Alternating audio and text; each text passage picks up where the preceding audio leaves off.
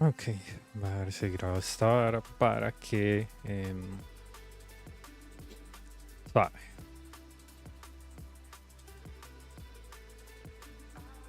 Rápido. Alright, this is an updated video for Inferno, even though it's on the stream.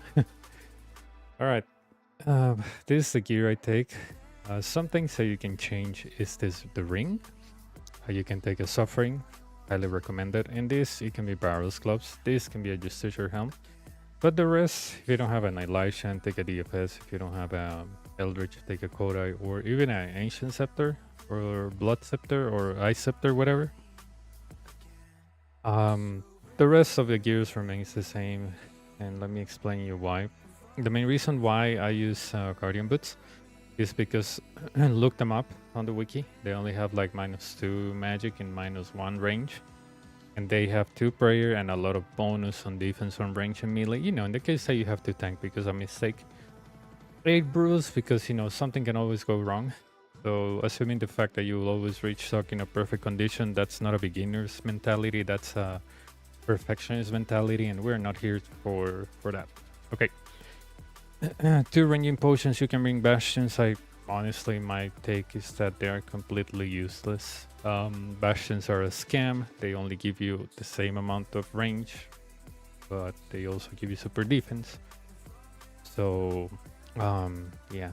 Ignore any Spanish comments that you might see or hear, because like I said, this is also recorded from the stream, but I wanted to save time. Runes, souls, death, water, blood. If you don't have this, well, I guess if you have a coda, just bring blood, dead, soul. Blowpipe. Put dragon darts in your blowpipe. I'm using my amethyst because I really don't need an extra max hit. Honestly, I don't. I don't. It's not to sound like cocky or anything. It's just that I know myself very good. So yeah. Also, this bone is very this necklace is very important. The dragon bone necklace. It says bone crusher, but it doesn't really matter. This thing has only 2 less than an occult accuracy wise, not damage wise. Please read that and understand that. Occult only provides damage, not more accuracy. People tend to believe that occult is the one providing accuracy. No, that's a Kodai one. Kodai one has more accuracy than an Eldritch. So look that into a wiki. I'm not gonna open a browser to explain that. Just look it up. Sounds kind of mean, but it's true. People don't read the wiki and they assume other guides like, oh my god, this must be true because the guy has done it like 2 times. Okay. All right. Something about my plugins. Very important. Visual metronome. This thing on the top of my head are the game ticks of every monster. So I will show you how to lazy flick. Try to copy the settings or whatever works well for you. Show tick number above player's head. Put 4 here and any colors that you like. Preferably colors that stand out like yellow, purple, blue, and I don't know. Whatever. Okay. Going. Alright. Set timer. ¿Qué tal, mano? Set timer. Set timer, it's a plugin where you can set timers with a key. Mine is backward. It's on top of tabulate. So I press a key, 3:30. I press another key, 1.5 minutes. I press another key, it resumes. I will explain that later. And what else is important?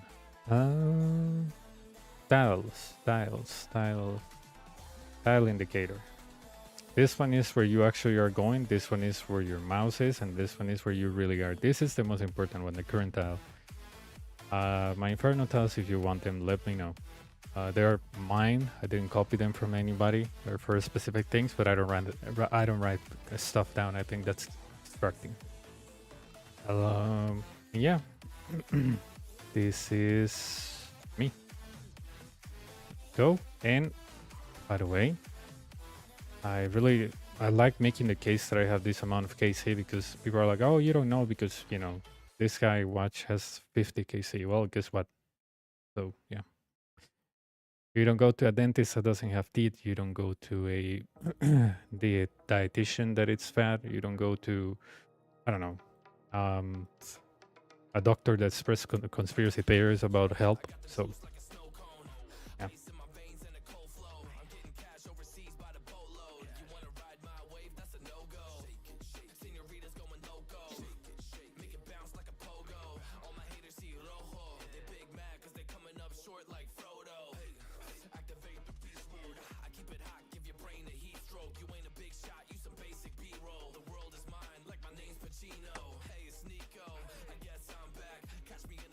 Okay, wave 1. Those little creatures. They're nibblers. Kill them first if you can. Your only job is to eat the pillars. I drop a potion restore on the floor. And with safe spots we kill the bat. The bat attacks with range every 2 game ticks. Toy and Jeff. Wave 2.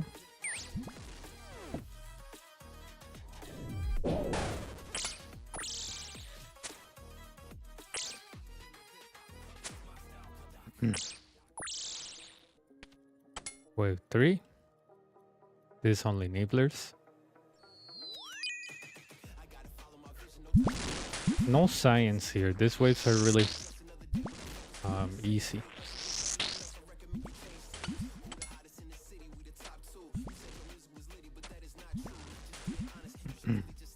Alright, the next one is a game changing, the Blob. Okay, why this is game changing? You notice that I started with Protect from Range, right? Now I change with protect from magic and then protect from range. This guy will attack you with whatever overhead you have on the top of your head. He's like a, I guess like a child. Whatever you do, he does the opposite. Check it out.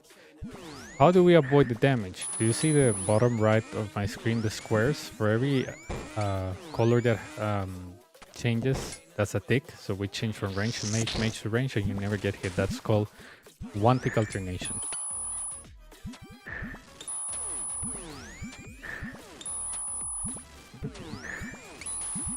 We kill the blob, and when the blob dies, he leaves 2 children. Blue is mage, green is range, melee is red. So, yeah.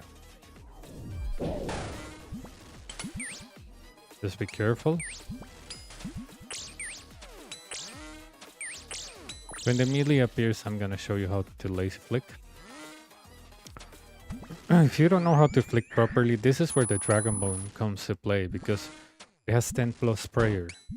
And it also has like 10 range accuracy, so it is a good necklace. It's like a Fury without defense or strength. So think about it.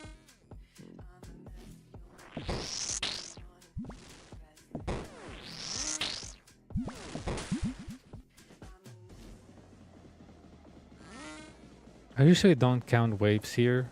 I usually use the Fire Kid mentality, like, oh, it's this NPC, so and the next one is XYZ. Okay. What do I do here? Protect from range magic. And as soon as you see the magic attack, you can one tick alternate the blob. The bat won't see you.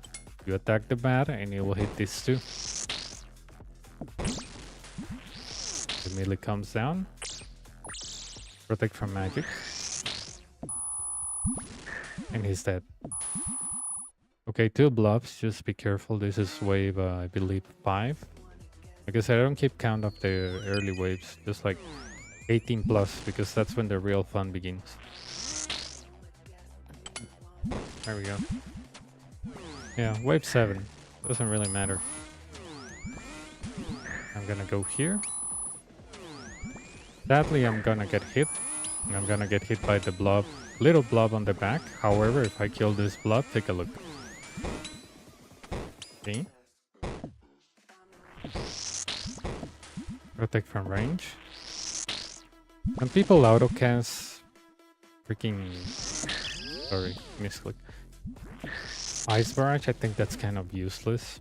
Like, you know, you always want to get your HP back. Or what the hell are you casting an Ice Barrage for? Oh, if I miss the Nibblers. If you miss the Nibblers, what are you gonna do? Chase them? Nonsensical. Alright.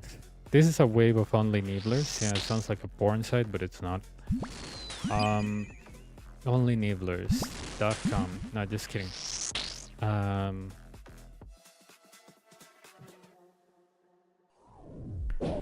You'll only get like, let's say 1, 2, 3, 4 wave of only Nibblers. After the major, it's gone. The rest will be just 3 Nibblers, like you see here. Ideally, you want to freeze them, being a moron. Okay, this is the melee. Max hit 49. Very tanky, and he attacks in 4 game ticks. So let me show you how to laser flick. You see a number on the top of my head? He's hitting me on 4. We put it on 4, let it go. 4, let it go. Common question, does he always hit on 4? No.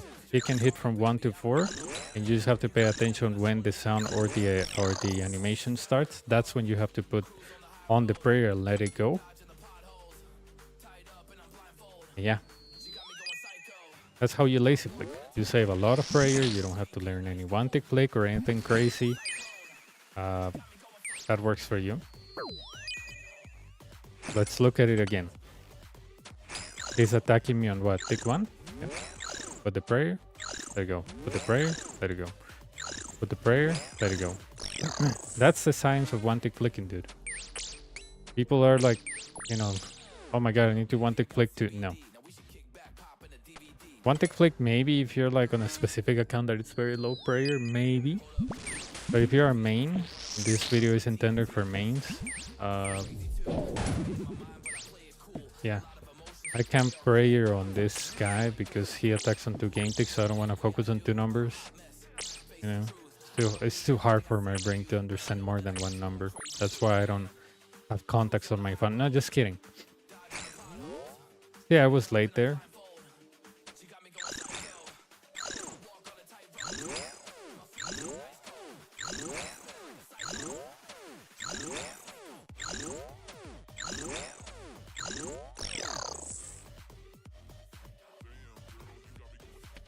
Okay. Blob and melee.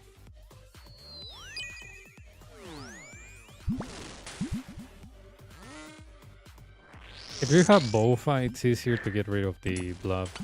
Trust me. I don't know why people suck so much on him.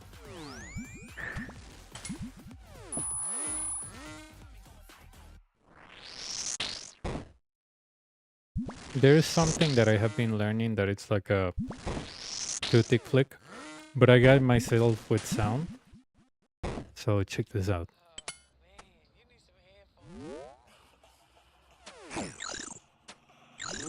That's not what I wanted. Let's see if I can get back on sync.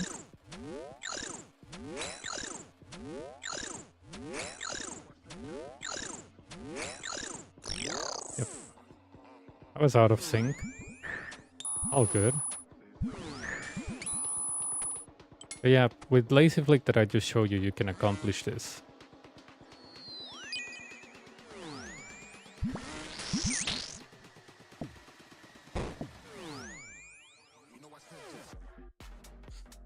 You can arrange the waves by walking left to right and right to left. Okay. Yeah, that was dumb of me. Here we go. I'm gonna go here. That's the thing about the tiles that I have marked. I know exactly where to go. I guess the most important ones are these 1, 2, 3, 4, 5, 6. Yeah, I don't think there's... The other ones are just like things that I know that I can save spot stuff on, like, you know. Here I can save spot about from this place. Here I can save spot about here. Here I can hit the nibblers from here. Like small things that I discovered. This is an L shape, inverted L shape. So if I stand here, a major is here, cannot see me. Yeah. Okay. Take a look at this. You see what I did there? I play with the pillar on the left. By the way, sorry, I just don't notice. This is the northern pillar, right? Because the compass is inverted. This is the most important pillar. A lot of people, and I know they're gonna roast me in comments, like, oh my god, no, the southern pillar is important. No, not really. The most important one is the northern one. Second most important, western. Last important is the southern. Why? Southern only matters if you use, like, I don't know, Justiciar. And I have never done a cape like that. Like, ever. So... No, my 839 KC never used Justiciar before. I used it once and I didn't pass wave 60. Justiciar doesn't teach you how to learn. It teaches you like, oh, this is tanky, I'm gonna survive. That's not a good attitude, I believe. This is wave 15, I believe. Yep.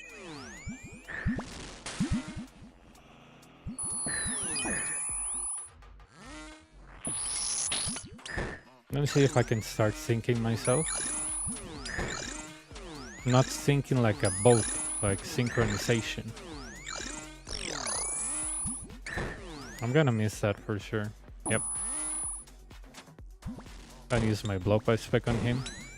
These guys, the blobs can hit up to 29 very consistently. So if you're scared about something on the Inferno, shouldn't be triple, shouldn't be Jad, should be the blob. And maybe scare is not the word, maybe the word is respect.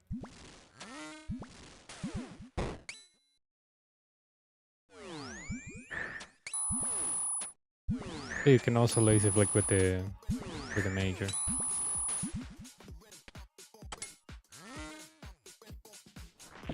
Okay.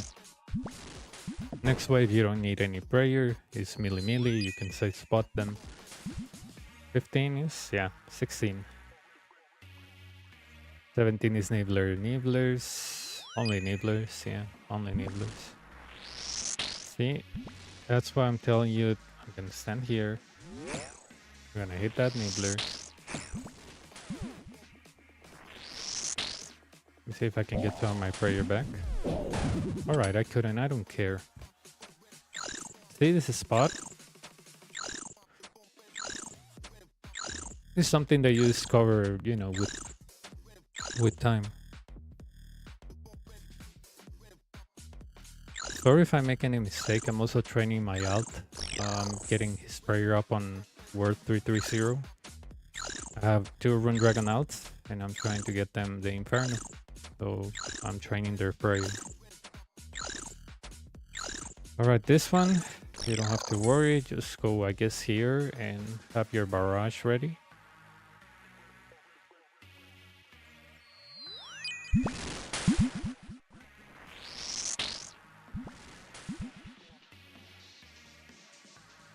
Okay. From this wave 18 all the way to 33, protect from range. This orange guy, you know, not Trump, it's just an orange ranger. He can hit up to 46, yeah, 46, and if you stand next to him, he can melee you up to a 16. You can also say lazy flick him. What I'm doing is to tick flick. So put the prayer, wait for the sound, put it back again.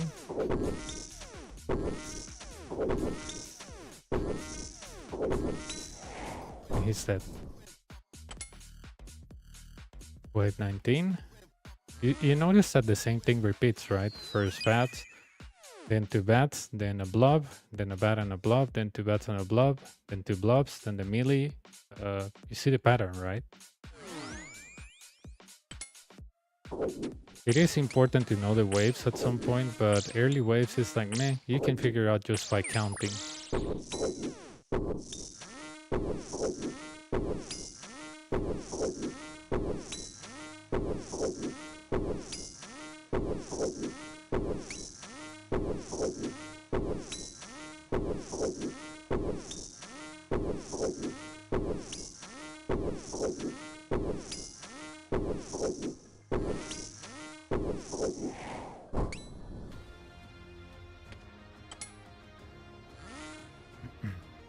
Okay.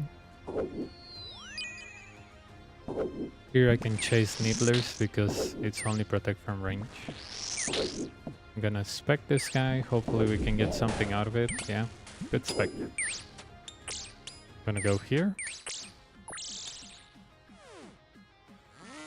He sees me.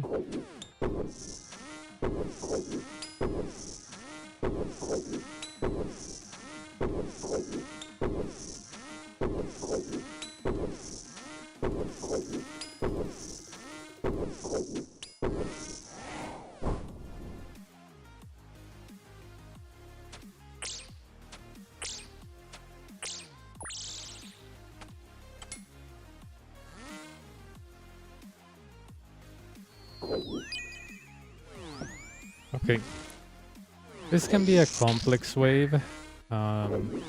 You can switch based on animations. Let's say that these were not divided, so what do you do? Let's say that I was out. Okay. You start, as soon as you see the attack from the blob, you start to one tick alternate. Imagine that, you know, that the blob is in front of me and the ranger is behind me. You go out and you protect from range, then protect from magic, and you start one tick alternating. Remember what I did with the blob there? This is exactly the same. It might take like 1 or 2 hits for the blob to sync, but as soon as you're doing this, the blob should sync up to you and everything should be fine. Okay? I'm not taking any damage whatsoever. Again, that's a little bit more of an advanced technique. I can show you a little bit more a basic one where you hit and hide. I think that's safer for new people, but I just wanted to show you that it is possible. We don't have to like learn it. I mean, if they're divided, just keep them divided and go for it. Like, I just did it in case that to show you that it is possible. Because some people are like, oh, no, I cannot do it. If you can one tick flick, I mean, one tick alternate the blob, you can do it. Trust me.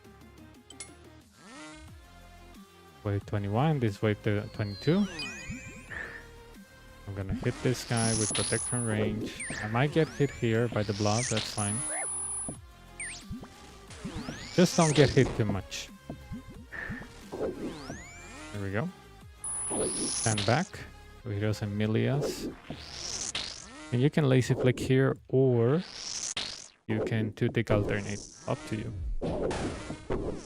I'm gonna try to two-tick flicking him.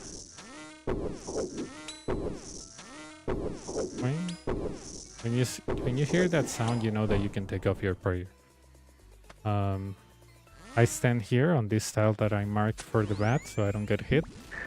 And as you see the range or the range or the mage hit, you change. Okay, gonna mage the bat.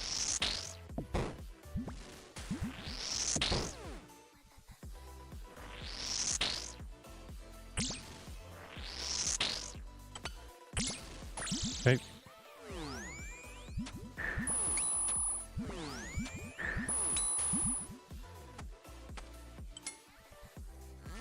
23, I believe, yeah.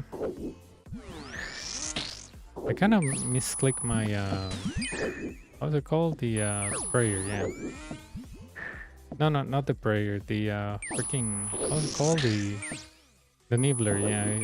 I misclicked Nibbler and I barraged him with Blood Barrage instead of Ice Barraging him. I got hit by what? The bat? Yeah, probably. Lazy flick this guy or two-tick flick, whatever you prefer.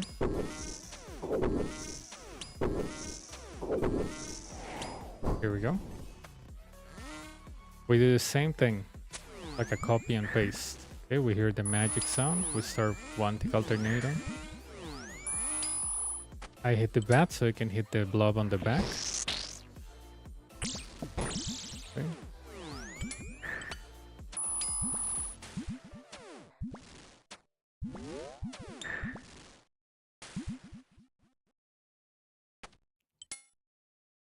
Right, this is wave 24. 2 blobs and a ranger.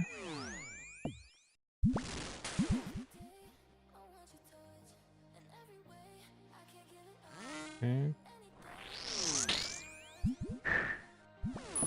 So this is the situation that I was telling you about, right? What do you do here? You can do this. Check the most simple solution. You hit, you hide, change prayer. You hit, you hide, change prayer. This is like the simplest solution that you can do.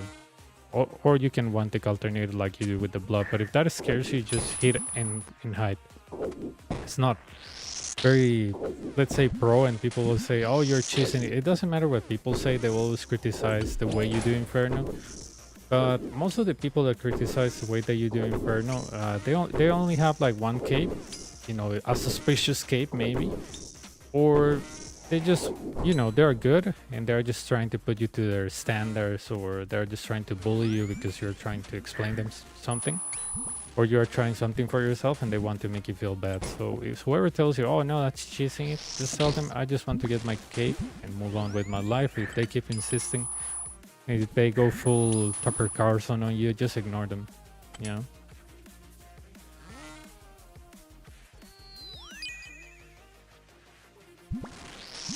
Just bring the gear that works for you. Like I said, what I do is a recommendation, it's not a law.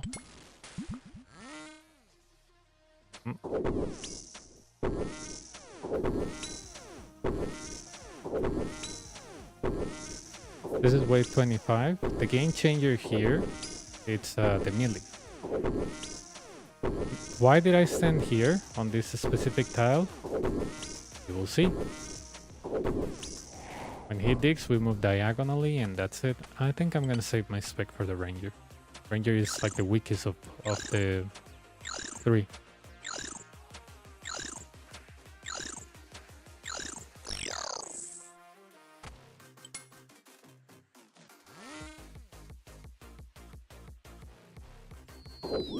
I'm gonna camp my prayer here a little bit. Remember I told you the western pillar is useful? Check this out. You can do this in more complex waves called, 57, 60. Check out how I lured this guy. Check it out. He's completely lured.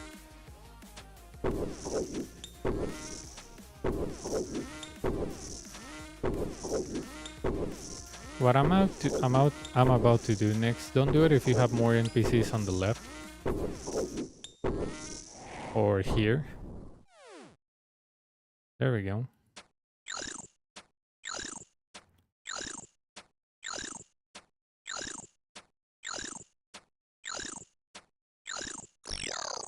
Alright. Play 26 done, 27.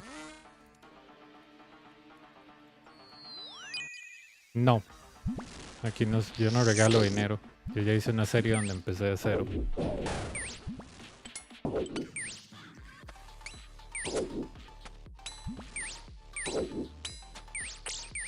Just a random guy asking for bonds, I made a series on YouTube where I start with nothing in free to play, and I made it all the way to Inferno. Yeah, it took me 7 months, but if I can do it, everybody can do it.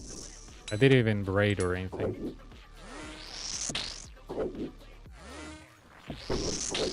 It was just like AFK in Rune Dragons.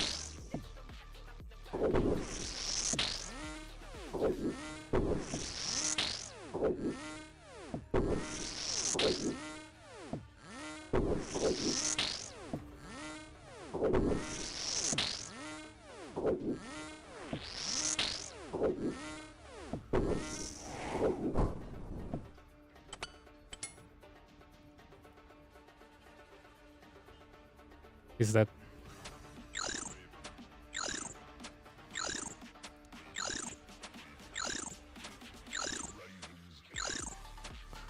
28 is a game changer. A blob is included. So let's be careful with that. Good wave, good spawn. Come on.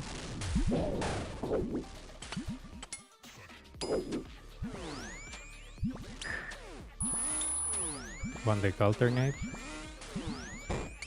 Try to always go in front of the little blobs so they don't pile you.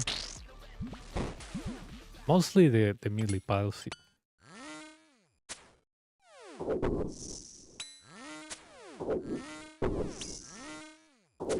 Gonna go here.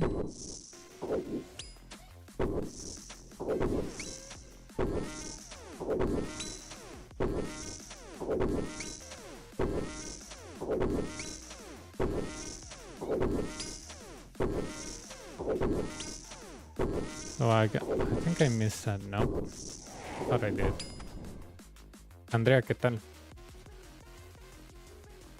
¿Cómo va todo?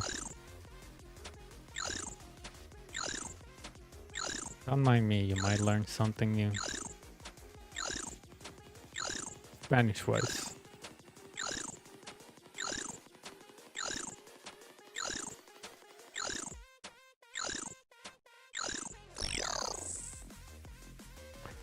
Alright. That was 28, 29. You can wait behind the pillar a little bit while the wave, Ah, dude.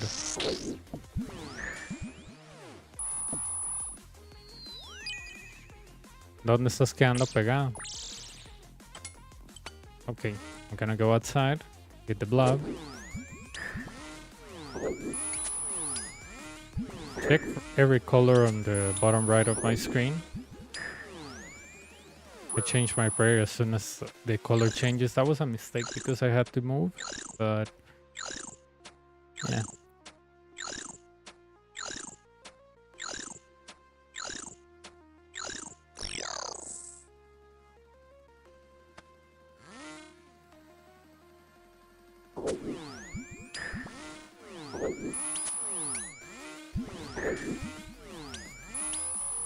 There we go.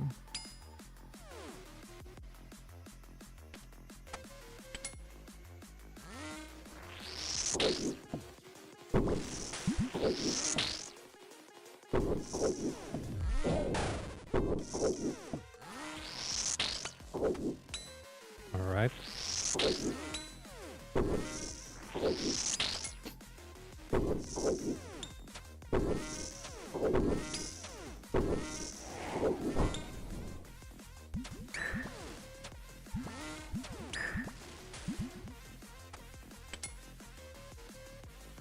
Wait, 30.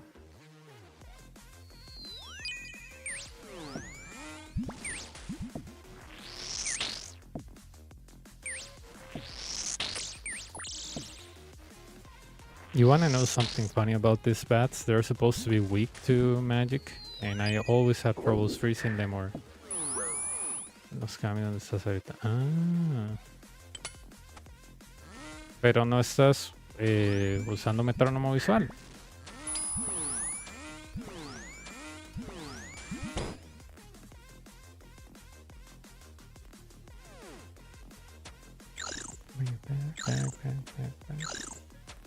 I like this song. These songs will be looping. They're from NCS.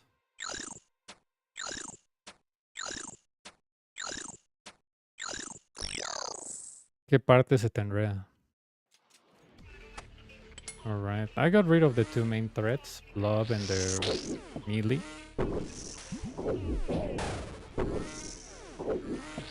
Next wave is 31. So you might need full HP or close to full HP because, and as soon as I said that I get hit, this is beautiful. It's double Blob Ranger melee. That can get a lot of people killed, including myself. I struggled with that with quite a bit when I was learning.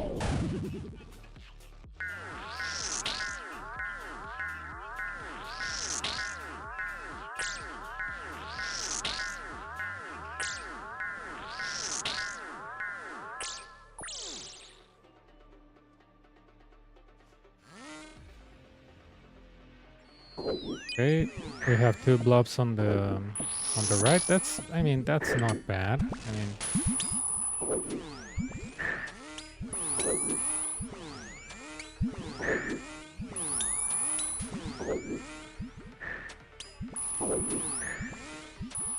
this is what I get a little bit of track. And don't worry if you receive damage here because of the little blobs. It happens. I'm gonna try to get rid of this as soon as possible.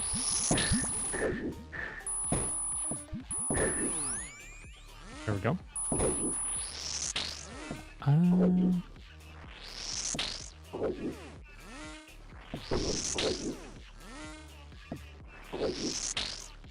I guess you can say that you can rearrange on the south if this gets complex to you. I don't judge you if you do that. I just don't like doing that, but if you rearrange on the south because you're kind of like confused about this, I don't blame you.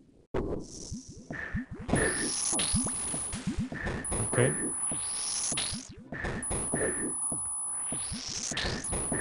Ideally, you want to get rid of the little majors because they're the one harming you.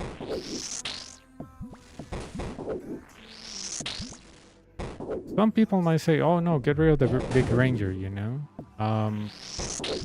Also valid.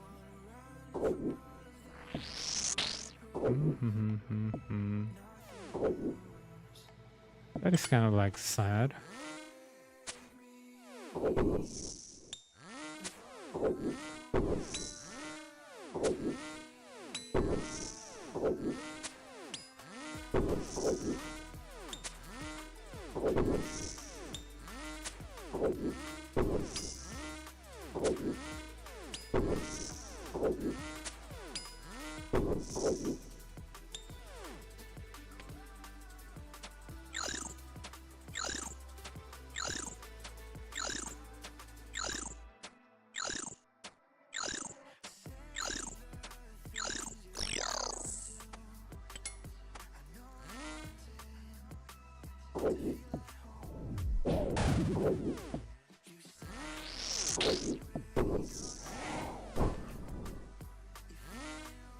¿Y qué partes se te complican? ¿De a los blobs o el blob solo, el blob con otra cosa?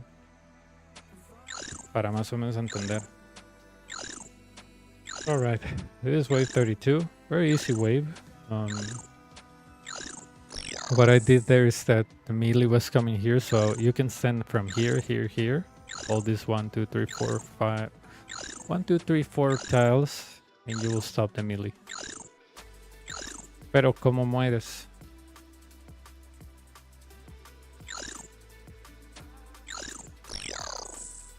Okay.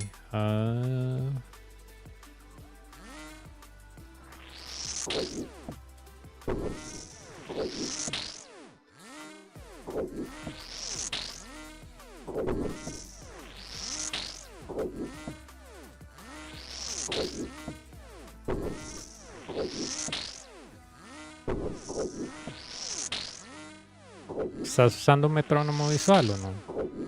Sorry, it's just somebody on YouTube is asking me on the stream, how do I alternate between the ranger and the major? Oh.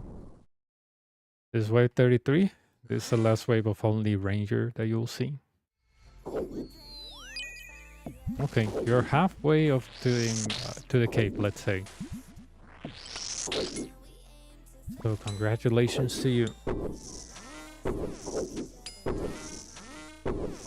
Usa el metrónomo visual. Con el metrónomo visual puedes ver los cuadrados y haces el cambio por cada cuadrado. Hacerlo por instinto, a menos que lo hayas hecho antes, no te va a salir.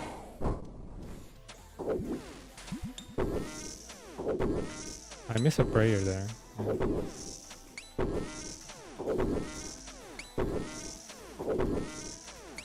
Okay, wave 33 is over. What's coming next? Last wave of only nibblers. The website. 34.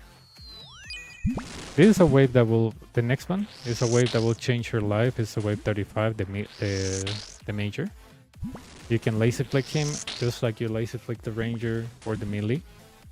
If you're scared and you don't want to do it, I understand, but the more you practice, the better, and the higher your confidence grows. So ideally you hide behind the pillar and wait for him, but since it's just the major here in wave 35,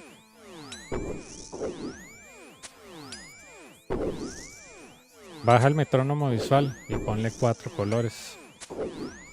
Y vas a ver que ya no te pierdes ningún prayer. Tienes que ir a la velocidad del cuadrado. Si no vas a la velocidad del cuadrado, te pegan. There we go. Protect from magic again. By the way, he can revive foes that died, except for the nibblers. So he can revive the freaking bat, the melee, the ranger, another major. Sí, instálalo y por cada color que pase acá, ¿ves? ¿Ves ese color arriba donde dice ranging? Si yo hago esto, por cada color que pasa, nunca me pega el blob. Funciona también con el ranger y el major con un blob. Oh, I missed that barrage. Didn't I? Yeah, I did. I'm so bad at the game. This is wave 37. 2 bats and a major. They're all dead. Con gusto. Okay, like I said, take a look. He's attacking me on tick 2, right? Number 2, let it go. Number 2, let it go. What I'm doing is 2 tick flicking, so...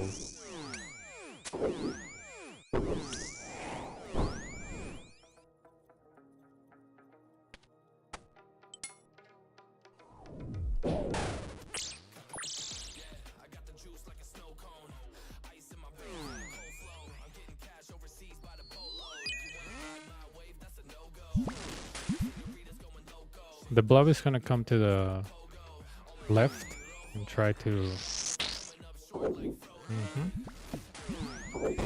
That was a switch. If the blob was in front, we can one tick alternate or go out, hit the major ones, change prayer and hide. So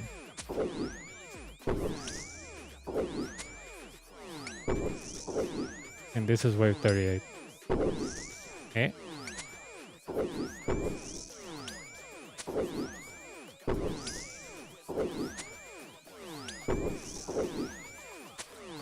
Again, if you're kind of scared of like duty clicking or lazy flick, you see the light that is under the major, probably not on my screen because I have low definition. When his light flicker, you can take off the prayer. That's another way of like taping prayer. You don't, not like you don't use, but you use less.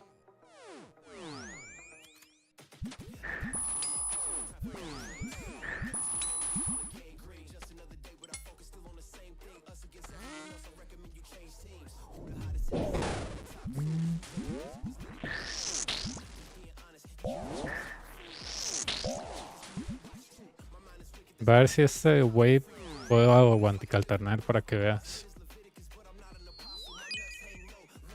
No.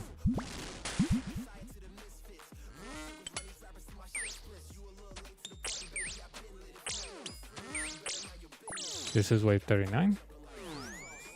Protect from magic.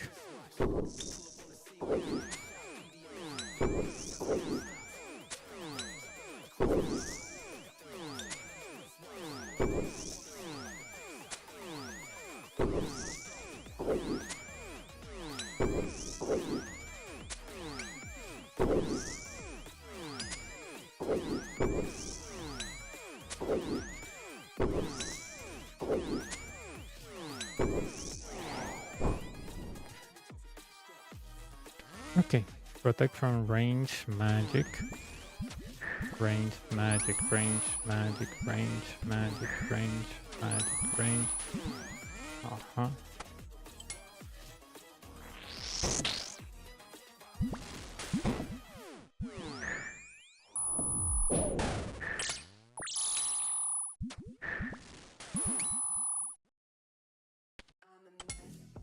Okay. 40. 41 is double blob major.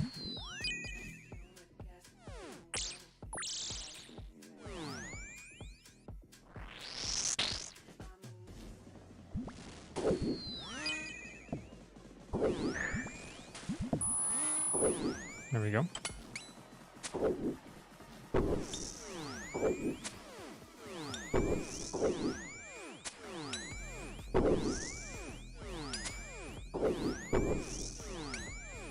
El próximo wave, Andrea, es el 41. Ahí trae 2 blobs. Te puedo enseñar más o menos cómo se hace one tick alternation para que le agarres el ritmo.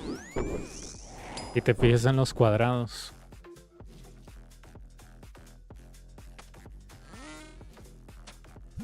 Okay. We're on wave 40, so 41 is kind of like a big deal because there are 2 blobs. Whenever there are 2 blobs,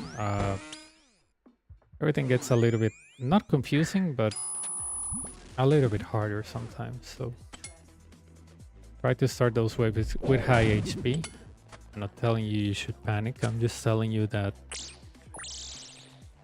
I don't know, that you should like be more careful. Don't start those waves with like 20 HP.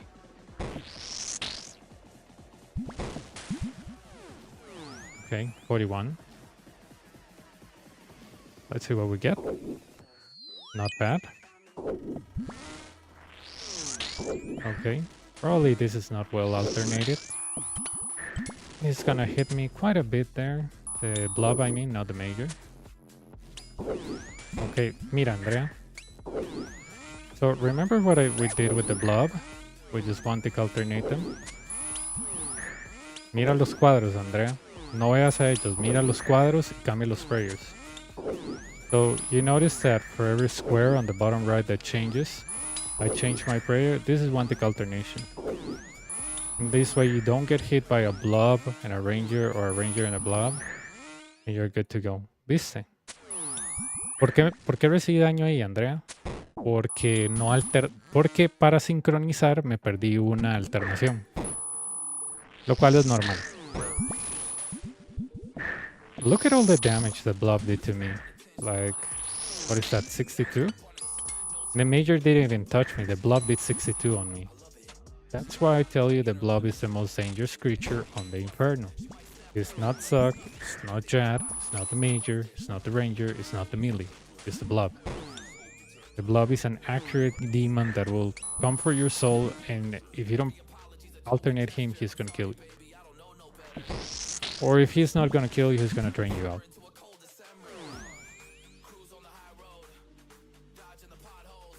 Okay, this 42 is a little bit more relaxed wave because it's a melee major. What's the downside here? Well, guess what? You have a melee major blob and major double blob. So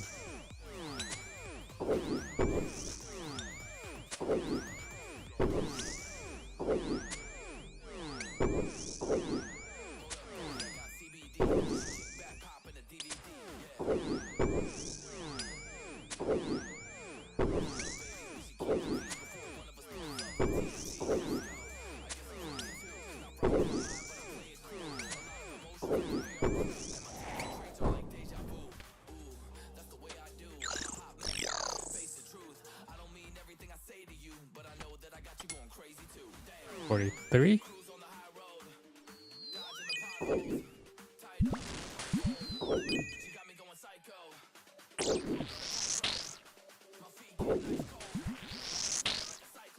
He might revive the bat. That's okay. You can rely on the animation of the major. I mean the melee when he attacks you to change the magic and then go out. That's why I stood on the corner. Let me see.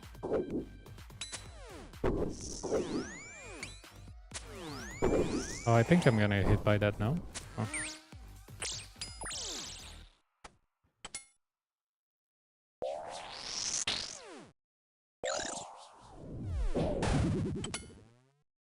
Sadly, I couldn't hit it.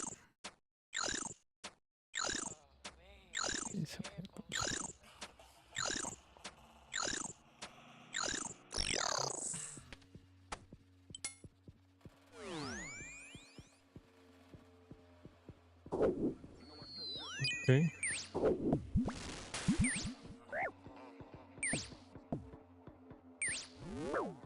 This is kind of like a scuff wave. I'm gonna try to alternate the best I can.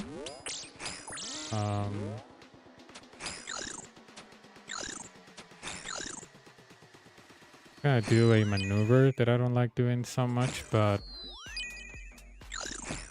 it does work.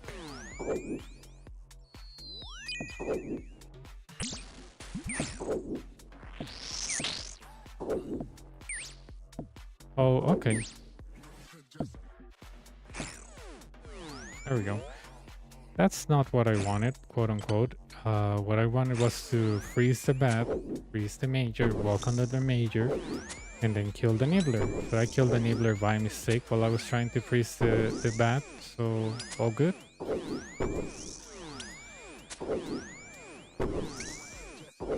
This is a problem with the melee on higher waves. I will say 57 onwards. He has that tendency to dig on you, and then you have only two options, like trying to alternate the major and the melee, which I don't like, or get rid of him fast while tanking some damage, but he hits 49, so you're like kind of like stuck. You can freeze it because you know he's weak to magic, but again, people don't do it because they're like, oh no, it's a waste of time, just nuke it with the blowpipe. Guess what, the blowpipe is not a guarantee hit. So when people say just nuke it with the blowpipe, it's not always the case. I swear to God, I've seen people that they die trying to kill the melee with range. You freeze it and you stay like one tile away at least. You save yourself a lot of HP. If you have to don't die, of course. There we go. I'm gonna get hit by something. No, that was luck. That was luck. I had to get hit by that blob. Wait for him to arrange. If I would have hit him, I'll be outside of the pillar, because he's so massively big that if I hit him when he's under me, The natural reaction of the character is to go here, to the western side. No, east side. Yes, western side, whatever is closer to him. This is wave 45. This is the first blob that we'll see with the major melee. It was a good spawn, so I don't have any complaints.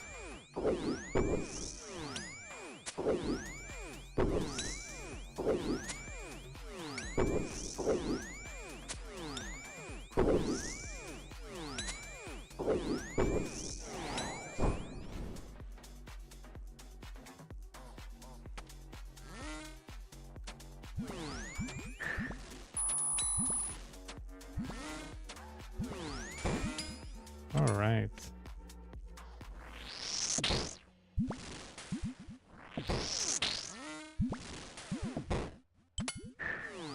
If I forget to mention a wave, it's just that I don't think it's that important, or I'd rather you to learn 18 Ranger, 35 Mage, and 50 Ranger Major. The rest comes by logic. Just by realizing, oh, I have 2 blobs. Okay, a melee is coming. I have 2 melees. Oh, a ranger is coming. You know, it's kind of like that. Just like Fire Keep. That's how I learned Fire Keep. I didn't learn it by memorizing waves. I just realized, like, okay, double magic and one is orange. Then the next one is chat. You know. Remember when we want to alternate the blob and the ranger or the major?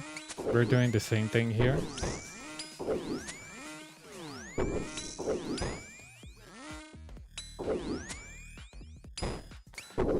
Sadly, I don't think I can kill the major before he digs. It's kind of like Scuffy.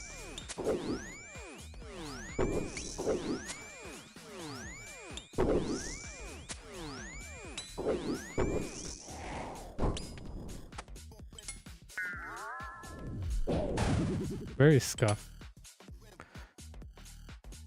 Probably with both. You'll probably run out of options, but if you have Bofa and you're not DPS in the major, kill the melee to avoid issues. Bathroom break, just a second. Pero banyan.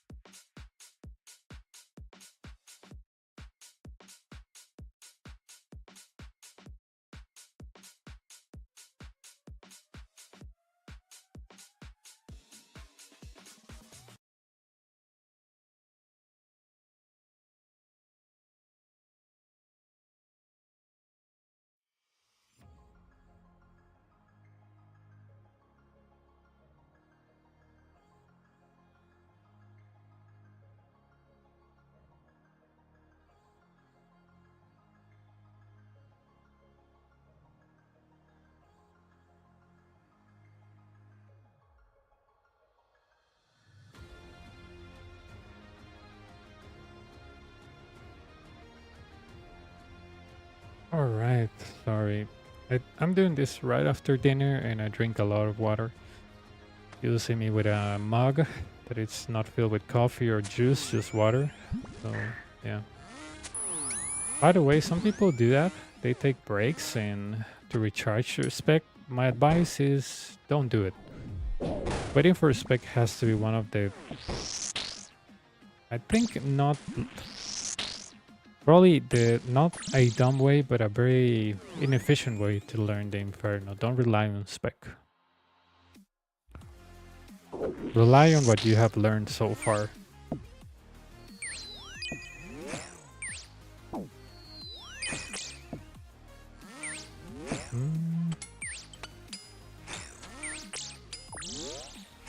You know, what would wait for a spec do for me here? The answer is nothing.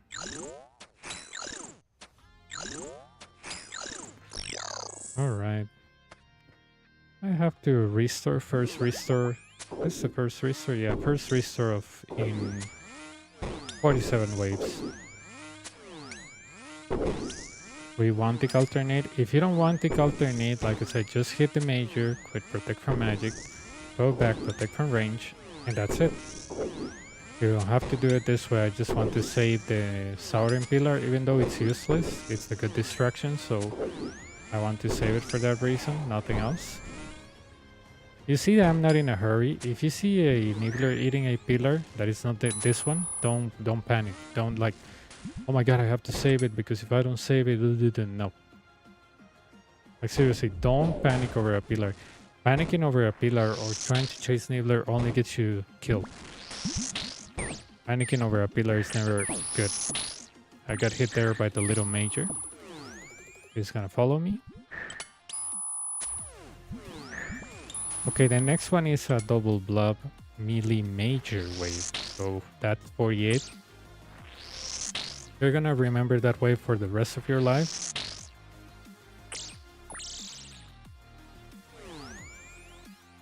You can use Augur if you want.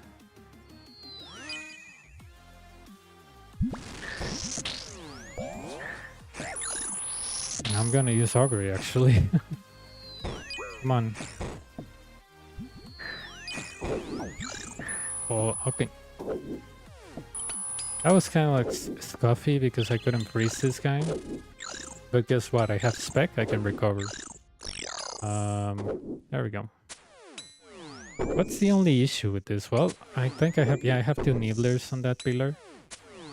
And he revived the melee. But it doesn't really matter. Like I said, we don't use the southern pillar. If we lose it even in this wave, I'm fine with that. And so should you. You know? Never, never, never risk your life or integrity for a pillar that is not the northern one. And you only have to risk your life in certain, you know, certain specific parts. You don't have to risk your life all the time for a pillar. Like for example here, what am I doing? I'm just getting my HP back in a chilled manner while one tick alternating the blobs. There we go.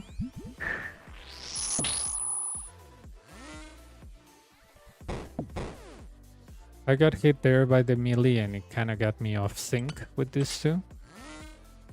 But it's okay.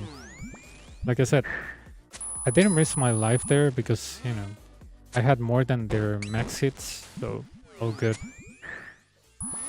When you're like, I don't know, 10 HP and you're not alternating a blob, brew. Brew. The brews are meant to be used. If somebody tells you you only have to use brews on Jack and suck, they're completely wrong. You use brews whenever you want to, not when people tell you. This is not a physics books. Giovanni, ¿todo bien? There we go. Okay, this is 49, pretty easy, melee mage, so you can pretty much relax from this point. There we go. I'm gonna hit this guy.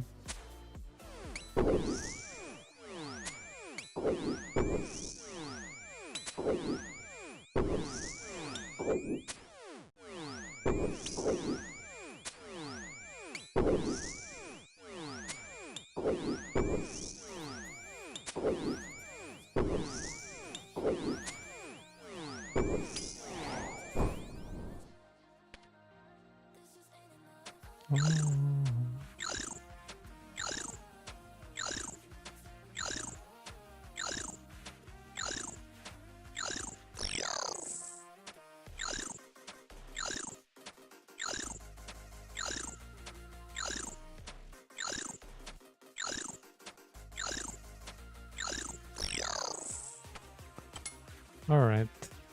This is a wave that you'll always remember, 50. You see that there's a ranger and a major, so most likely you will take damage. Like, it's not even a question, it's a fact. Because you always start with protect from magic, right? So yeah.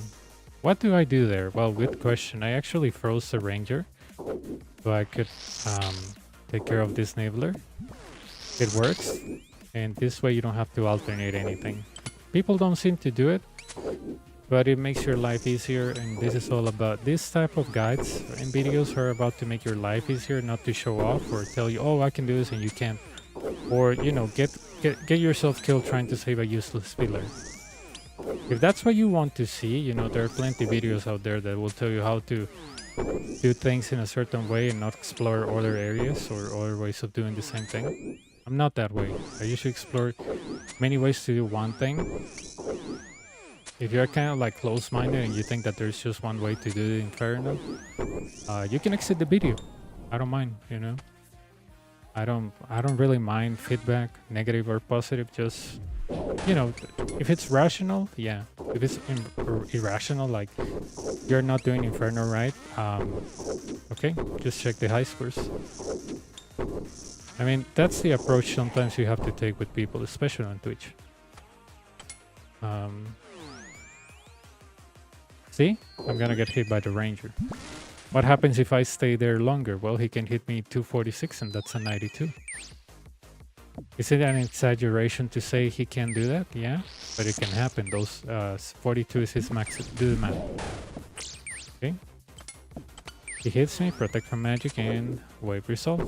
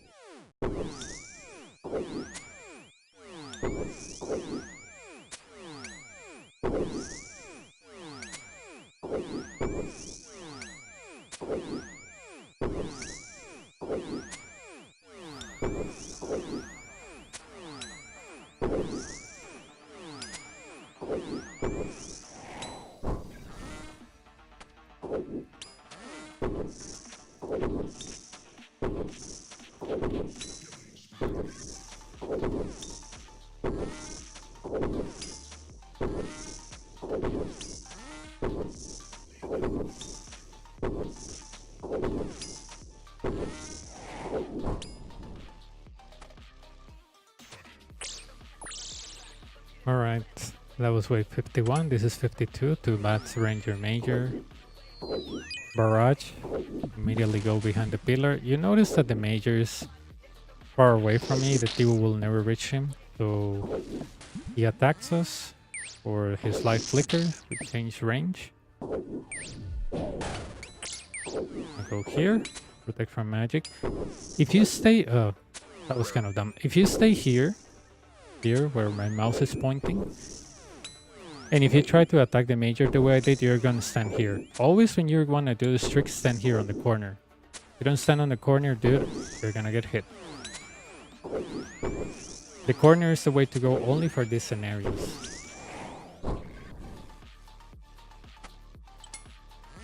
Just saying.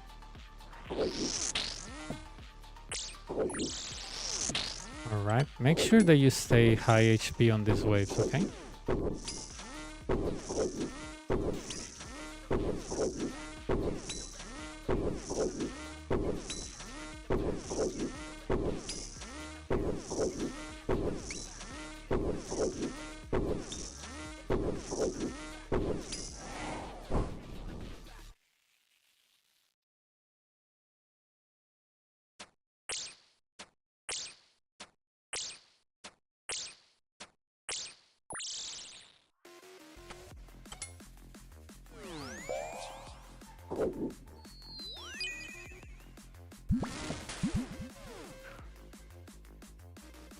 Wait for this to accommodate. Take a look at what the ranger is gonna do. Now the wave is resolved. You don't have anything to worry about. And yeah, this is wave 53. That's why I tell you don't panic and try to, you know, how's it called? Don't try to like, what's the word? Panic and resolve or try to kill the nibblers very fast. Remember that we defended this pillar the first 50 waves because it was very simple. So if the pillars have to tank in order for us to survive and to actually have a full head and take any strategy, take that path, dude. Don't think because you know that that because your pillar is under siege by one nibbler that you're gonna die. Like, no. Your pillar will be like intense orange for that to happen. And then you can justify, yeah, it risks my life for the northern pillar, but usually that's never the case. And if that is happening, it's not your magic bonus. You're probably not paying attention. Magic bonus doesn't really matter because guess what? Nibblers only have minus 20 magic defense, so whoever tells you occult actually helps here, they don't know what they're talking about. Occult only adds damage. If you splash, occult is not going to help you to splash less, it's just going to help you to hit more. So if you're splashing at the nibblers, do you know that the Pegation boots add a minus 12 magic bonus? So if you're ever wondering why am I splashing, the answer might be on your feet. And people are like, oh yeah, but you know, Pegations are so good. Yeah, they might be, I guess, but is it good enough that you want to keep on splashing and start losing pillars early in game? I'm just saying, because I mean, people are big advocates about Pegations, and when you ask them, you know, their negative magic bonus. Oh yeah, but I compensate with the occult. Yeah, but if you use Guardian or Devout or whatever, I don't like Devouts, but if you use them, you splash less. And why do you think that? Why do you think that is? Yeah. Just saying. Don't use what people tell you on guides. If this guide is not helpful to you, you know, just let me know. But don't try to like adopt a specific cult of personality to somebody that does the Inferno in a certain way, and you have to do it that way. I don't know, if Bring a full Justiciar works for you, bring full Justiciar, dude. Nobody's telling you not to. I'm just telling you my point of view. Hold on. This is wave 54, by the way. 55 are too bad.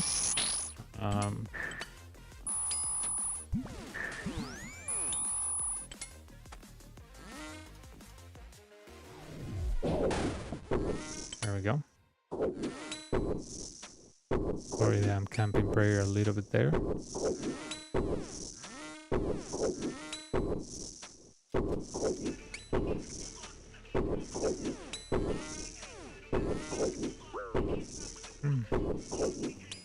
I miss a prayer, that's really funny.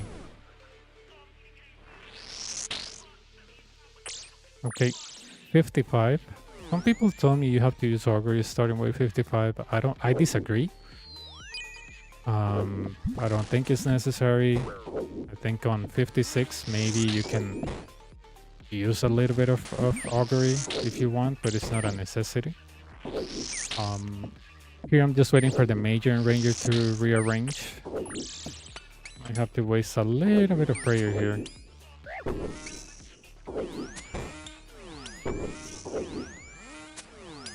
Okay, we're back to one tick alternating.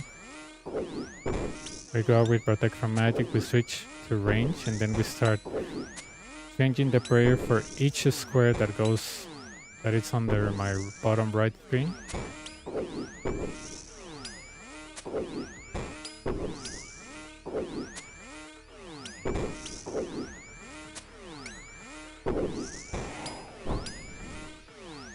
Keep on the ribbon until it's completely dead, and then you can,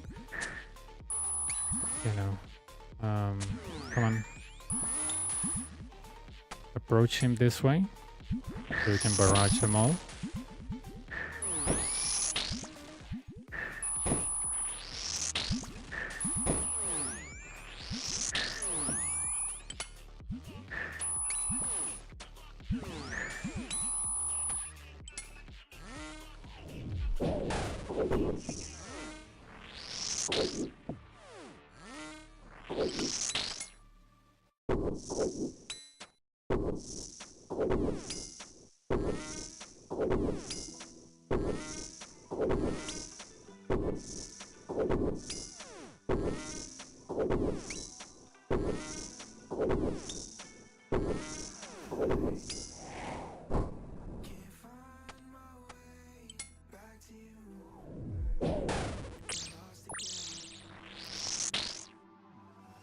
Okay, 56 is another wave that you'll remember because it's double blob, ranger, major. So I'm gonna use augury.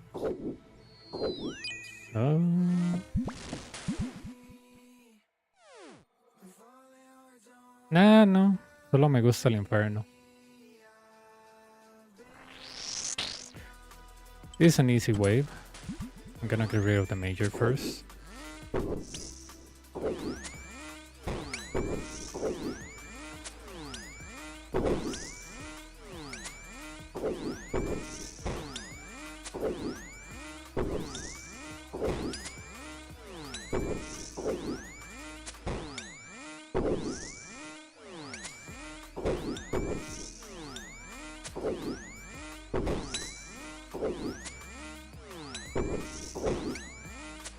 Again, we're just quantic alternating the blob and the ranger. You can also just go out, protect from magic, hit the major, go back, protect from range. Just be careful when you kill the major. There we go.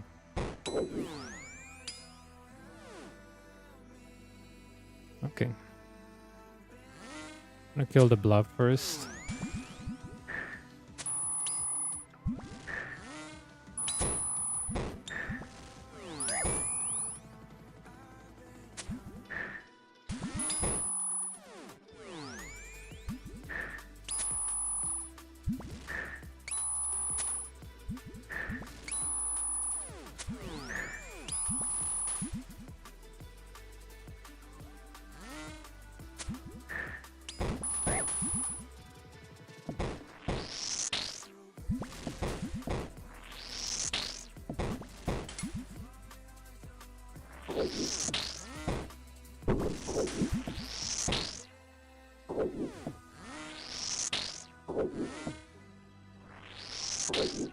Okay, that was wave 56. I'm gonna use my spec on the ranger. I don't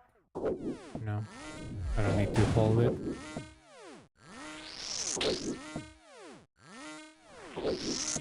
Come on, just give me 99. Whatever.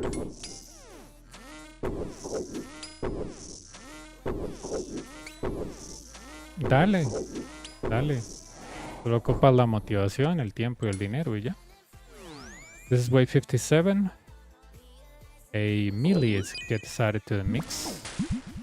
Wait for it.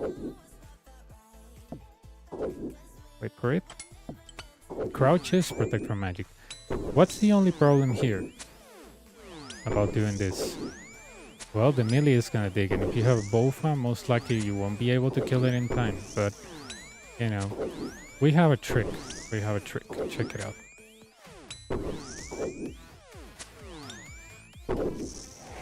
If the major was still alive, we will have done this and we'll be fine, you know?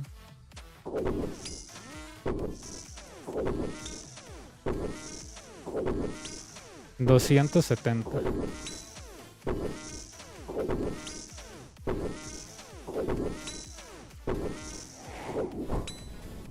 Here we go, dude. Very easy.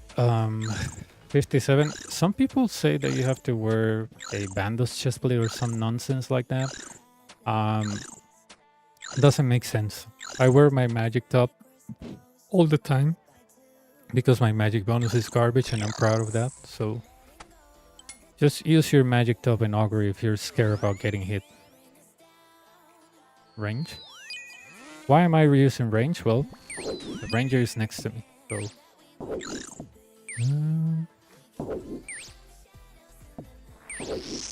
Come on. Realistically, my priority should be the melee, not the nibbler. See, if I would have hit him first, I wouldn't have to tank that hit. I'm not alternating here because the bat is on 2 ticks.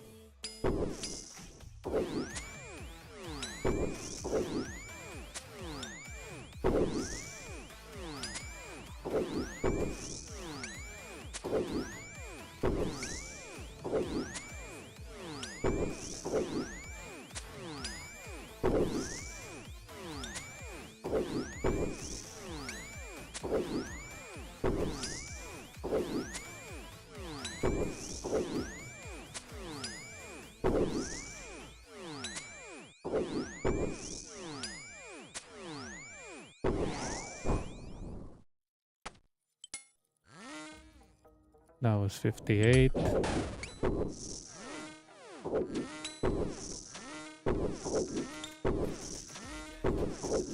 I start saving my spec around wave 60 plus because you might need a emergency blow pipe to get rid of something fast like a blob or a melee. So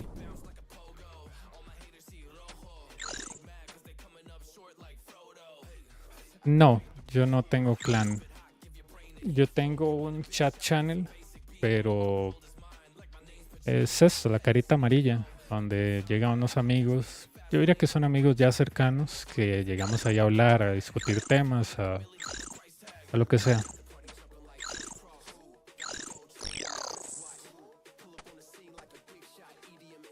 Pero en ese sí discutimos todo, PVMing, Moneymaker, ¿qué más? Updates. Okay, this is wave 59. I'm gonna get rid of the bats first. The crouches protect from magic.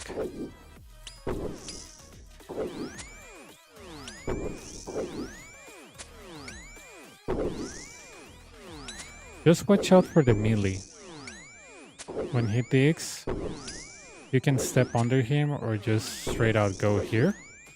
Protect from range. That's why I tell you Northern Pillar is the most useful pillar. Imagine if you go to the south, imagine the damage that you take from the ranger. See? We're 10 waves away from seeing suck, so yeah, get hyped.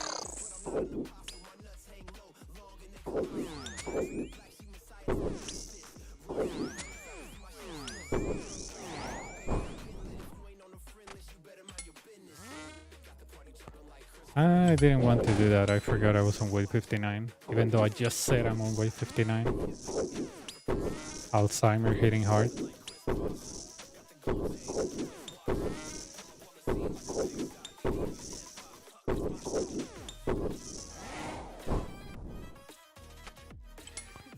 $60. I use freaking augury at this point. Wait for it, wait for it. This is a beautiful spawn. Take a look at this. This is what I was telling you to do last time, remember? Go out one hit, come back, go out one hit. That's exactly what I did.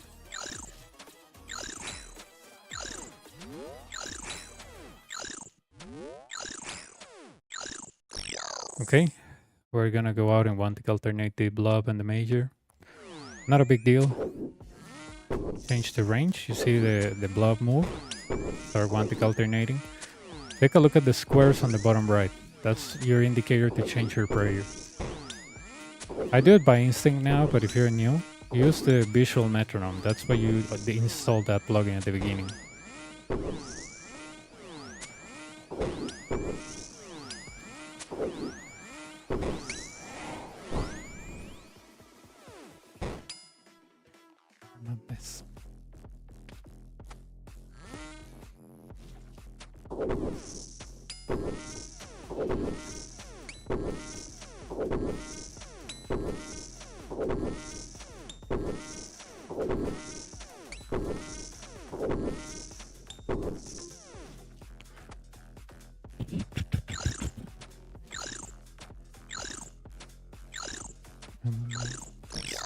You wanna be a mister?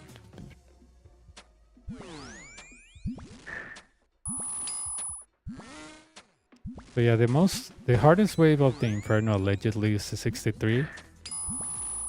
You can imagine why, right? Double blob, ranger major, melee. scary stuff. But not really. Not really. You divide and conquer like we do, and you don't tank everything, and you try to alternate, and you, even if you brew, you'll be fine. And if you think you're happy...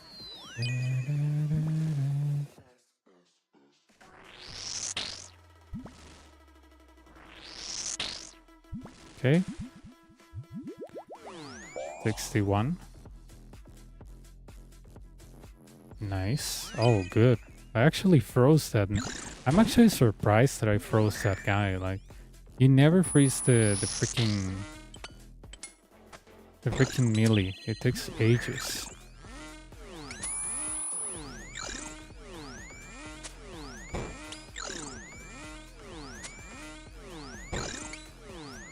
With both up probably he'll be dead faster, but it is what it is with Tebow. Magic. It's a shame that I have to tank a little bit of damage just to save this pillar. Yeah.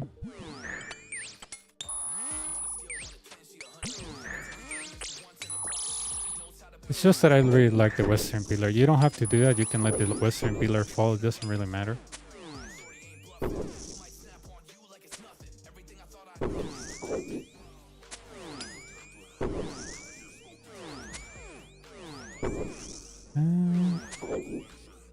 Time to use my first restore.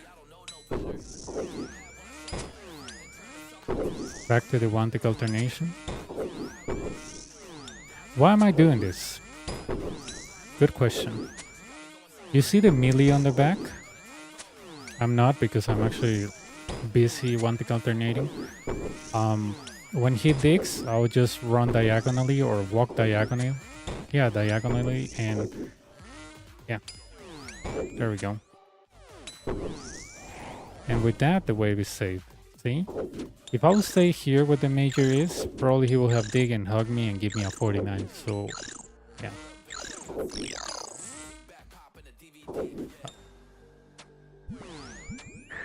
So you see, as long as you divide and conquer and you don't panic, you should have everything under control on the Inferno. No big deal.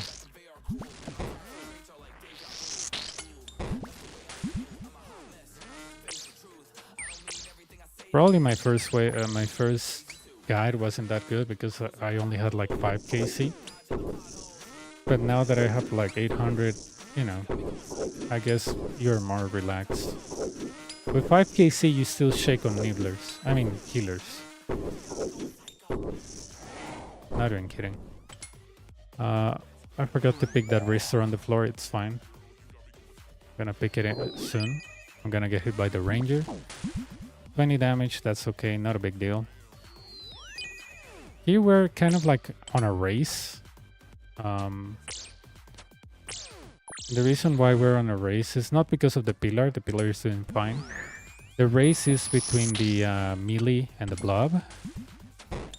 Because it's kind of like scummy, to say the least, to try to alternate a blob and a melee. So, yeah. There we go.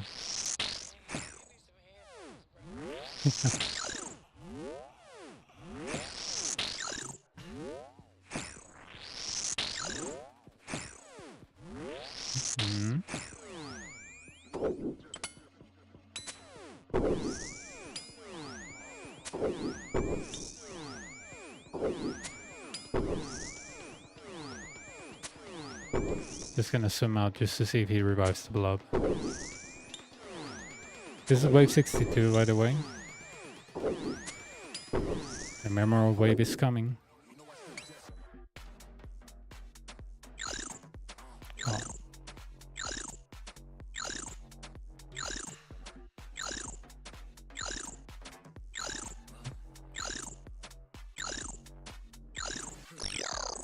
Changing the subject a little bit, dude. I don't know what these people on World 330 do, like if hosting a house is actually profitable, but I remember one of my friends, a close friend, he actually hosted his house for a month and he got nothing. Like, nothing, dude. Like, And he was a big guy, strong guy, you know, and he came to me, tears in his eyes. Nah, just kidding. He just told me, dude, I hosted my house for an entire month and people were using, I got nothing. I was like, I don't know, dude. I guess, I don't know. Lucky people get a Tumukin, I don't know.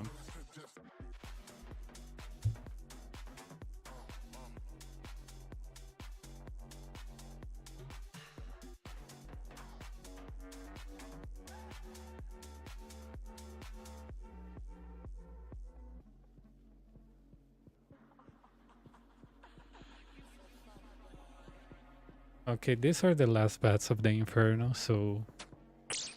Sorry, again, this is not to suspect. My cat literally was rubbing herself against my leg. And that usually means pay me attention, and if you don't, I'm gonna jump on your desk and scare the crap out of you, so yeah.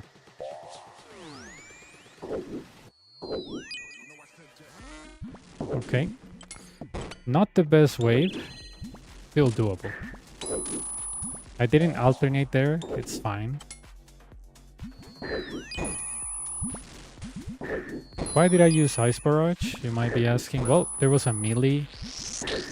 So, yeah. That's the main reason.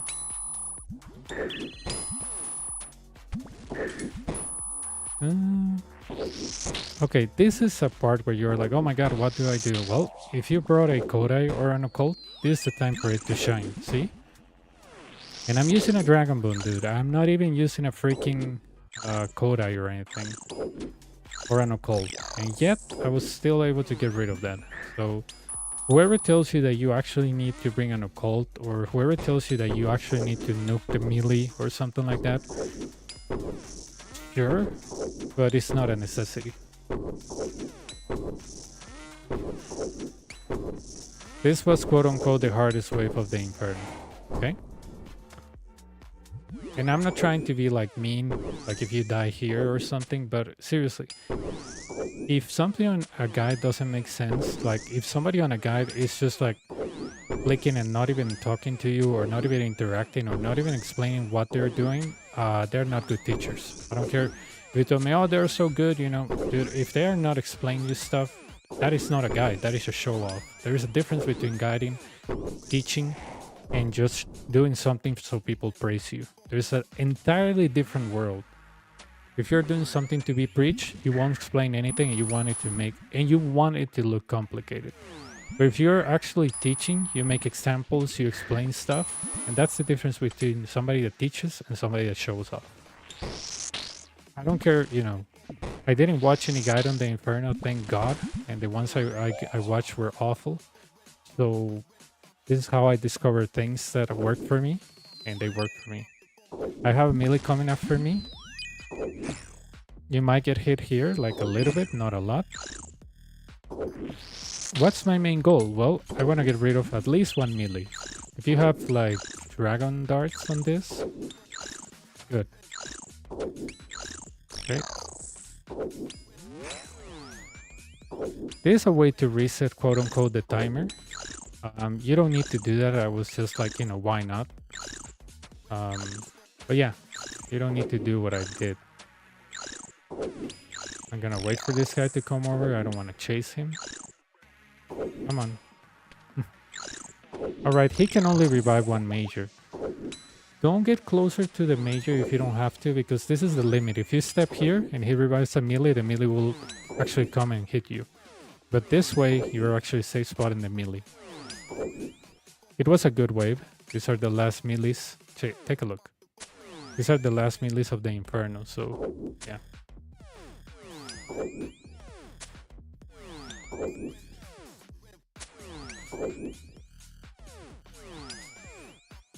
Really good, dude. Really good stuff.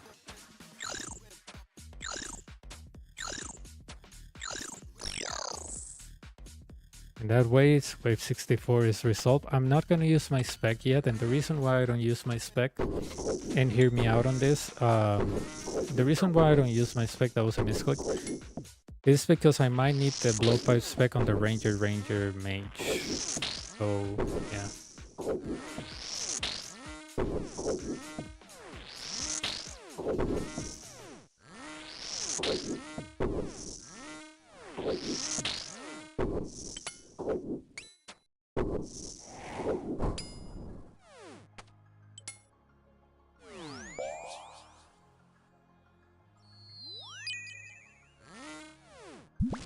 Do you see what I did there? The ranger was coming after me. I went immediately to this corner and he safe spotted. And guess what? Now I can use my spec. Why? Well, if he dies, he's gonna get revived and he's gonna fall here or here. And it doesn't really matter at that point. So, yeah.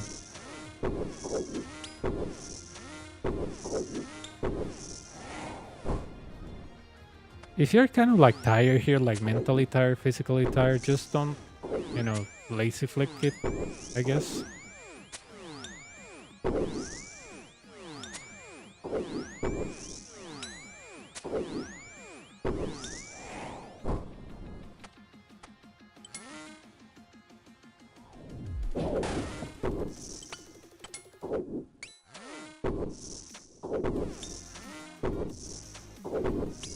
And our resources look pretty good. I admit there was 2-tick flicking, not 1-tick flicking, 2-tick flicking, and lazy flicking.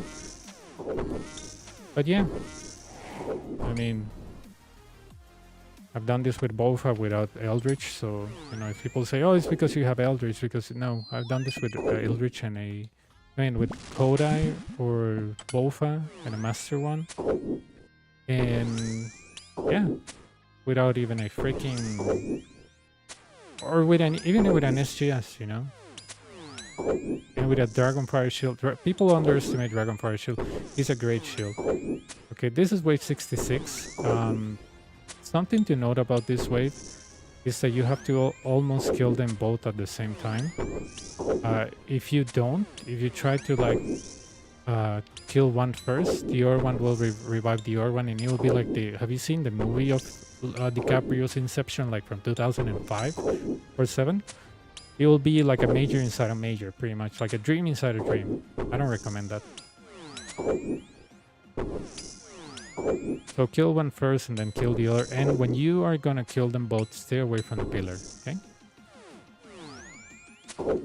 I have to take the last bathroom break.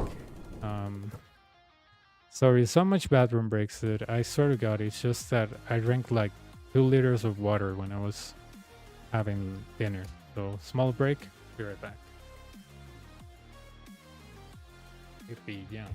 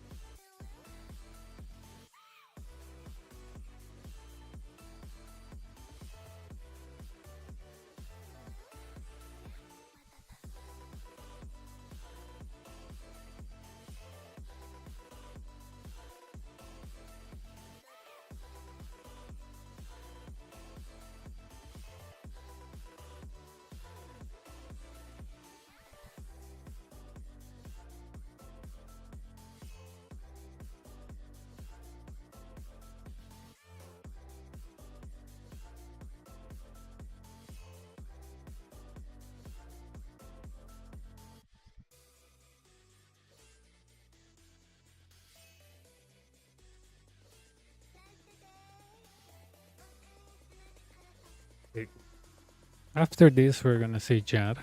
So, get ready. Drink your ranging potion, bastion, whatever. Pray against range or mage, whatever, doesn't really matter because the first attack is random.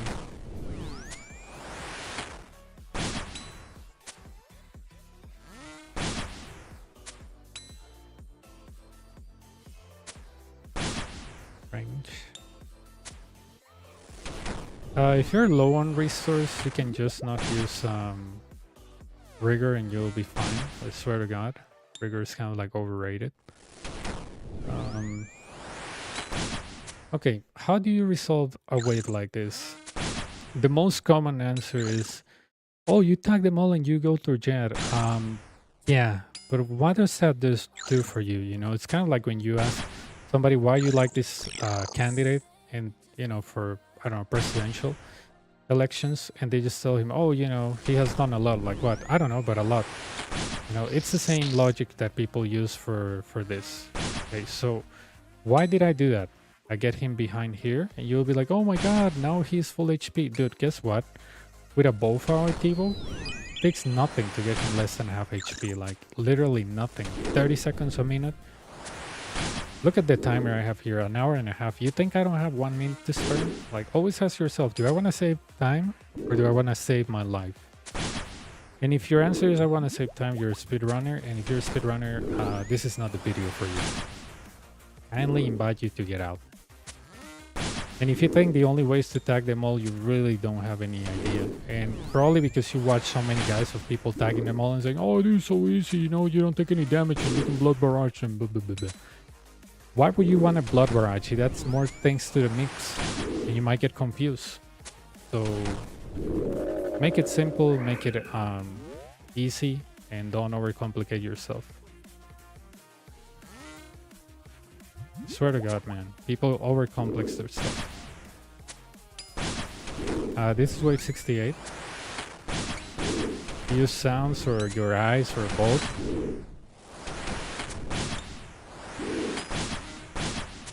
This is a perfect spawn. Take a look at this.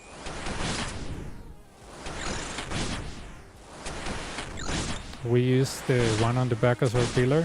We tag the one in front. We tag the one on the right. And that's it.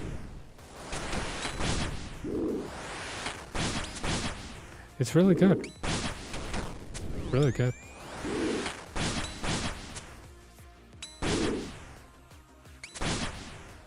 See?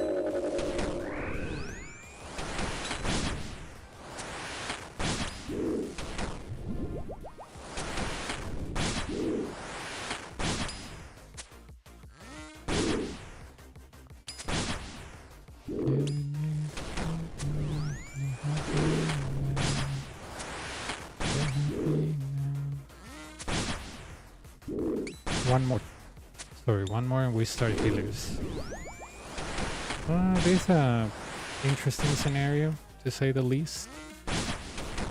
Magic. Do you see me panicking and trying to, you know, tackle the healers or something like that? No, that's kind of dumb. You know? Whoever tells you, oh, tag them all because, oh my god, Jad is gonna be full HP. Dude, it doesn't matter if he's gonna be full HP. Like, seriously. It doesn't matter. He can be full HP, he can bring, I don't know, a brew, and we'll still be fine. What did I do there? Simple. I kill a healer that was far away. They don't grow back. This is not the fire keep, this is the Inferno. And then I arrange the other one to come behind one healer that was not moving. I go to the other side, the opposite, by, you know, slowly moving there, not panicking. That's it. How is this hard? How people, you know, get through Jad and they get hit by a melee hit? Like, why are people doing that? And if you tell me it's time and it's your first cape, that makes absolutely no sense. If you tell me, oh, because of time, what time? Probably by that time you're 2 hours in. What time, dude? 5 minutes? 30 seconds? Like, you have to get real and ask yourself if you're doing what you're doing because it makes sense, or you're doing it because you saw somebody well-known doing it. So, you know, ask yourself the real questions, like, you know.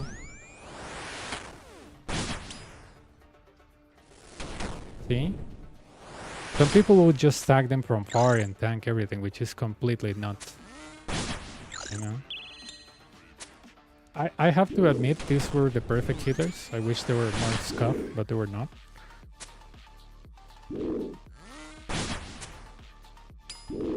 But I'm pretty much chilling at this point.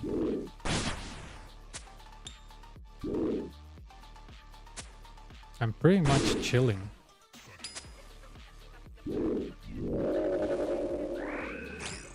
I put protect from melee. Why? Well, the melees, I mean, the healers take a while to die, so that's the main reason. Wave 69 final. So you notice the marks that I have on the floor, the tiles, marks, tiles. These are safe spots for Suck. Except the middle. The middle is not a safe spot. You hit him and you move immediately.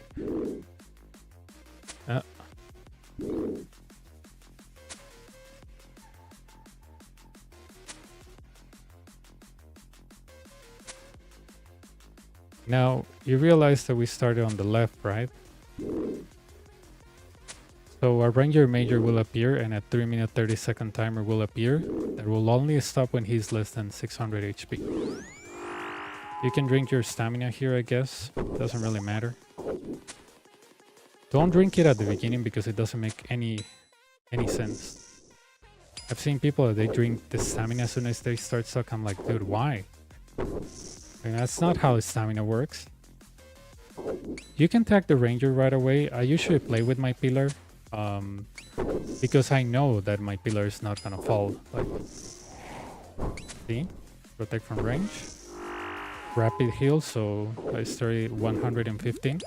Did my shield took a lot of damage? No. Even if it was less than half, I'll be fine. Because on later waves you tag them both.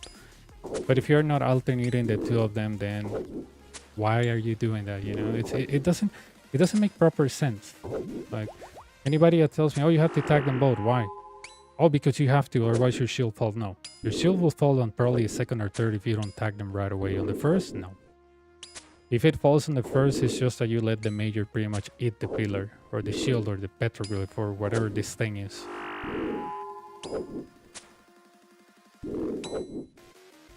Now it's just a matter of succeed high ball, we move. On the middle we hit him and we move. If you're scared about using the middle, don't use it. Dude, I don't know what's happened with my Tivo. Last 3 days it's not hitting anything on Suck. It's just like beyond nuts, you know. I'm gonna blame the update because every time Jagex launches an update, like content update, you get destroyed until probably they realize, oh, we have to fix this, and then suddenly I'm hitting. Like, you know, they release new crap and the RNG goes to the garbage. I don't know what it is, but I can swear to God, like, people, whenever there's an update, they're like, are you guys getting hit a lot at XYZ? And I'm like, yeah, dude, I almost got killed like 5 times. Oh, really? Because I'm getting hit non-stop by, I don't know, Workout. I'm getting hit non-stop by Rune Dragons. I'm getting hit non-stop at Corrupted Gauntlet. And you're like, yeah, there's something going on there. I mean, not to sound like full InfoWars host, but yeah. There's something definitely going on there with whenever they do updates. Okay. This chat appeared because Suck was less than 480. All you have to do is turn around your camera, start hitting Suck. I mean, Jad, and on this one I do tag all the healers from Jad because, you know, why not? And since you cannot hide from the healers, this is just one healer. I could outlast him, but I only have 2 minutes, so I'm gonna tag them all.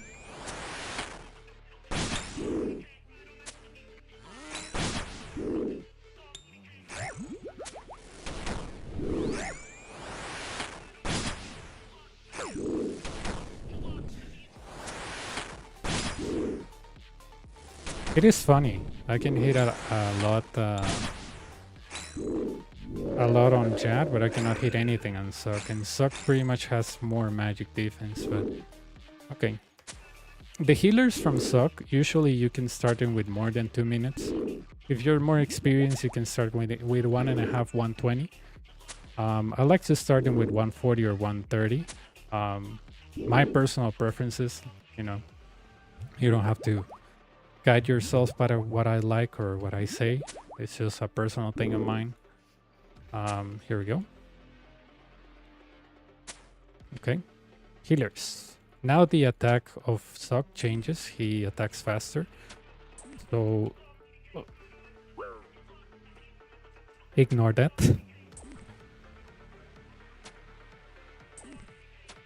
I misclicked the healer, but that's fine.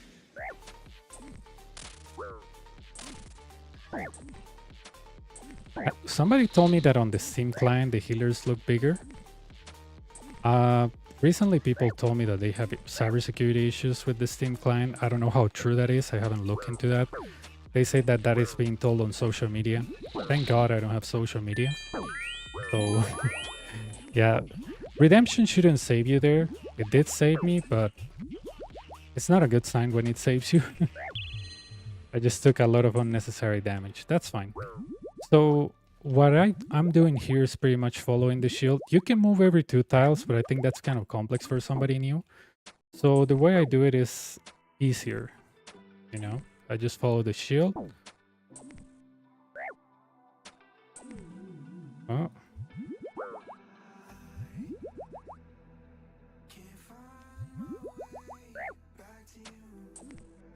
I'm gonna drink a ranging potion because, you know, the timer tells me that in 20 seconds we'll see the ranger and the major. There we go. Brew back. I guess to 115, yeah. Sounds good.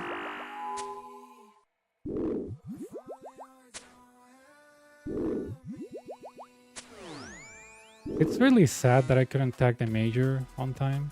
I guess the pillar will receive some damage, which is okay. I mean, you know.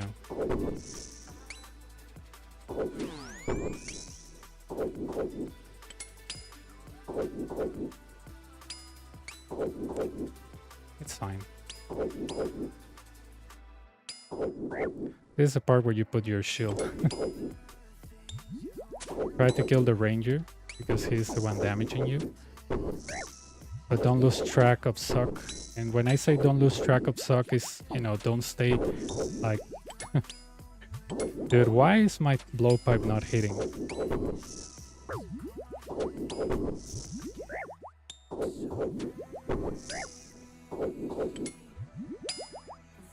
Come on.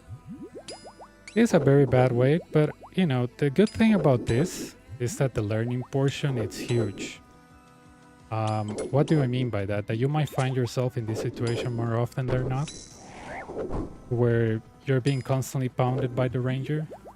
But if you maintain the calm, you'll be fine. Okay, so how do you move on Sock and Rage? Pretty simple, actually. You hit him once per safe spot because safe spots still work. Or whatever people tell you they don't work. They probably don't know a lot about the Inferno, but they still work. But on the corners, you hit him 3 times and then you move. You hit him once here and then you move, and you hit him once and then you move. Just wait for the hit to register. That's it. Don't move too fast. Don't move too slow. Just 1 hit, move. 3 hits on the corners and you move. And this way you never get hit by the freaking ball.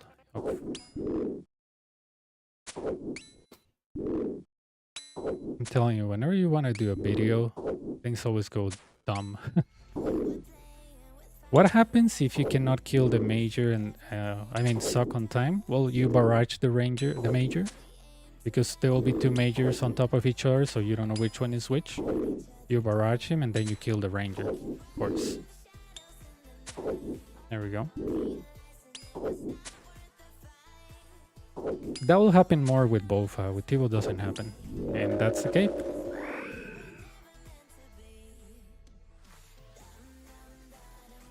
Like I said, that's the way I do it. Usually end up with 4 or 5 brews, but yep, 840 capes, and that's pretty much it.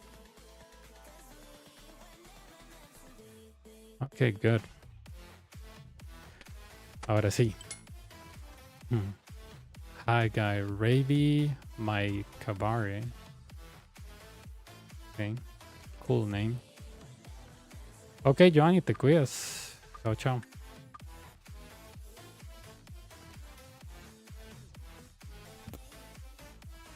Voy a subir este video.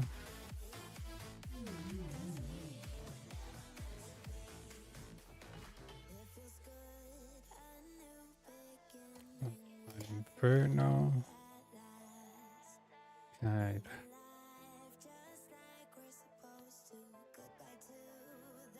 Live not edited.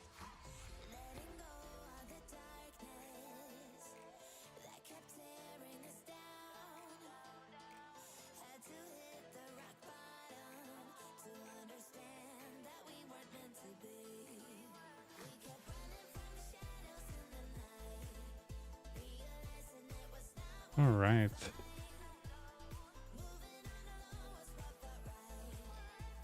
Guess we were never meant to be.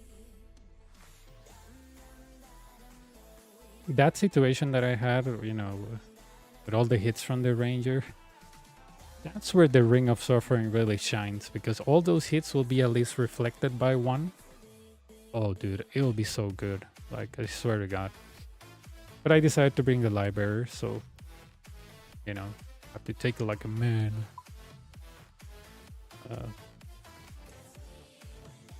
No, I still have my Tokul. When I got my first cape, I gave a lot of Onyxes away because I had a lot of Onyx. But I have like 30 million Tokul. They're sitting on the bank.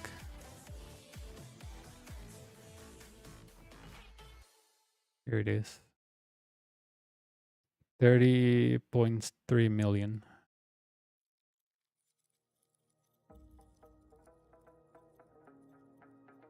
I'm sure there's like an Iron Man with more Tokul than I do, you know? That I don't know, it's like fishing these eels and doing chat task or something. I have 12 pets.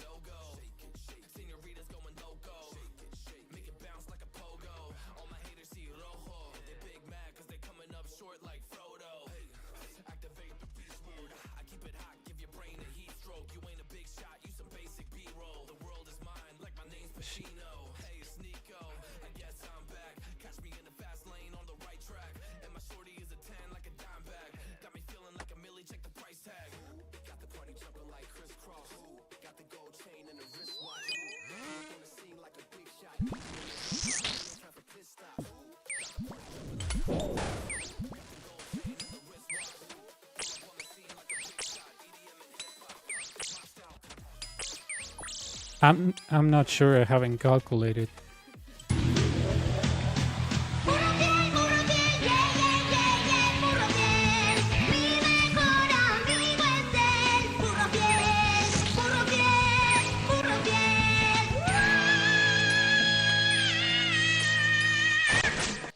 Thanks for the subscription, Mark. But yeah, I mean, I have the Karamja Elite Diary, so I don't know how much is that. Oh, dude, I swear to God.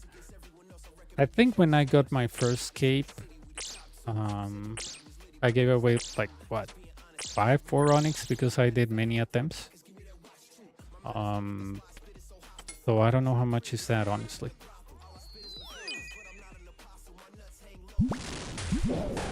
I shouldn't have used my spec there. That was so dumb.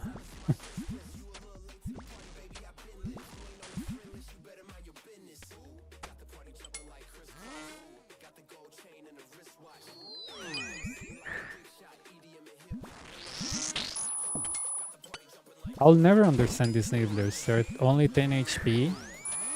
You splash on them like there's no tomorrow. And even if you come with range, which they have minus 20 defense for range, you still hit them once and 5.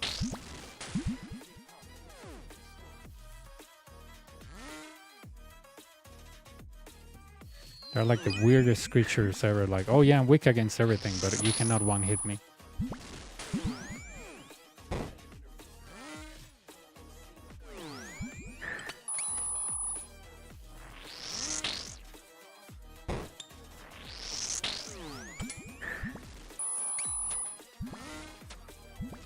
I'm training my alt sprayer, my Rune Dragon alt on World 330, and I always wonder if those people actually make money by lending their houses, because I had a friend and he told me that he was there for a month hosting the altar in his house, and you know, he had a max house and he never made even a single mil. I was like, I don't know, man, I guess you're not lucky. Yeah, I see people that, I don't know, regardless of the time of the day, they're there. Well, I guess hosting a house doesn't take a lot, you know. Just tell the butler or have an alt to bring you Marintil so you keep lighting the altar, which is really cheap. But is it even worth it? Someday I guess I'll max my house and try to like camp there 330 and see if I get something.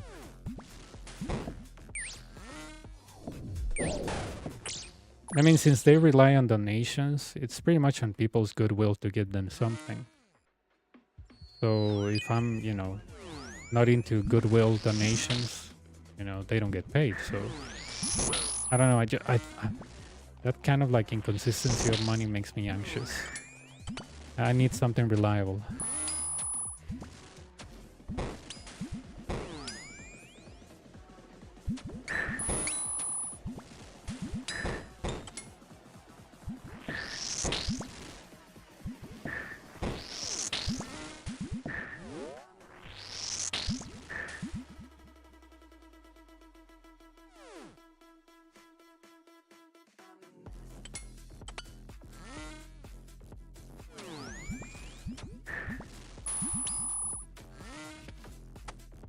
I remember when I was going for a 99 prayer, I had my chat on the houses that I went, and people were like, "Oh yeah, dude, I made like $1 billion in 1 week," and they will be like, "Oh yeah, you know, I hosted my house," but the guy that was saying that struck me like weird. You know, he was wearing full void and a T-bow. I was like, okay, maybe I don't know. He does like Tear of Blood or I don't know, Raids 1, whatever you use Void on. And he was like saying, "Oh yeah, I got a T-bow, you know, letting others use my house." And I was like, okay, why is he using somebody else's house? Well, that was my first suspicion.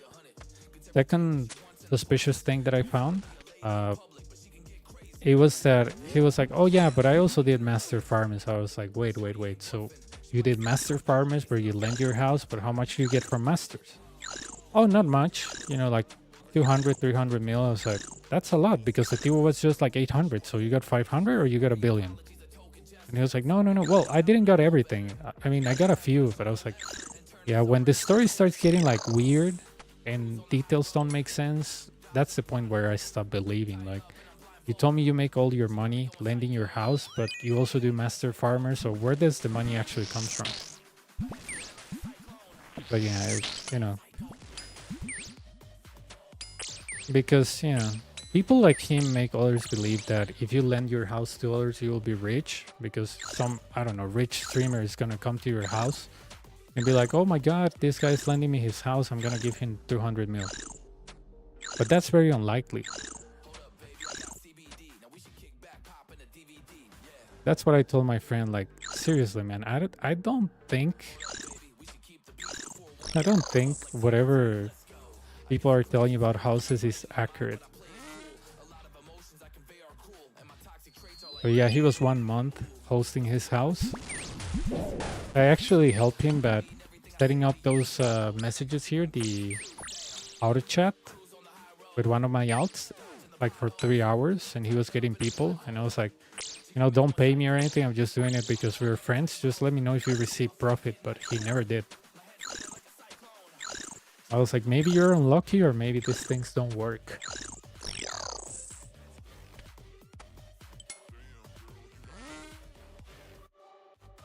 I mean, my house is garbage. I only have the portal nexus, the pool. Yeah, the pool, the jewelry box, a fairing, and a tree. So, oh yeah, and I teleport force, I think Sea, the Celdrix talisman on my wall, glory on the wall, a rune dragon teleport on the wall, and I think that's, oh, and the thing to repair barrows, which I don't use anymore. But yeah, I mean, I don't have even a, oh, I have the thing where you can punch with an ancient mace and get extra prayer. I have that too, but my house is pretty basic.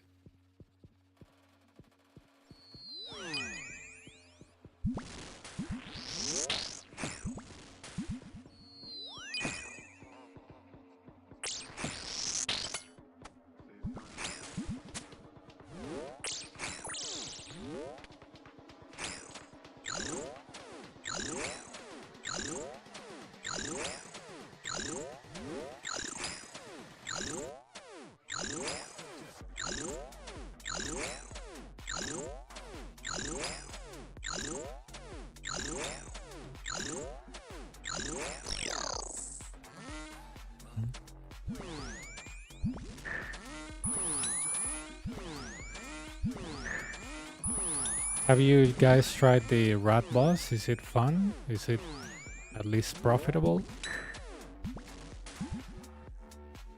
I honestly haven't tried it yet, but I didn't find like a lot of content for me there. Maybe the pet looks fun, but I'm not a pet hunter, so I was like, is that content really for me? Or it looks like more training Iron Man, because it drops a lot of brews. I mean, a lot of prayer potions, right? So I might give it a try later, but you know, I'm not like eager to go.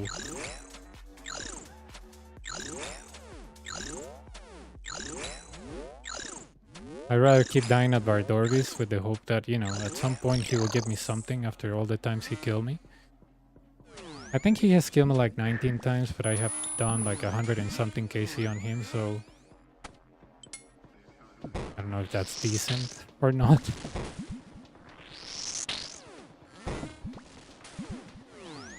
I feel like more going to the Duke, because the Duke, you know, rewards me more and it's easier.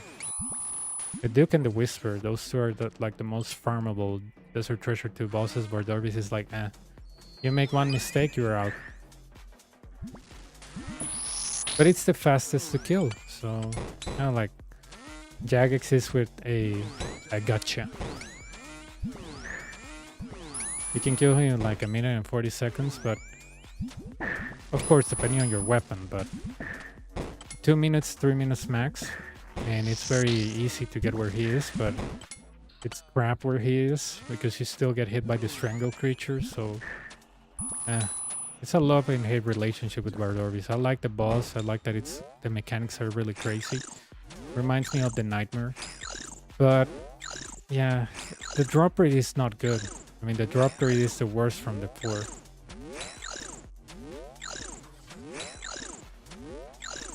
But if you check high scores, Bardorvis is the one that it has been most farmed.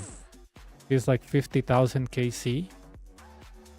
I think the Whisper is like 19, and then is the Leviathan, and last is like the Duke on 13,000. It surprises me because the Duke is the easiest. But I guess it's the most boring because you have to do the potion thingy, but it's not so annoying.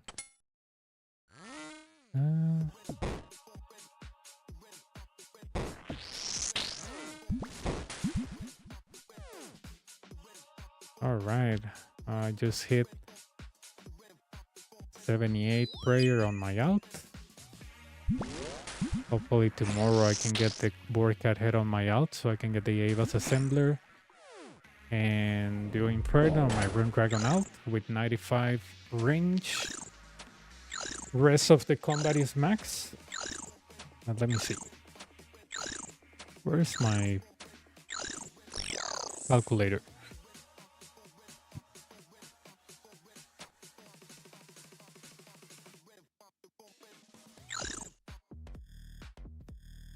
P for Pamela. Where's Sprayer? Okay, right now I'm 78.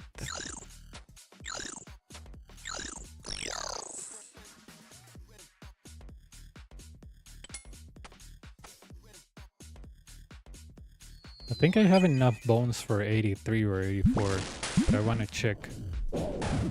5,000. Yeah, I have enough for 84. Good. I wanted to get 85 on the alt, but 84 prayer is good enough. Especially because I'll be using Crystal. I think it has a lot of prayer bonus. It's crap defense, but it has good prayer bonus.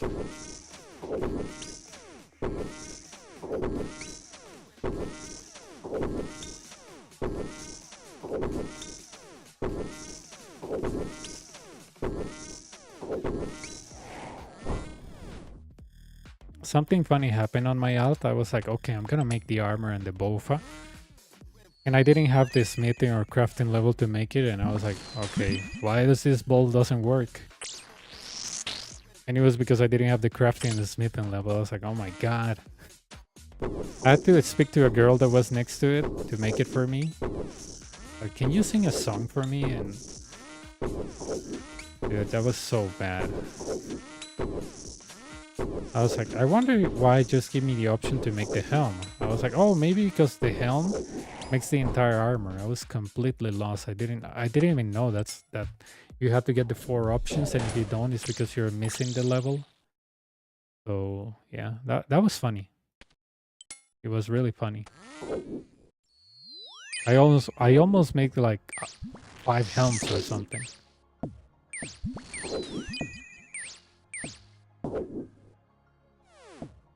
Good thing that I actually looked the wiki and I was like, wait, this is not right. When I did my bow, I had the option to do the entire crystal armor. The BOFA starts with 10,000 charges. I didn't know that. That's a lot of charges.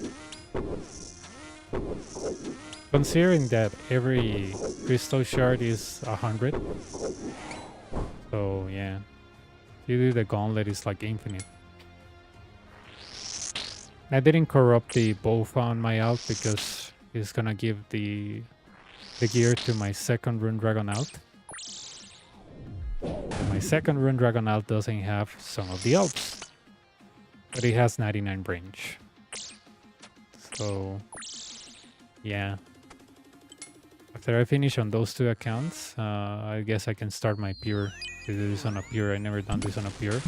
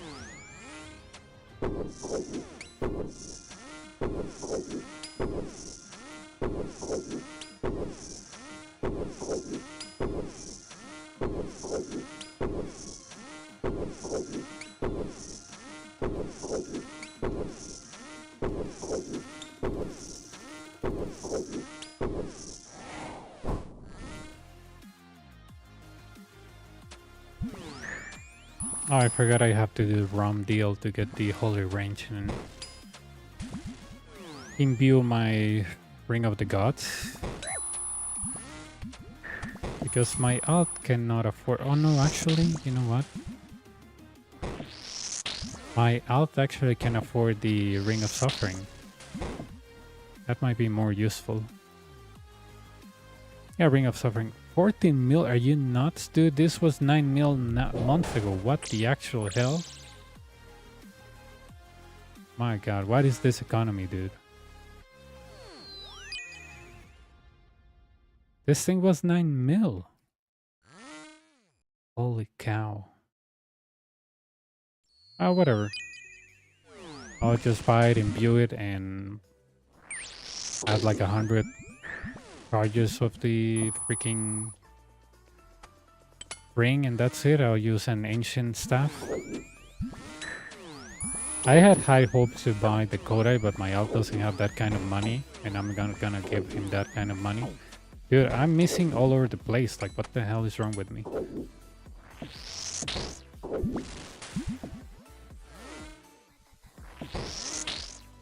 When did the suffering went up so much, dude? Like, why is everything going up? Like, is it because now for new accounts you have to use Jagex Launcher in Jagex account and they're banning more bots, or what? Because those things were very low. The Senna Jewelry was very low, like 9 mil or 10 mil a piece. Yeah, I guess I can use Suffering and Devout Boots. Doesn't really matter to me. Even though I hate Devout Boots, but Suffering can do the trick.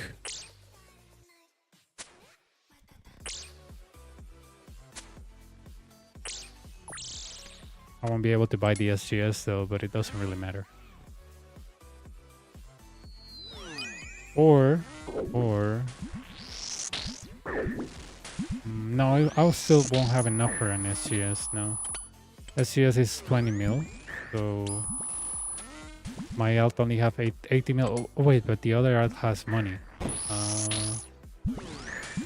I will see, I will see. I think the best option is just Ring of Suffering. I'll have to check.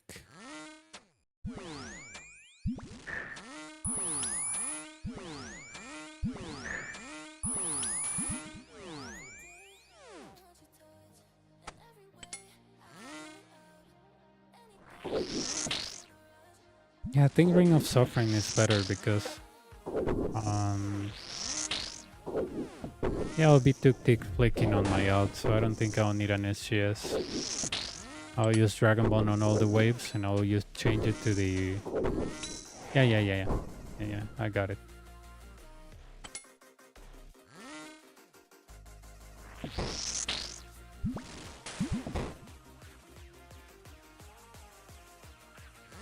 Just some mental calculations. I actually want to check my alt, my second Rune Dragon alt bank, to see if it has two bonds on the bank.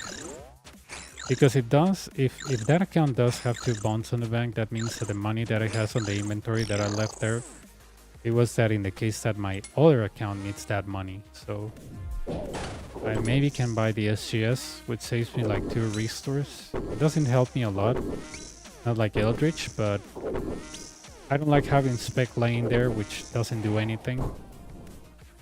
So yeah, I just load my second Rune Dragon out.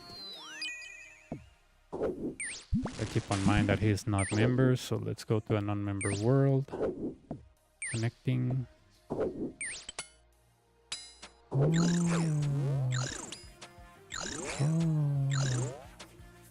Okay. Let me check. Oh yeah, he has, let's see, he has 2 bonds on the bank. Where's my client, dude? Okay, he has 2 bonds on the bank. Let's see. Oh yeah, this guy has 4 bonds. Okay. Okay, good. Yeah, so I can give him that money to buy the SGS. Yeah. Never mind.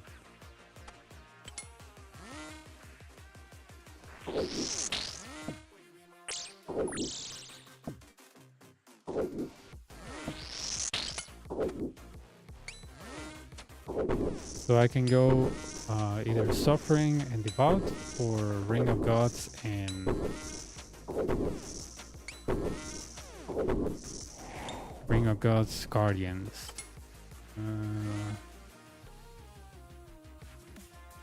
I guess Ring of Gods is cheaper, yeah, let's go with that.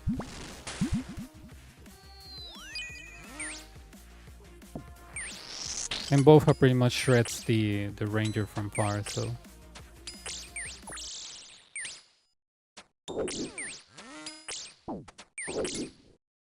Isn't that amazing? I got hit by the little bat.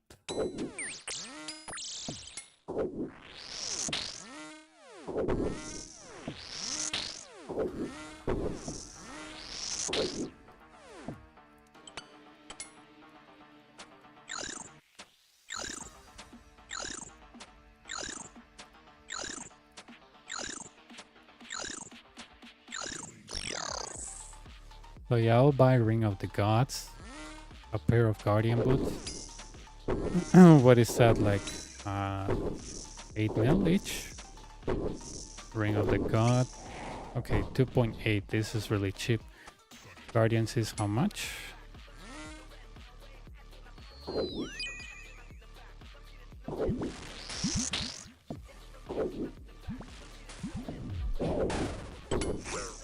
What the hell? I thought I was able to safe spot him. Like from that distance. Okay, how much are the Guardian boots? 3 mil. Okay, so let's round it up to 7 mil. 7 mil. I have 18 on my alt, 11 left, so I just need like 10 mil to buy the SGS, and I should be good to go. Yeah.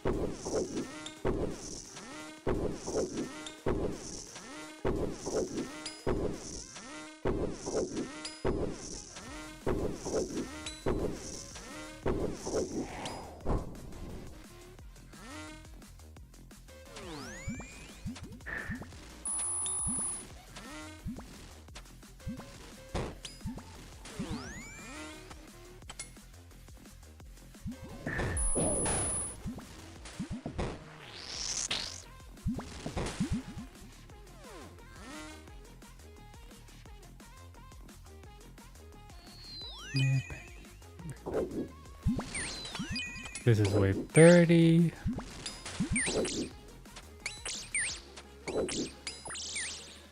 This is a really good spawn, actually.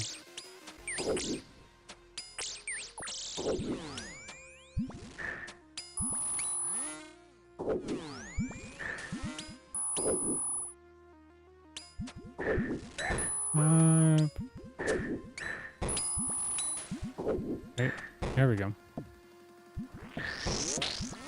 Really good.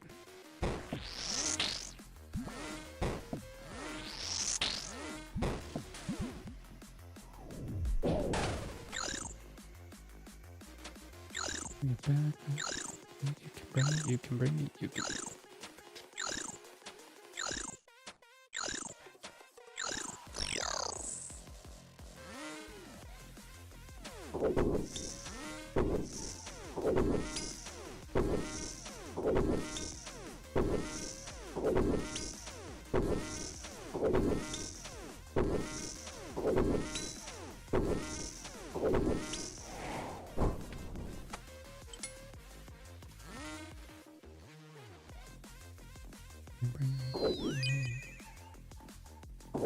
This wave can be a little bit hard at 31, especially because you have a blob and a ranger and a melee. So a lot of people run to south.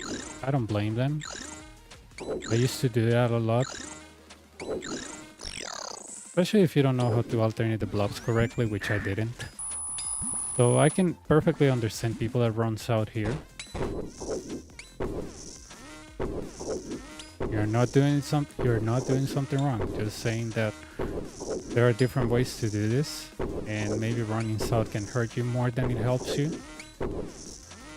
Imagine you are camping protect from range, 2 blobs hit you at 20 plus. That's a 40.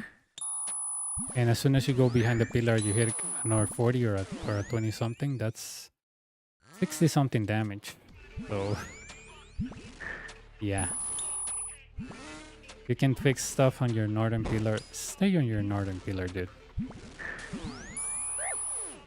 Of course, I got hit there because I was slow, but yeah. Fun.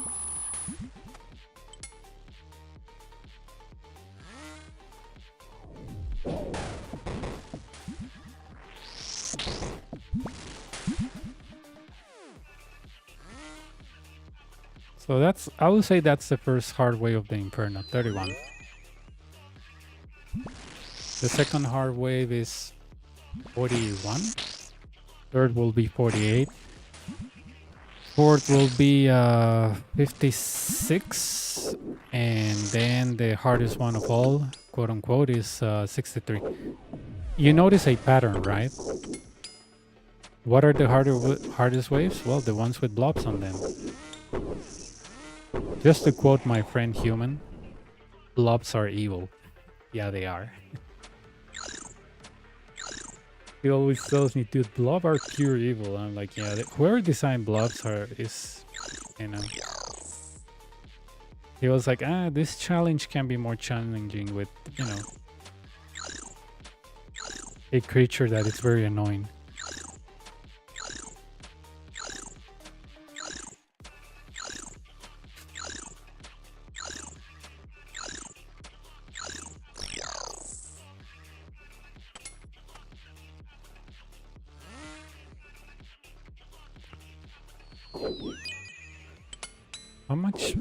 How much XP is 1.3 million experience. Okay.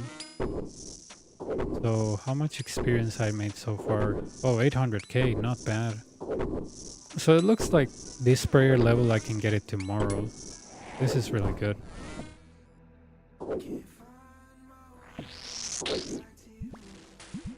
I can't believe how expensive the Dragon Bones and Superior Bones got. It's good for me because I was doing like 2-3 hours of board cat and it was giving like what, 8 mil, 9 mil. So yeah, with 3 hours of board cat I can do Inferno and I don't lose even money. I actually make profit. So yeah.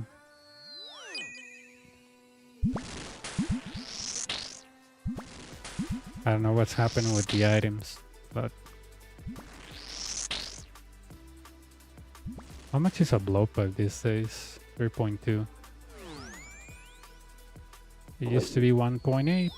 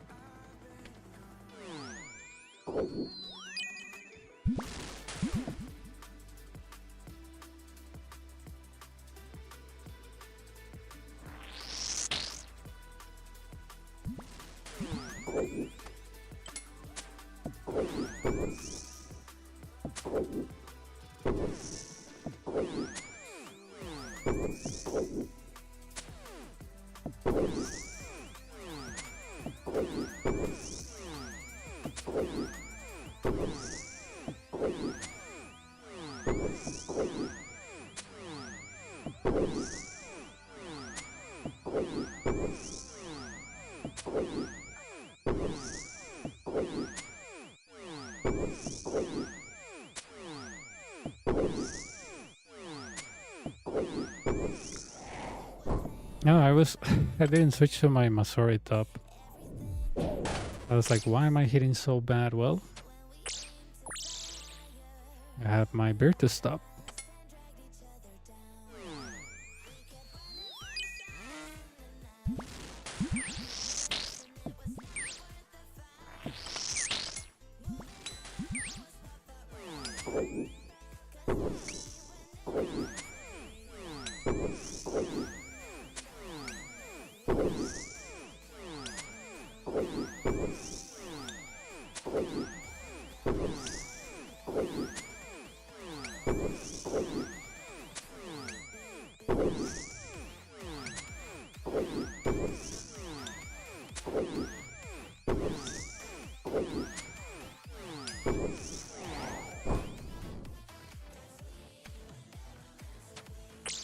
Dum-dum-da-dum-ding.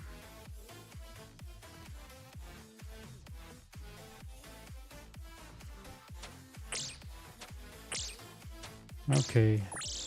The Inferno guide is out. Great. Okay, English one. Just that I was like, I feel like I did an Inferno guide a long time ago, but it was with Justiciar helm.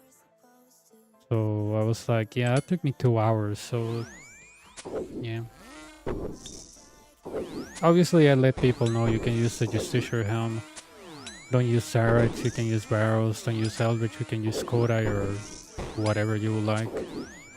You can bring an SGS. That's that one. I have to do the Bofa one.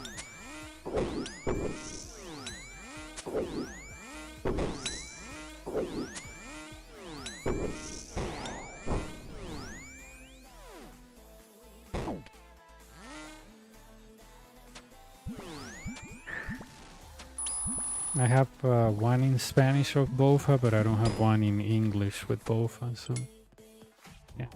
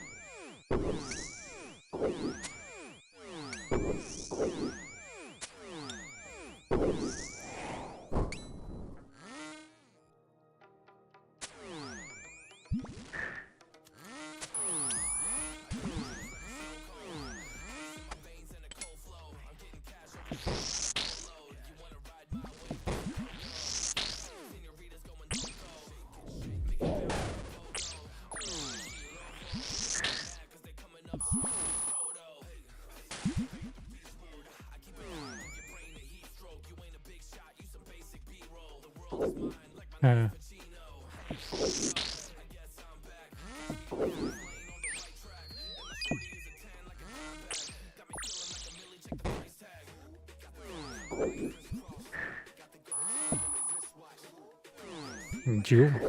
yo. Kevin, ¿qué tal? ¿Cómo va todo?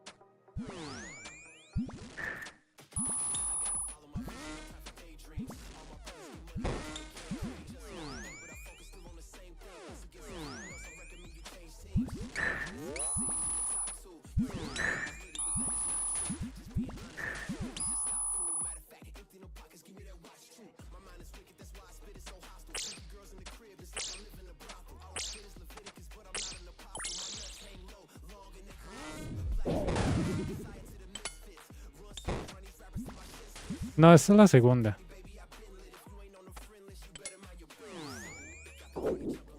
La primera la grabé porque era para una guía en inglés que era contigo, pero ajá. Esta sería la segunda de la noche.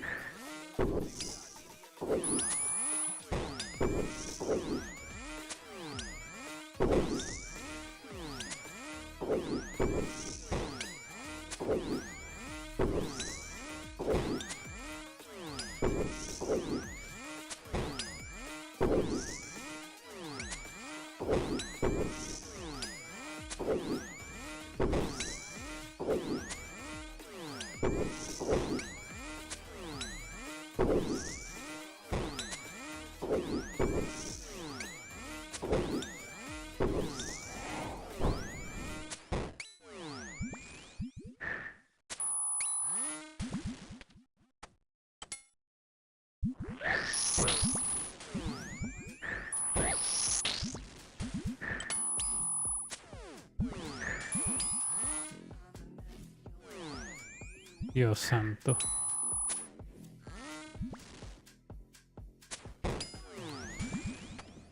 Pues me quedé dormido porque me tomé una pastilla de la alergia, madre, pero una de la alergia muy fuerte. Porque no aguantaba la nariz, literal. No mames.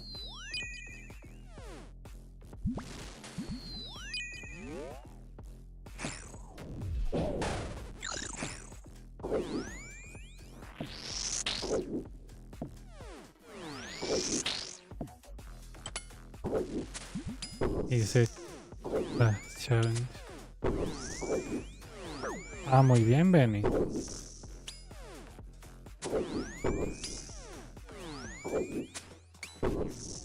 Estoy sorprendido porque ¿cómo se llama? Para un peer eso es difícil. Aunque sea solo con uno. La presión es mayor porque no puedes tanquear mucho. Los heals hay que saberlos maniobrar.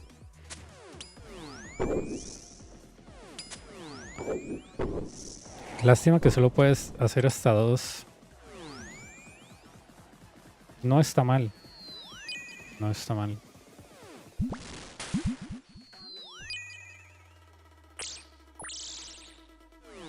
¿Cómo te fue en recursos? Bien. ¿Cómo la viste?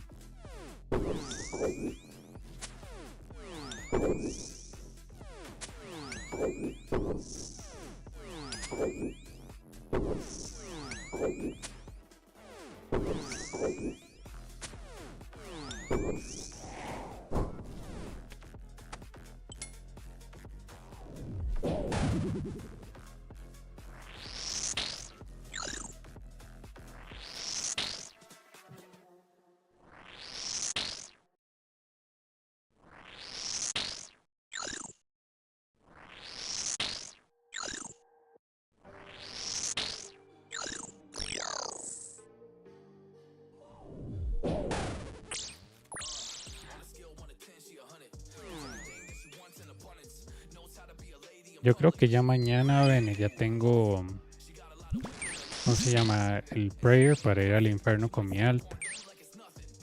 Lo único que me falta son 2 cosas. Rum Deal para Ring of the Gods y la cabeza de Boardcat, nada más. Rum Deals es en 5 minutos, la cabeza de Boardcat puede salir como en 1 hora.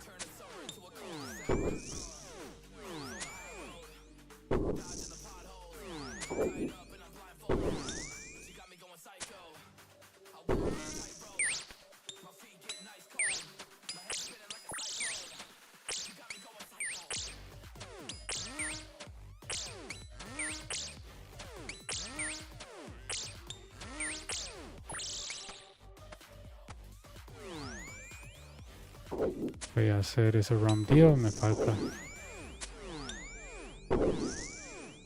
Es cierto que Rum Deal uno ocupa eso, farming. Cierto, madre mía, yo le tengo que entrenar farming. La segunda. Porque tiene como 50, entonces le tengo que sacar como 70, pero con 3 runs eso es fácil.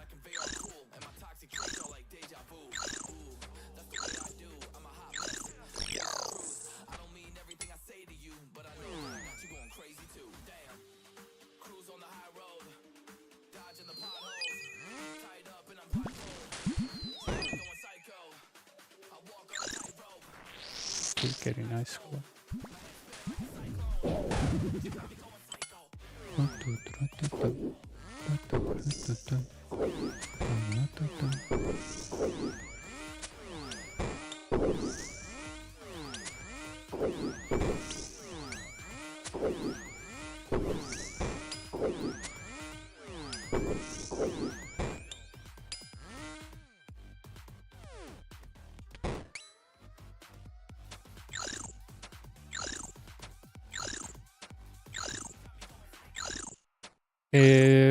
No, en la mañana hice un poquito de workout.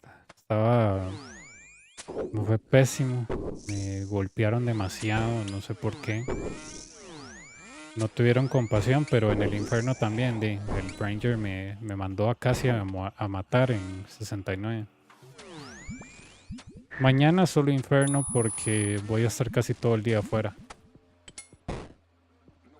Porque tengo que salir, entonces el domingo tal vez haré raids o campearé un rato Bardorbis o algo así. El domingo es probablemente que haga raids. El domingo tengo que hacer el video con el Bofa. Bueno, aunque creo... sí, no. El domingo creo que le puedo sacar la capa a mi Rune Dragon Out. Pero si no, el sábado voy a estar afuera casi todo el día. Entonces no... Yo vengo en la noche de una vez Inferno.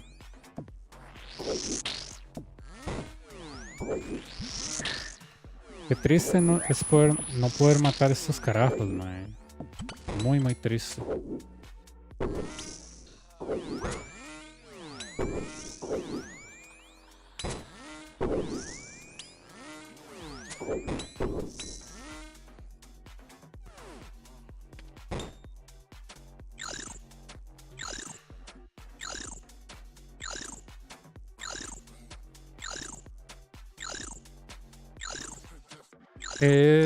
No creo que sea una guía, sino que cuando saque la capa de Firecape con el Pure, pero como te digo, no he empezado nada en el Pure apenas está en Lumbridge con nivel 1 en todo. Que lo haga live y quede como una guía nada más. O lo puedo grabar y subirlo como una guía, pero...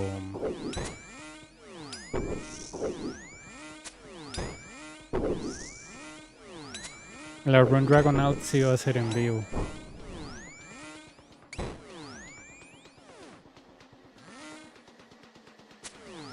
Porque va a ser con Bofa sin Rigor, entonces tal vez a la gente le interese. Por si alguien no se está tan loco como yo y le quiere sacar Inferno a todas sus alts y no quiere gastar en Rigor porque dice, "Ma, yo para qué voy a gastar en Rigor si esta cuenta no la uso, o sea, la uso solo para un método específico y eso no es, no ocupa Rigor."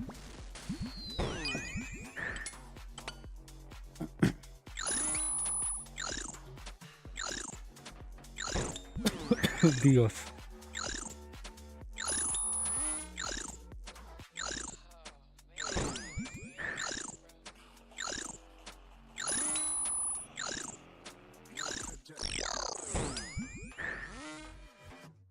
Ay, qué madre. No sé por qué mi character se fue para el otro lado, man. Fue un buen tank, pero no tuvo sentido. Yo estaba más de este lado, el bicho le dio por irse del lado derecho. Bueno.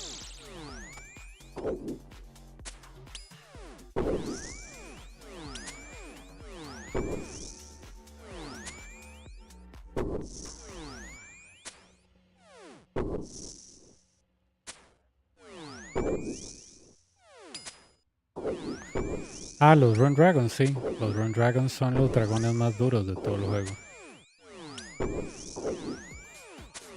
Ellos atacan con 3 ataques, tienen un ataque eléctrico.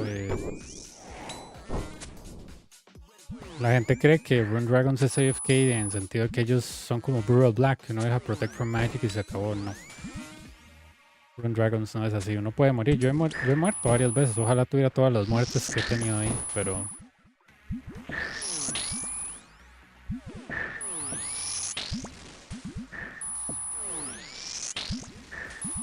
No, las alts son para eso, las alts me dan dinero a mí, solo que hace rato no juego en ellas por estar en la cuenta de la serie, haciendo otras cosas, entonces como no estaba jugando mucho en ellas, dije las voy a poner a hacer algo AFK.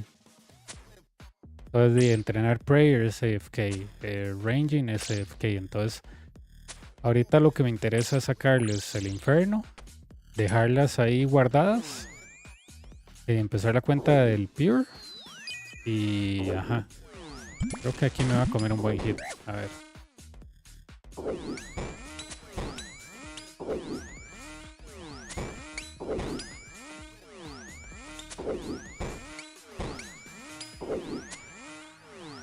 Vamos a bailar un oso pero sabroso, dijo Finn.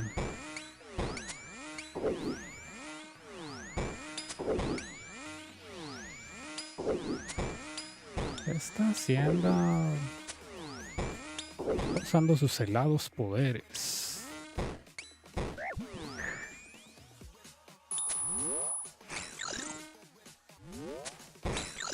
Solo 10 de daño. Muy bien.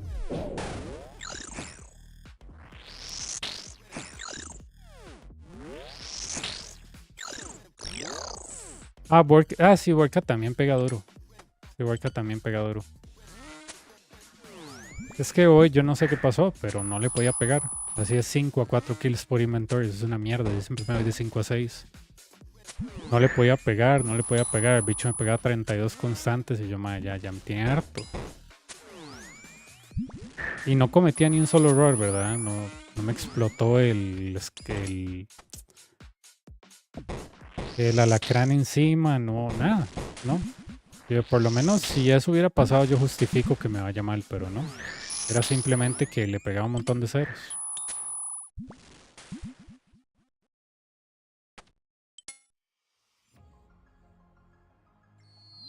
Ok, está congelado el melee. Santísimo, ¿cómo es que le hice tanto daño a este melee?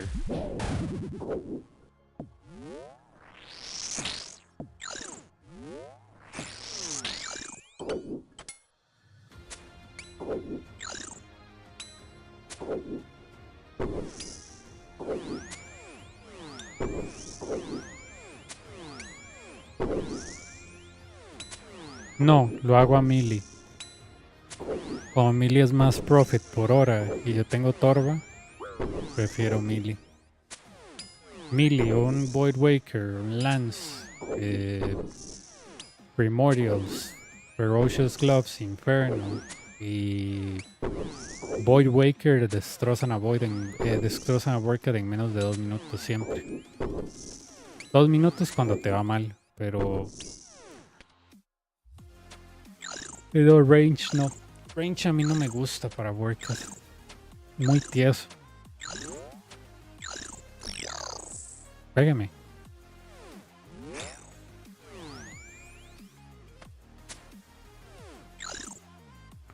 Ok, monstruo equivocado.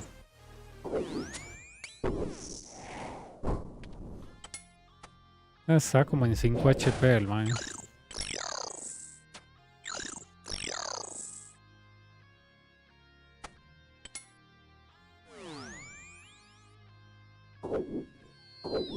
Ah, mira, está en la derecha. Ah.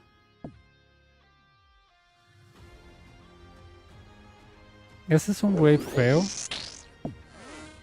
Porque el pilar va a terminar con poca vida, pero ¿qué pasa si el pilar norte se nos cae en algún wave? De tenemos el sur. ¿Me gusta? No. Pero perro. ¿Verdad? Aunque aquí podría ser una jugada que no me gusta mucho, pero es esta.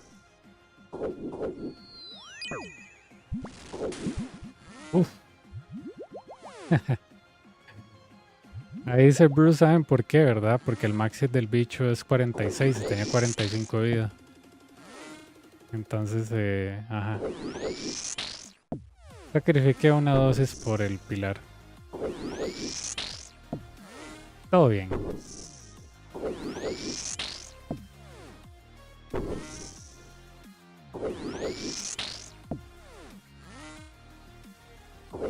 Sería genial si él revive al Ranger. Sería genial. Pero no le voy a dar como todas mis esperanzas a que él reviva al Ranger. Listo.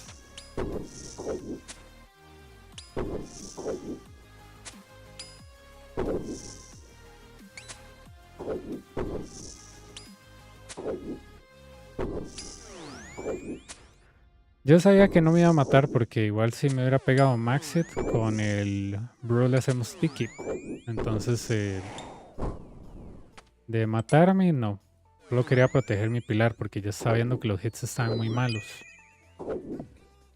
Uno casi que puede predecir el RNG cuando uno ve los hits de los barrages. Aunque suene muy heurístico y lo es, uno puede predecir más o menos si usted va a pegar bien o no. Es como cuando uno empieza ya SOC pegándole ceros, usted sabe que el wave va a ser una mierda.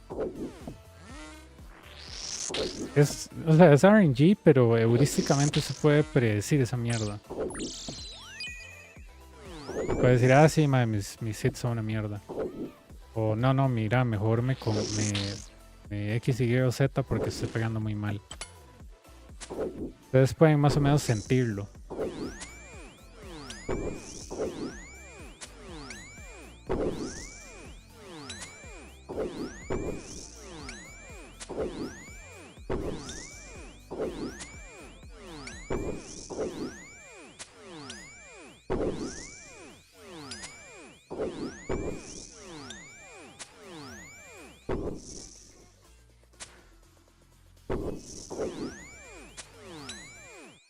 Esto es lo que le da miedo a mi amigo Human. Lazy fliquear al mago, man. Ustedes le pierden miedo al mago, pero ustedes el infierno se les hace más fácil.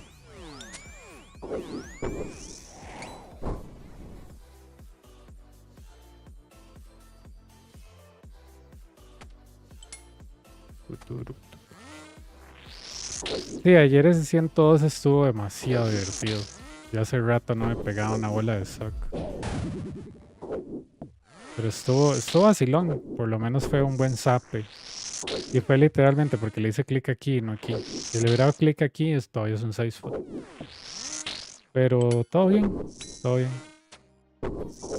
Sobrevivir un hit de sock debería ser un combo de achievement, pero literal.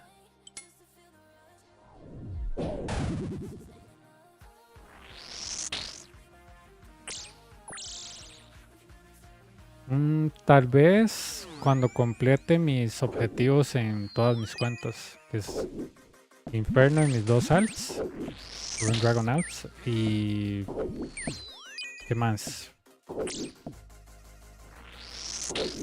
Inferno en el Pure que estoy creando nada más, pero después de eso, claro, le daría el intento.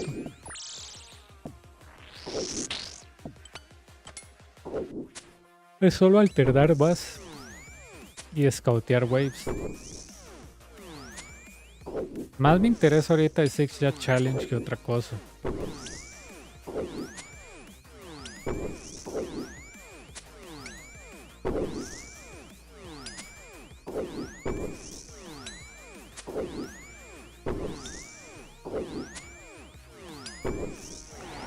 Ah, sí, pero es que esos waves con Deans, literalmente hay que esperar a que el spec se llene en numbers. De hecho, yo tengo que hacer otra meta que tengo era completar los combat achievements del Inferno. Me queda todavía hacer el de hacer esto con Millie hasta wave 68. Que creo que para eso usaría un Crystal Halberd, porque tengo la distancia de un tile. Y hacerla en menos de 65, que ya más o menos lo tengo planeado como. Pero, ajá.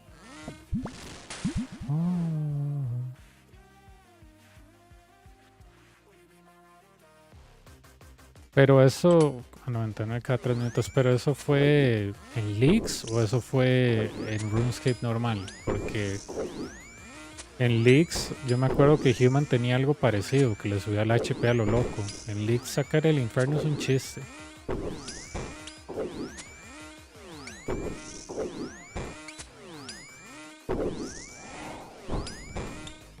En Leaks literal sacar el Inferno es un meme, o sea, digamos. Ahí ustedes tenían como un bicho de summoning que literalmente casi que les hacía el infierno, man.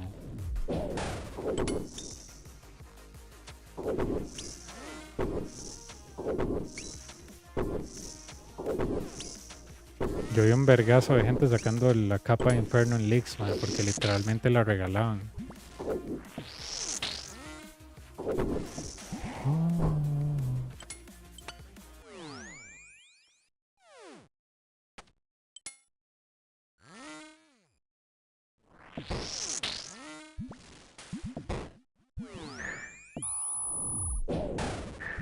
Porque Human tenía algo parecido.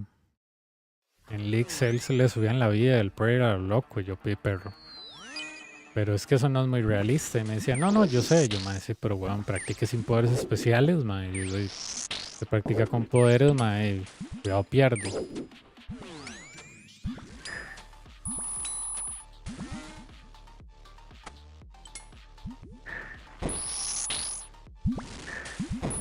Sí, pero probablemente era leaks. ¿De hace cuánto es el video? Desde hace como unos meses es leaks.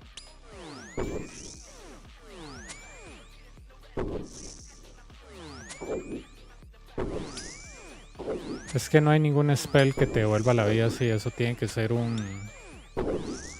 ¿Cómo se llama? Eso tiene que ser leaks.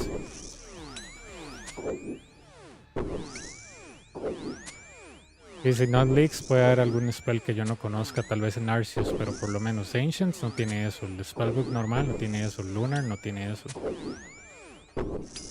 Yo sé en Arceus que hay algunos spells que vuelven spec y toda la vara, pero...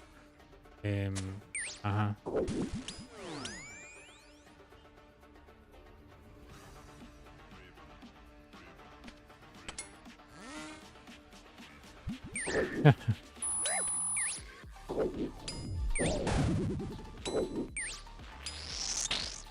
De 4 semanas. Sí, yo no me acuerdo cuándo terminó Leaks, te estaría mintiendo.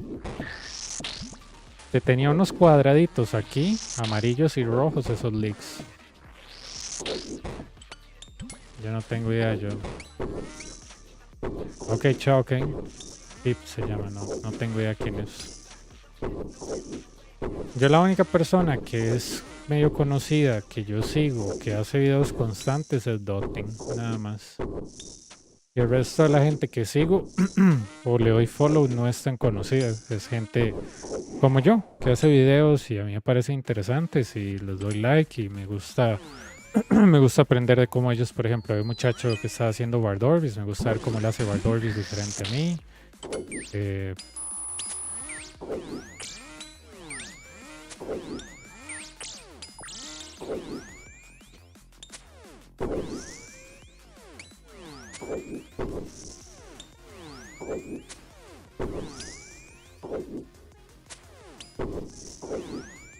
sí, esos cuadros dorados, esos leaks.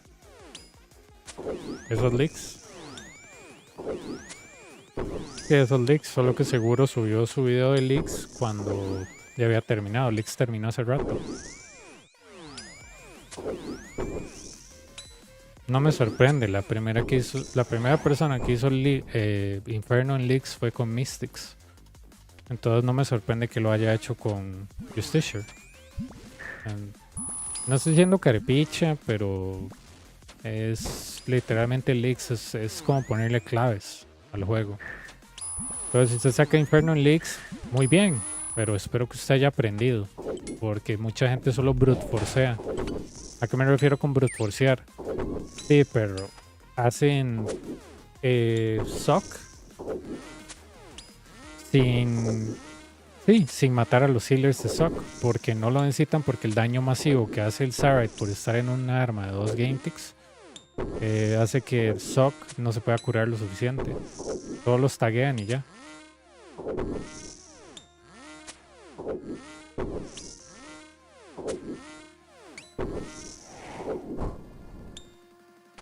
Sí, no, tendría que buscarlo. Igual una capa con Justiciar, yo les he dicho a ustedes, la capa con Justiciar no les enseña nada. La capa con Justiciar les dice, si tienen suerte, sobreviven. Si no tienen suerte, perritos, es todo. Yo tengo que hacer una capa con Justiciar para completar un achievement del Inferno, pero no es algo que esté entusiasmado por hacer. Ok, ahí me va a pegar el blob un poquitín. ¿Estamos en sincronía?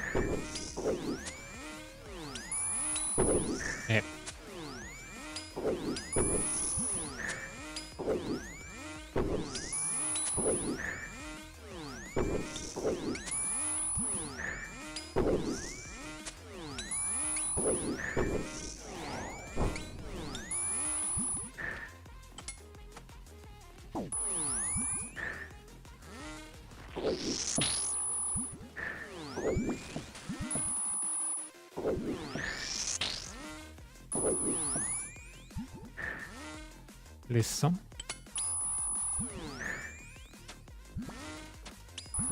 Sí, eso estaba viendo.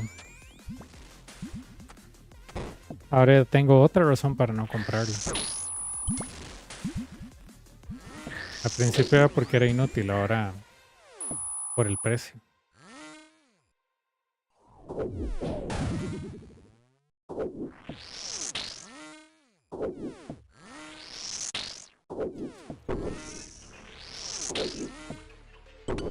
Si tienes el metrónomo visual, solo es cambiar el prayer por cada color del cuadrado.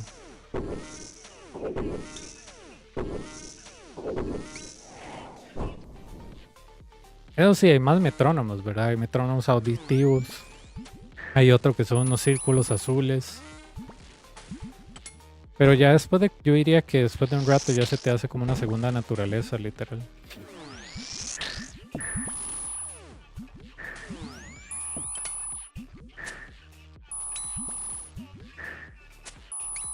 Listo.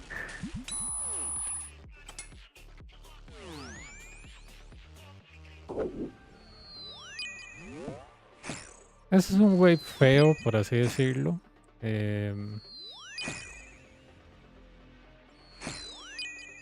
A ver si puedo congelar este carajo para ir a salvar ese pilar, porque ese pilar sí me sirve, entre comillas. Seguro no lo maté. No. Ay, es que qué colerón, quedan los dos vivos así. Me están troleando, literal.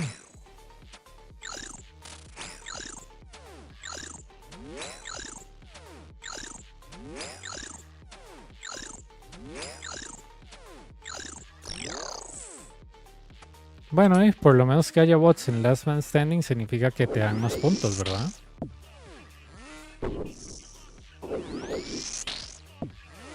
Pero supongo para alguien que le gusta piquear como boss, piqueing, perdón. 10 menos el desafío porque hay más bots.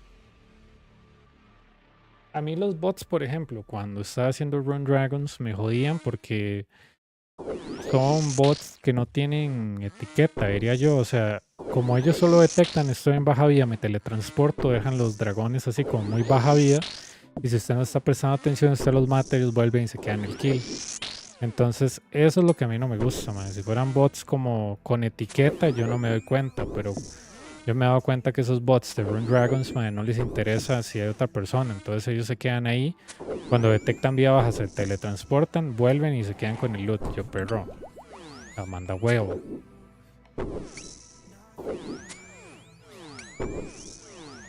Yo nunca he ganado en Last Man Standing. Solo he quedado segundo. 80s Metal, thanks for a follow.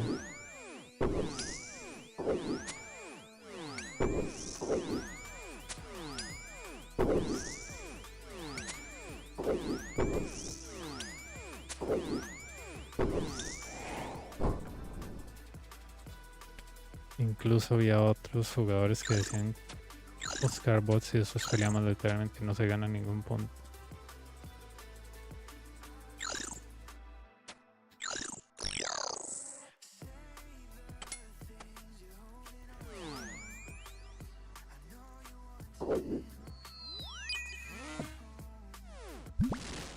Mira esto.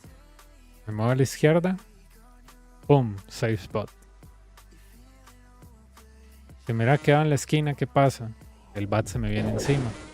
¿Y de qué sirve eso? Absolutamente nada.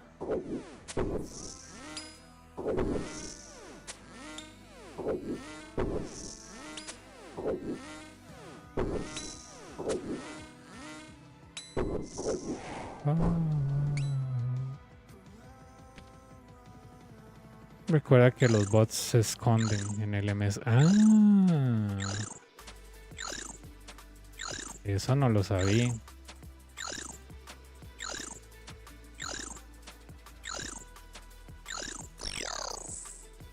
Qué tonto. Hubiera usado solo un restore, un zip, si no hubiera tenido que ser brew ese hediondo. Don't worry, the ranger cannot see me. If you go in step 1 tile or you go to the left, then yes, he can see you.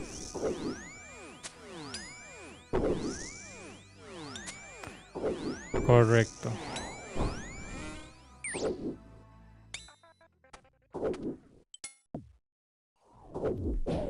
Entre uno puede hacer el infierno más sencillo, mejor le va a ir.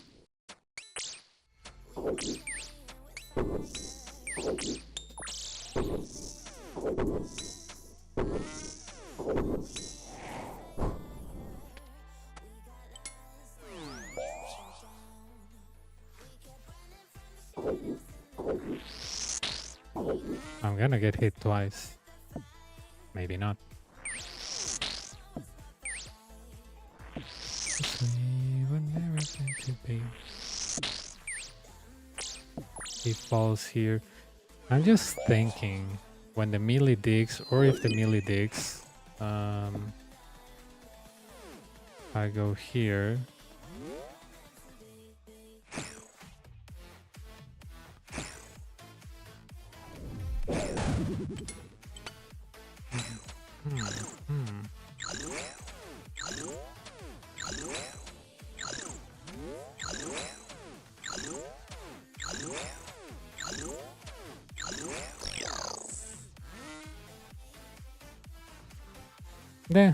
Lo bueno del infierno es que no es una carrera, entonces todo bien.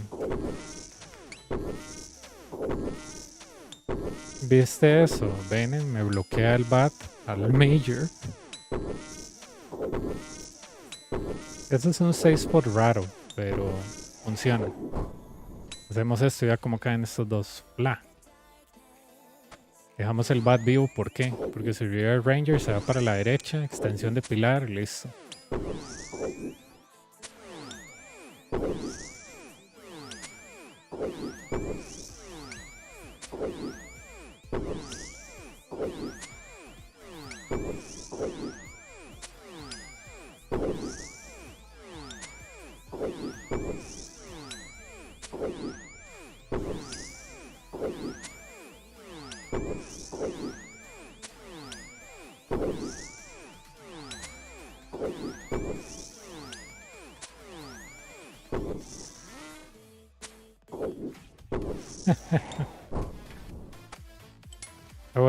No estaba esperando matarlo. I'm 98. Do I wanna... Oh, 90, 96? No quiero el oculista, man. Estoy viendo 6 en los 8 y 8 en los 6.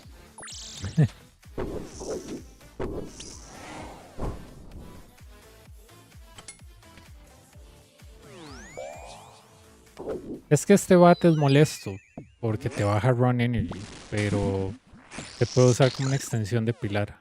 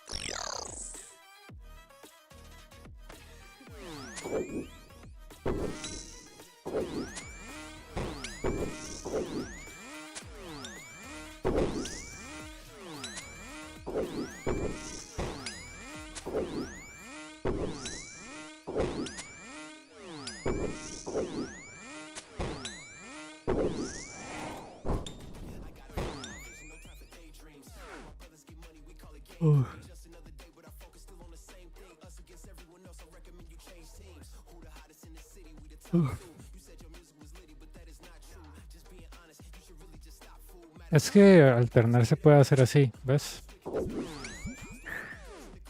Si no quieres guantic alternar, puedes hacer eso. Solo que pierdes más tiempo, pero puedes hacer esto, ¿ves? Hay varias maneras de hacer el Inferno. Claro que esto es más rápido porque no hay que esconderse. Pero, digo, puedes literalmente un hit de esconderse, un hit de esconderse. No hay necesidad de hacer eso.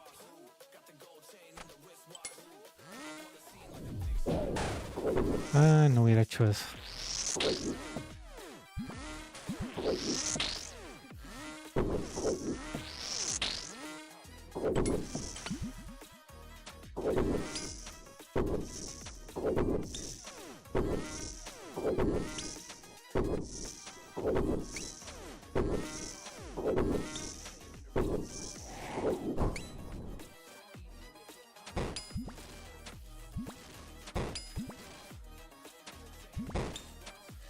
Cuando tienes un Major al frente y un Ranger atrás, te pega primero el de atrás. Si sales de la manera correcta. Ah.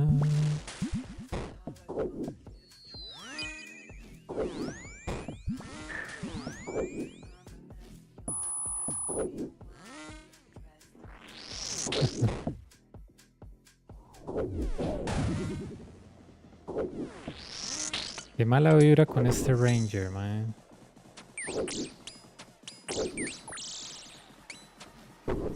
Le llegó mala vibra porque no le puedo pegar.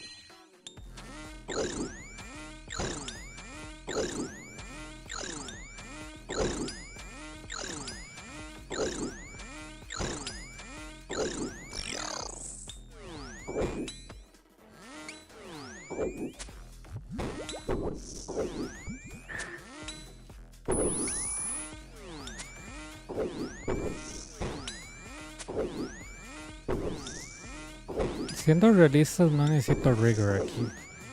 Estoy gastando prayer a lo idiota.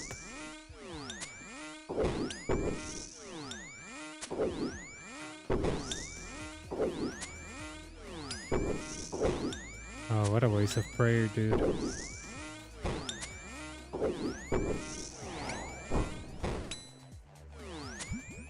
Eso estuvo alternado a la perfección. Pude alternar mientras me tomaron restore. Estuvo vacilón. Estuvo mucho vacilón eso. Ok, primer restore en 61 waves. Me deshice del bat porque es molesto, pero no necesitaba hacerlo.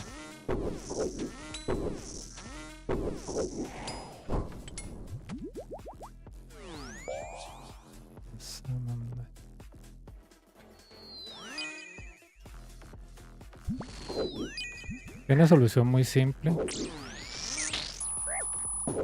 Ya voy. Ok. Listo. Con esto. Listo.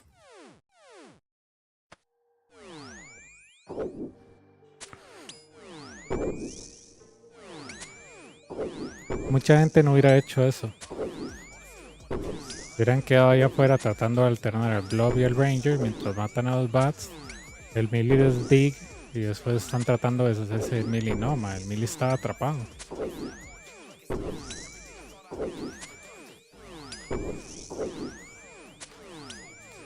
Ahí el más peligroso era el melee.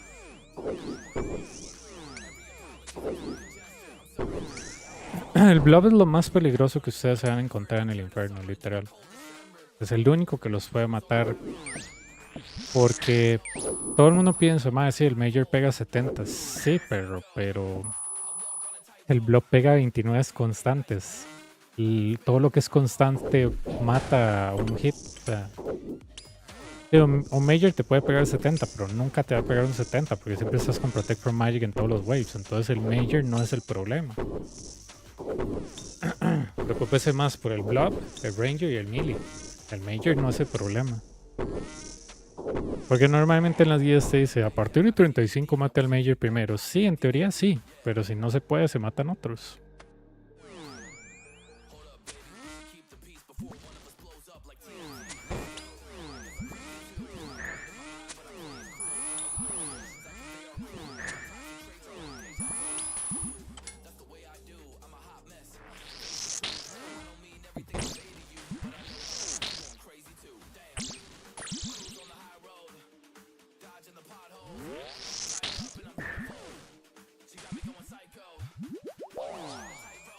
Seis, tres.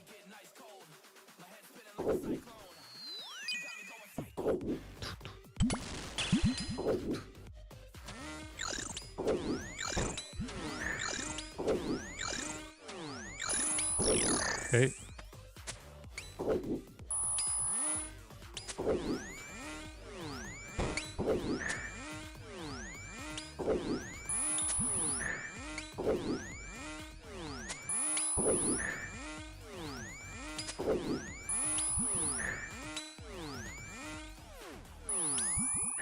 Easy.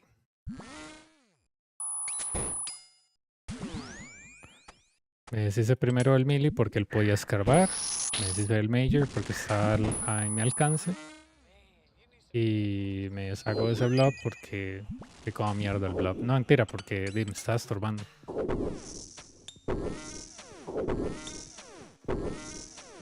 Sí, 95 range es más que suficiente. No ocupo más. Si mi cuenta de la serie pudo con 93 y con un arma de cross, pues yo creo que con un bowfire y eagle eye ya estamos bien. Yo ahora le estoy subiendo prayer, ya tiene 79. Le quiero subir aunque sea 83 o 84, que esos son los huesos que tiene. Y después de eso, rum deal. Campear aunque sea 2 horitas Borcat para sacar la cabeza o una o lo que sea que dure. Y de una nos metemos al Inferno. What? 64. Vea qué wave más hermoso, man. Este wave fuera más bonito, ustedes se casan con él. Es una preciosura de wave, man. Ustedes no pueden pedir algo más bonito.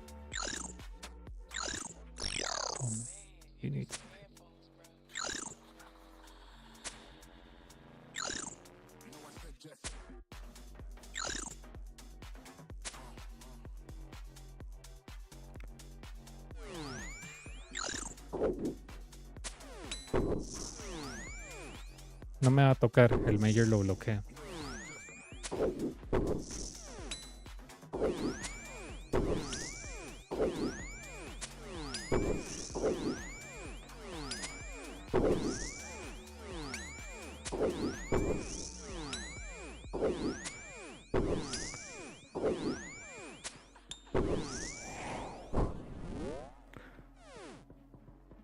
Sí, estaba fácil, estaba fácil.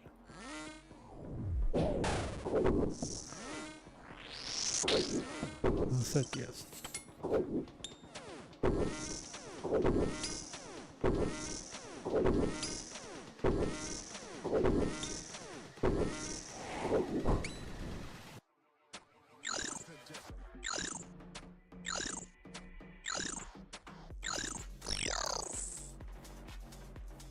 Ah, por cierto, el melee cuando escarba, si tienes estos area sounds, puedes escucharlo cuando escarba. Yo me baso en mis ojos.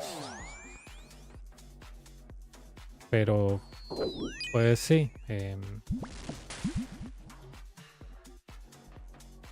Esta es una mierda. ¿Ves? Es el peor Wave 65 que te puede tocar. ¿Por qué? ¿Por qué? Porque solo hay una manera y es como salir aquí en zigzag. Y eso es una verga. Eso es una verga, literal. Hay que hacer como venirse acá para alternar a los dos y no. No. Yo prefiero darle así a lo como si esto fuera Wave 69.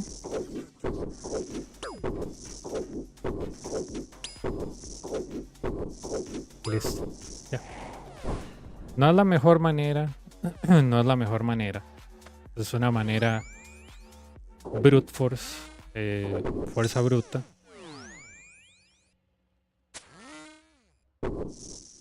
Y volvió a hacer lo mismo. Ok, no hay problema. Vamos a darle un bruzazo. Por eso les digo, mae. ¿Por qué creen que yo traigo bruises de emergencia? ¿Por qué creen que yo traigo bruises de emergencia?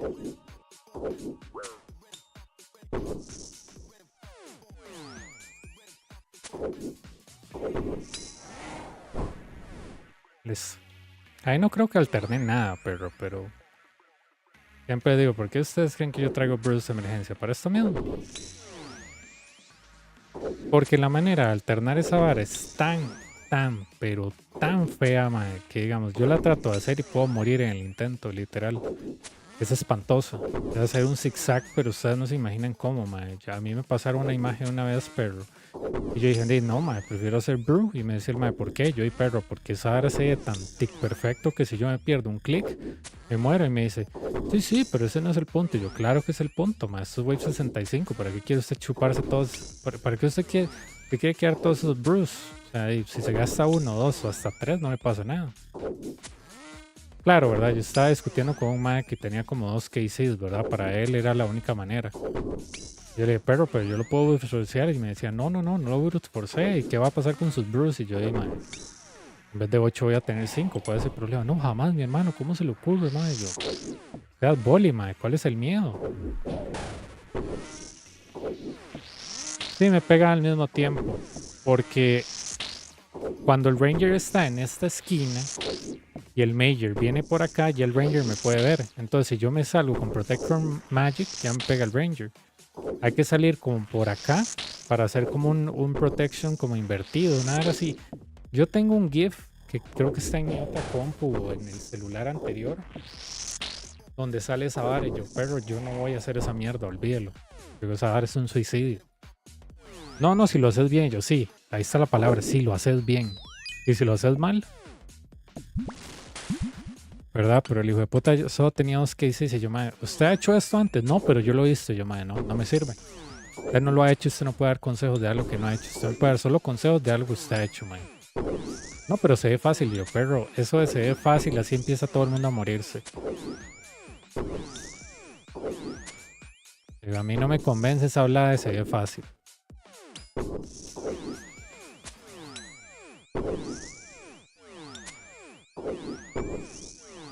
Ah, sí, Afsal, sí, es un sádico, man.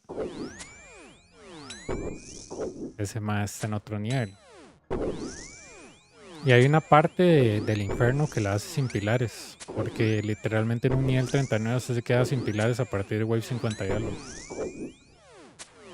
Y son 15 horas de Inferno, no lo hizo en un solo día. Hacía 4 un día, 2 el otro, 3 el otro y así.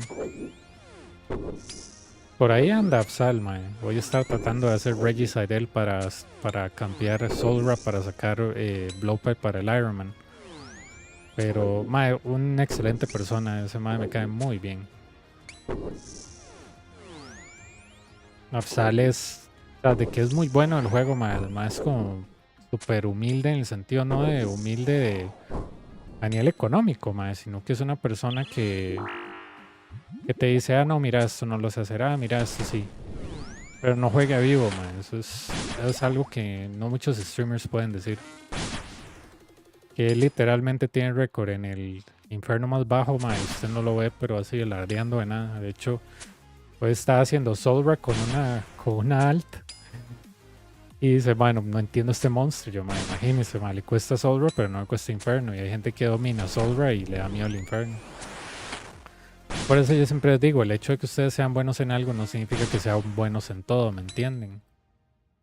Ustedes pueden ser una máquina en TOA, pero puede ser que les cueste el Inferno. Ustedes pueden ser una máquina de Inferno y les cuesta Tier Blood. O sea, el hecho de que ustedes sean buenos en algo no significa que sean buenos en todo. Pero bueno.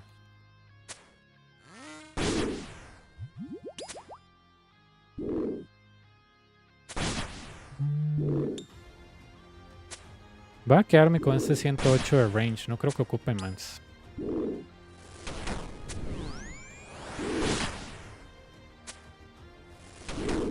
Pero sí, el hombre hoy estaba haciendo alright, pobrecillo. No lo entendía yo, mae. Sí, mae, yo Soulra hay que acostumbrarse, es agarrarle el gusto nada más. Pero a mí no me gusta.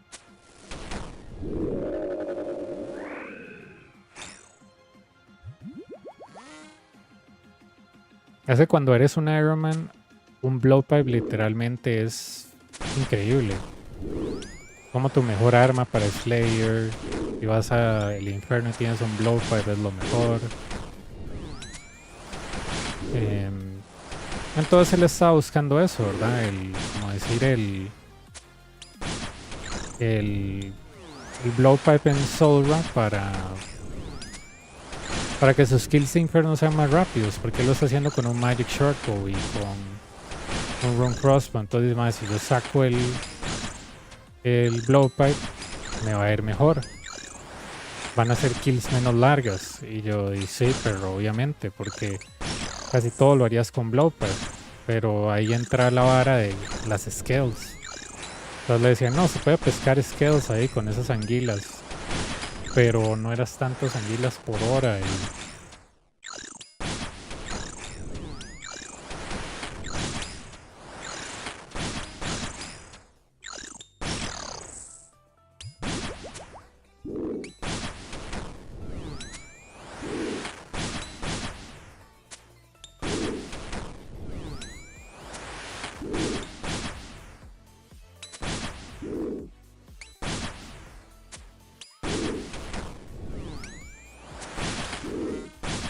Ese hombre literalmente puede jugar como Iron Man y sacar la capa con cualquier tipo de Iron Man, porque él ya con un Rune Crossbow está listo. Se le da un Rune Crossbow, hasta un Adamant Crossbow, ese hombre ya está listo. Literal.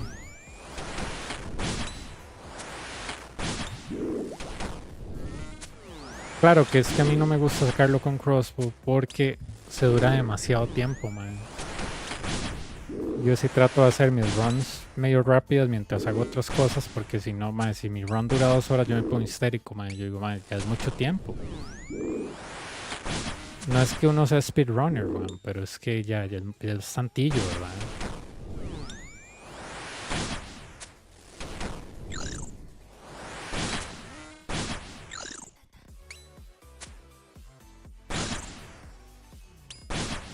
Oh, son of you.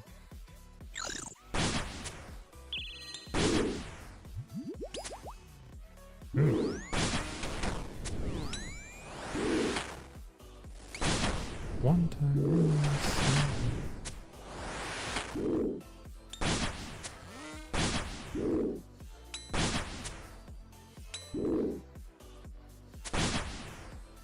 Pero sí, yo creo que el nivel 39 que él hizo lo sacó con un Adamant Crossbow, ¿verdad? Creo. No me acuerdo.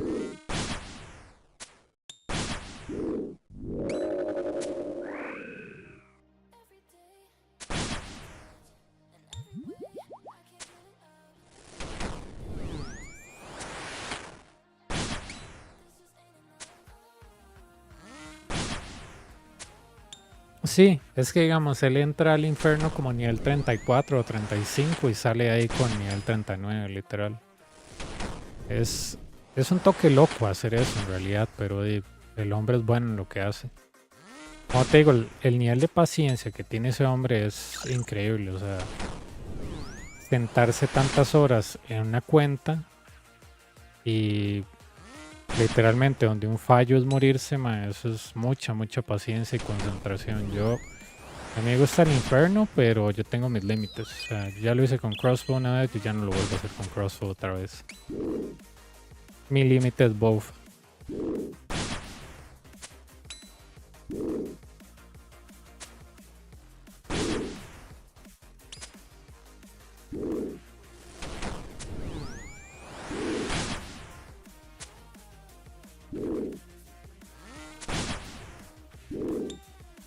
Sí, es que lo que hace es que vos has visto el método de él, es que él se desloguea apenas empieza Sock. Se vuelve a loguear y eso hace que el shield se mueva diferente o que los ataques de Sock sean diferentes. Entonces los 6 spots estos ya no sirven. Digamos, el 6 spot que él usa ahora está acá. Entonces, o acá. Entonces ya los 6 spots normales ya no sirven. Es como un glitch, por así decirlo, es como un bug. Entonces él, cuando sale el primer set de Ranger Major, taguea al Major, mata al Ranger, sale el segundo set y jala los dos majors para que estén con el mismo game tick. Porque el problema es que si vos no haces eso y los majors están en diferentes game ticks, no se puede alternar. Entonces, si él no los pone en el mismo game tick, muere.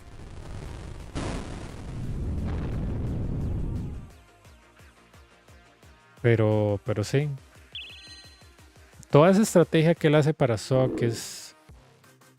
yo creo que él no la desarrolló, ya está desarrollada por otro jugador de RuneScape, que fue el que sacó como la primera capa con un nivel 40 y algo. Pero Absal la perfeccionó al punto donde lo hizo con un nivel 39. Pero como te digo, ¿verdad? Él se desloguea apenas empieza SOC, entonces eso se llama un Scuff Shield y ya los save spots no sirven de manera diferente, entonces por eso él puede usar el Rune Crossbow sin tener que usar Long Range, porque le puede pegar desde acá. Que normalmente eso no se puede, si vos te quedas ahí en un shield normal como el de ahora, te pega un bolazo SOC. Entonces yo diría que es bastante estrategia, la verdad, lo que él usa. Y precisión, porque si él no hace las cosas bien, literalmente muere. Tiene que ser muy muy preciso para hacer eso.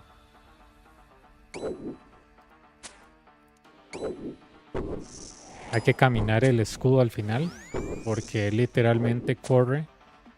Creo que el kill de Sock debe durar como media hora, 20 minutos. No hay estamina que aguante. Entonces, él usa el truco donde él va caminando y solo le pega aquí y en las esquinas.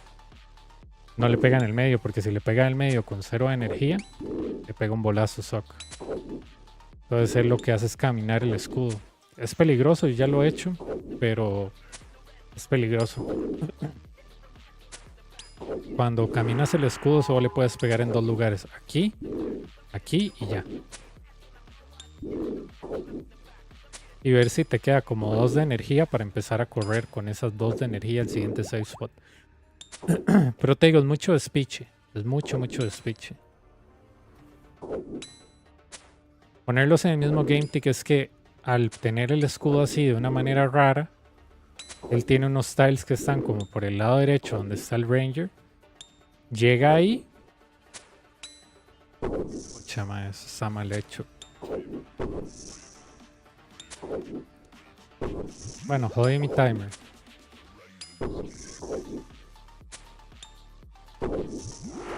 Él tiene unos tiles que están acá. Entonces, él cuando Sock le pega el bolazo, él se va acá y jala los majors. Es como los pone en el mismo tile. Digo, en el mismo game tick. Porque eso fuerza que los majors estén en el mismo lugar. O uno esté más adelante del otro y cambien de ataque y listo. Es lo que me pasó a mí cuando yo puse stocks, jats en... ¿Cómo se llama? En game ticks iguales. Porque me puse enfrente de uno y eso cambió como el movimiento... No, ¿cómo se llama? El attack speed, man. Puta. Qué alerta.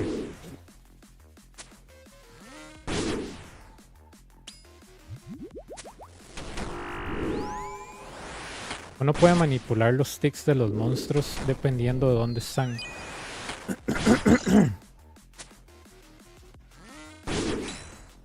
Pero como te digo, se ocupa una precisión increíble. Porque como todos están uno encima del otro, te puede dar la falsa impresión de que están en el mismo game tick. Y si no lo están, ahí sí te vas a la fregada. Puta alergia, perro.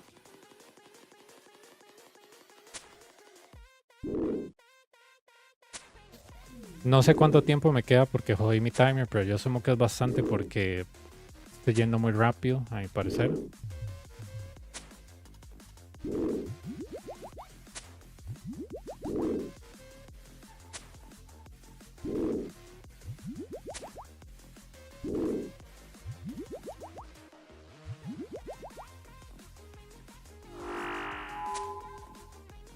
Pero sí, el control que tiene Absalma es como fuera de este mundo, man, la verdad. Para mí él es el mejor jugador del Inferno. No hay una persona mejor que él, para mí.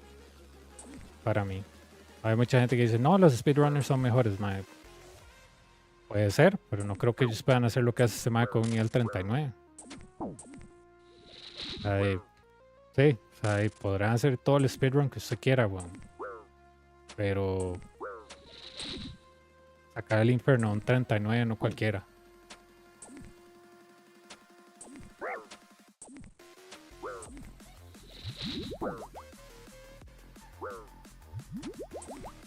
Tiene que conocer mucho, mucho del Inferno para poder hacer lo que hace él, literal.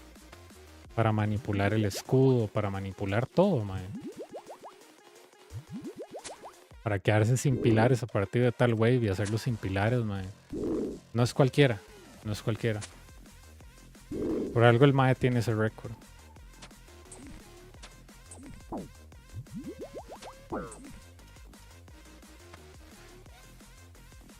Tengo que tener cuidado con esto porque no sé en qué tiempo estoy con el Major y el Ranger.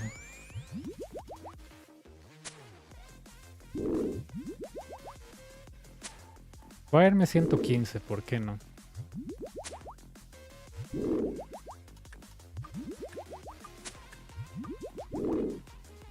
Sí, pero ese hombre está a otro nivel. Yo siempre he hecho más a otro nivel, pero...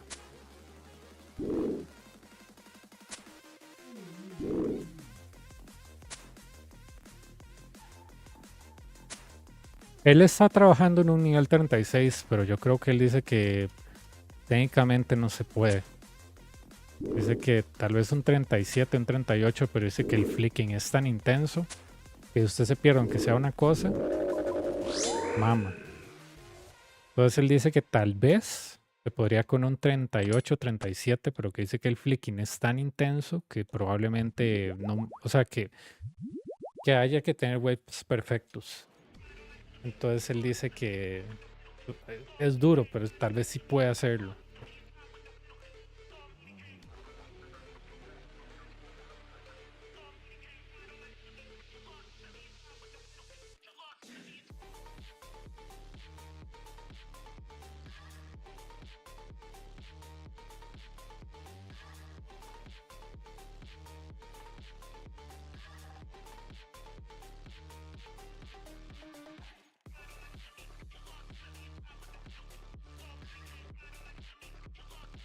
Yeah.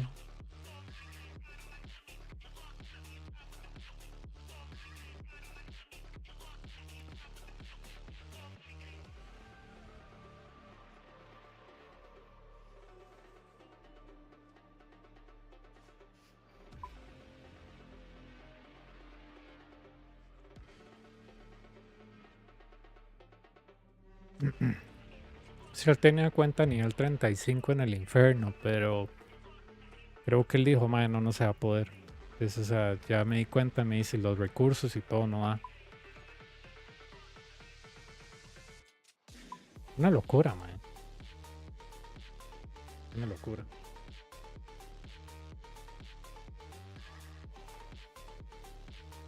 Ya.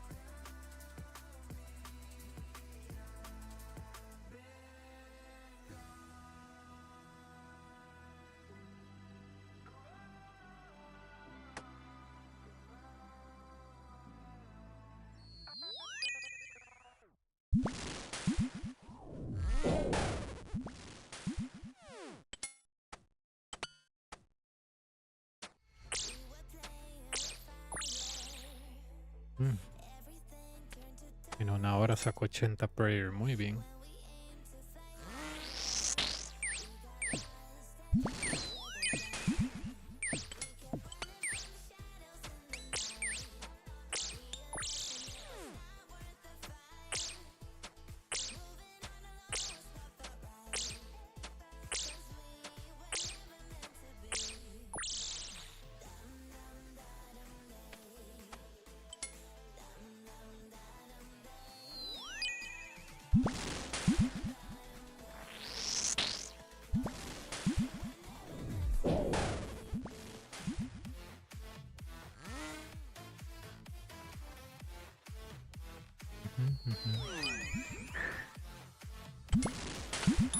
I died at Cox with my Rumpage. I'm not sure. I don't think so, right? Can't you just recover that on some coffer that charges you to get your stuff back? I died at Tear of Blood and they gave me my pouch back. What the hell? Isn't there like a place where you can retrieve your items when you die on raids 1? Like there's a coffer outside on Tear of Blood. And there's a coffer outside on raids 3. Doesn't that exist on raids 1? I mean, I've only been 2 times on raid 1. Or maybe like 5, so I'm not sure. That is so strange, dude. I remember next to a bank of raids 1 there is a coffer. Isn't it there? That is so weird. Yeah, please do. That's so odd. Like, I don't go to raids a lot,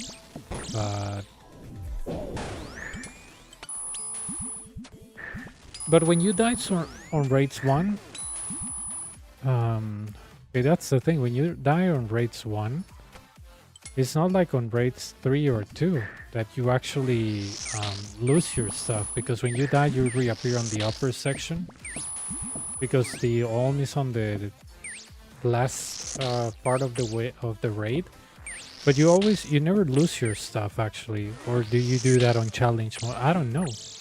Maybe you have it banked on one of that private storage or something. Because I've died tons of times on raids 1 when I was trying to get my diary and I never lost my stuff.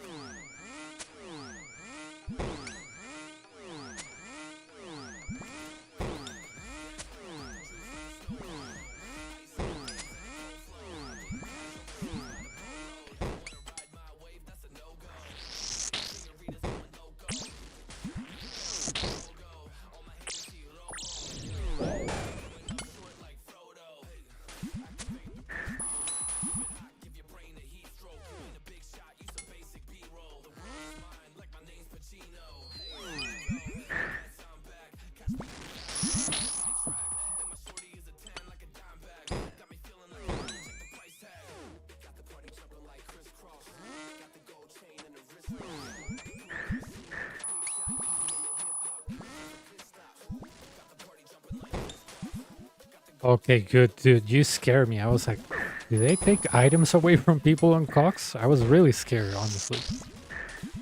I was like, no, wait. I died there so many times. No one has ever taken anything away from me. So yeah, it's usually next on that private storage thing. Good, good. Maybe you store it by mistake. Don't scare me like that.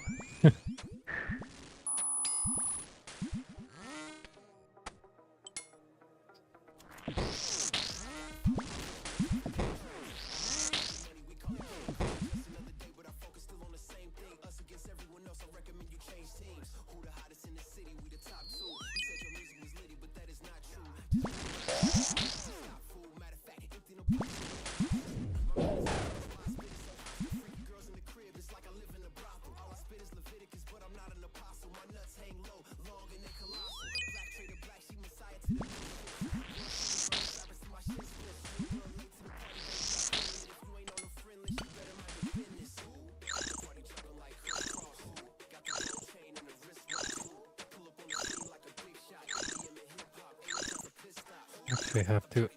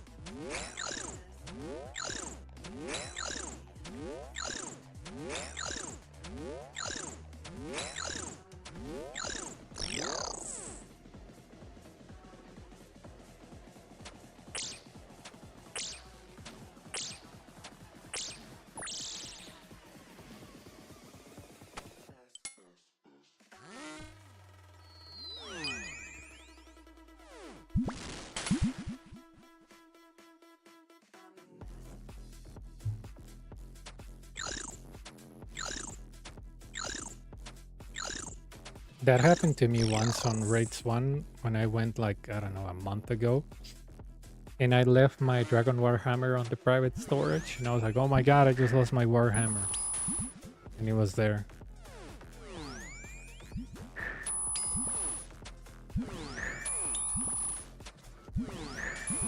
Yeah, it is scary. It's very scary. They should all, you know, give your stuff back as soon as the raid finish, but I don't know.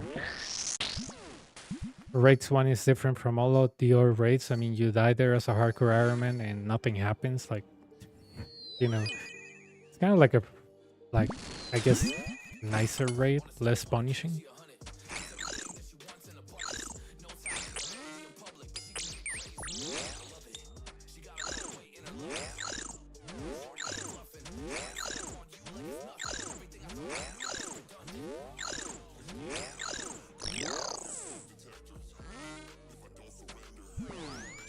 I see. Yeah, as soon as you told me I cannot find this, I was like, yeah, definitely the coffer next to Raids 1, because I remember I was freaking out about my Dragon Warhammer, and my friend was like, dude, calm down, it's next to a bank. I was like, how do you know? He's like, check. And I was like, oh my god, it's here. I was like, yeah.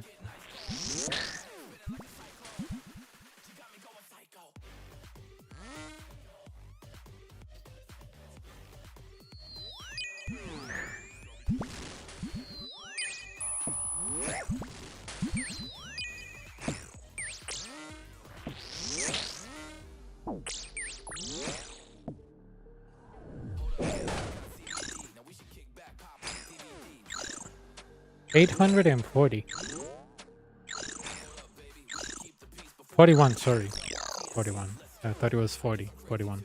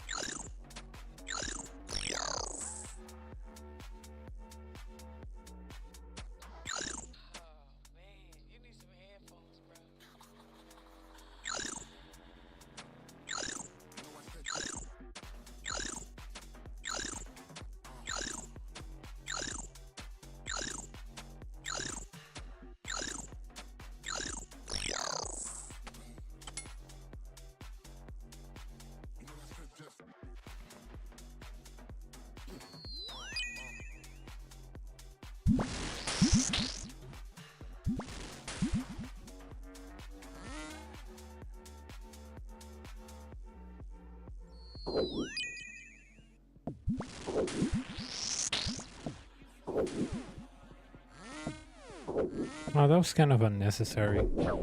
Yeah.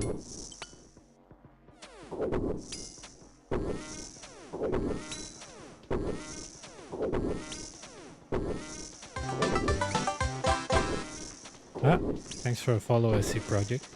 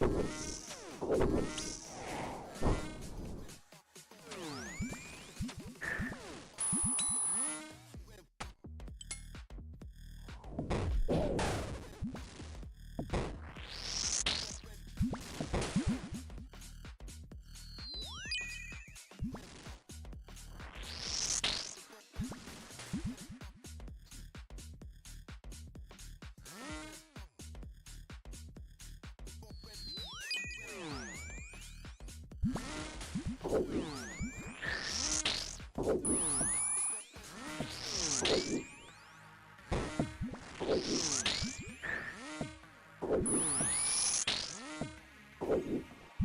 I was actually maging the blob. I'm such a moron. Like, I was actually maging the blob. Doesn't make any sense. I was like, wow, that Nibbler is really powerful, you know? That happens when you misclick and you don't pay attention. I was like, oh my god, that Nibbler is just tank like what? 6 barrages? Like, he's so powerful or my RNG is garbage. And he wasn't that, it's just that I was maging the blob.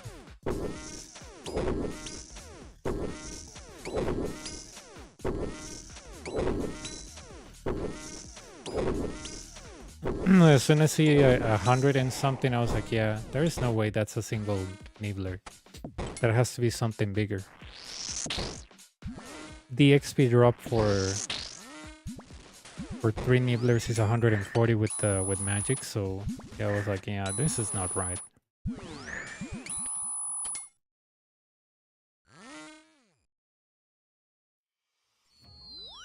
Okay.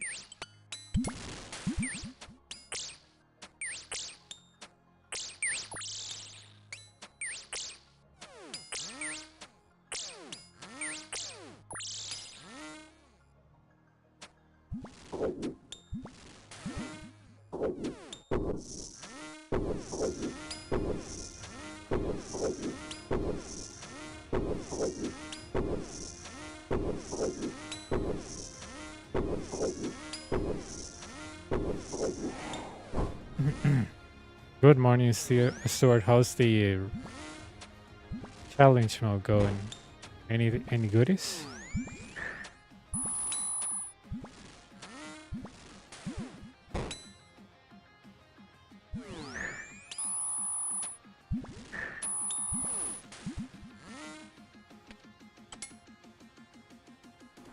Ah, what a shame.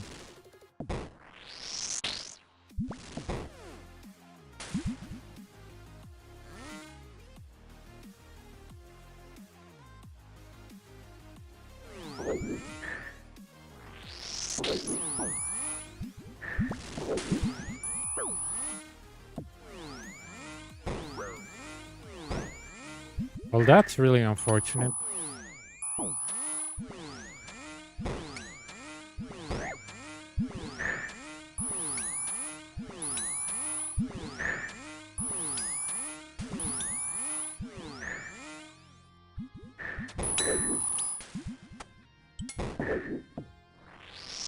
That's really, really unfortunate.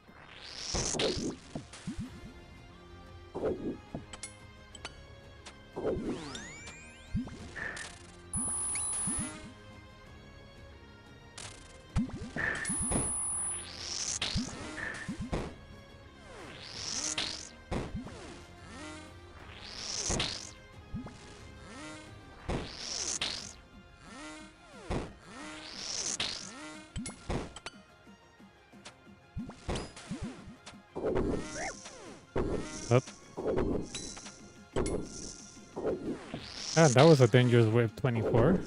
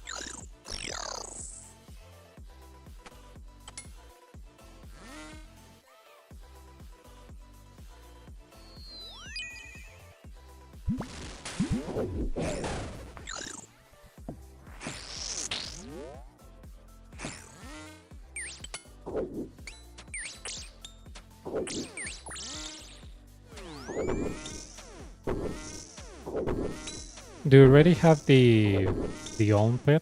The own pet on raids 1?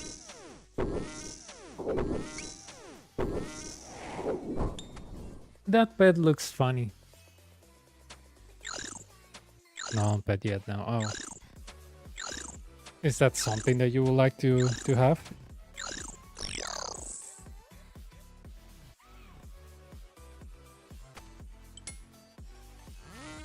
I like the raids 3 one though.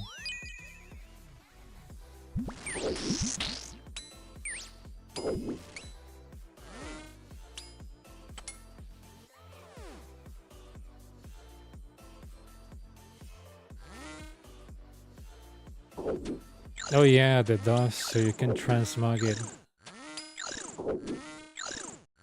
Nice.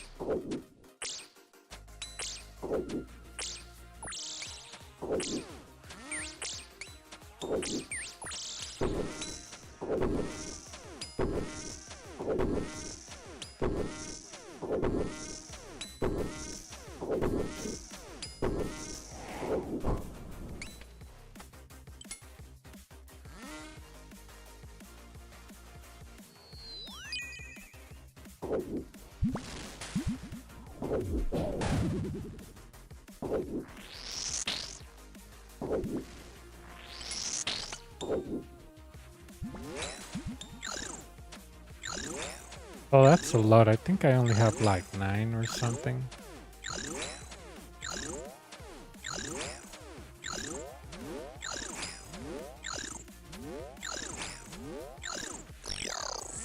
Nine or 10, I don't remember.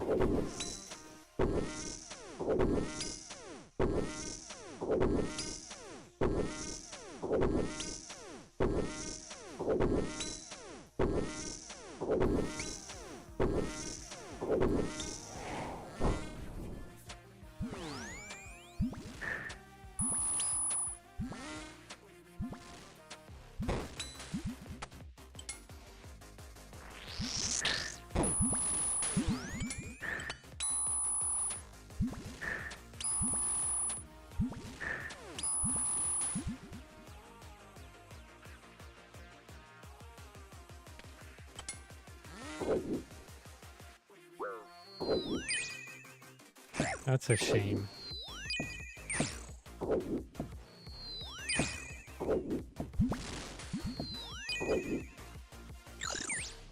Same here. The only pet that I went for was the Hydra one because Hydra was good money back in the day. What else? Hydra, Inferno, and that's it. The rest I got them because I was doing the monster. I don't really go for pets. I got the Corporal Beast pet because, I don't know, lucky, but I wasn't looking for it. The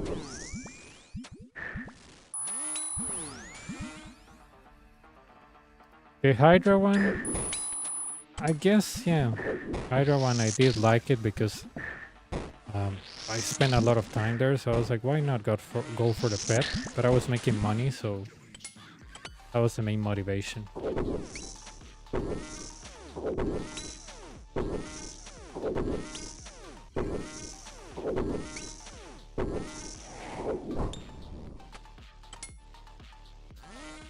I wanted the Muspa one because I have the crystal to transmog it, but no, it's too much hassle. I don't like that monster.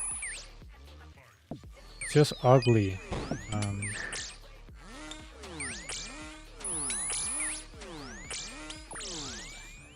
That was the quote-unquote replacement for Borcat, but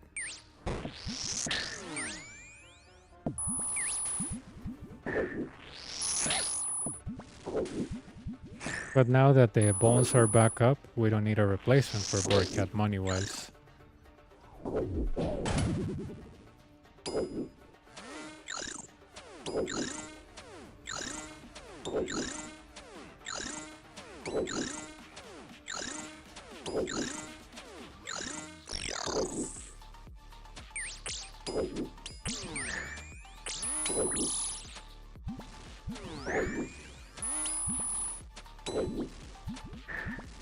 Yeah, that was dumb.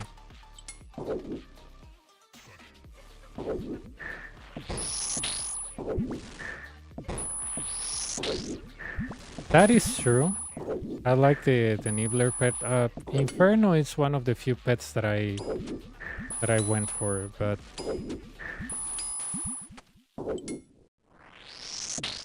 the Nibbler pet, yeah, it is fun. It looks very realistic, so I remember once when I was like, oh my god, there's a Nibbler following me. So there's a Nibbler on that pillar, why I didn't take care of it, and it was my pet.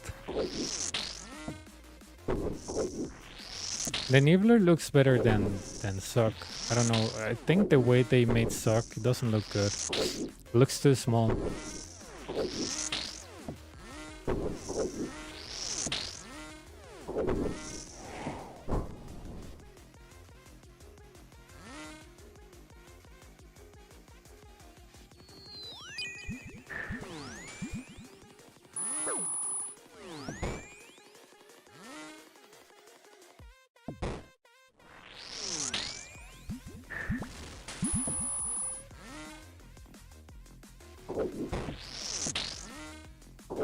Oh, you can get it. Some people camp it with a Slayer task.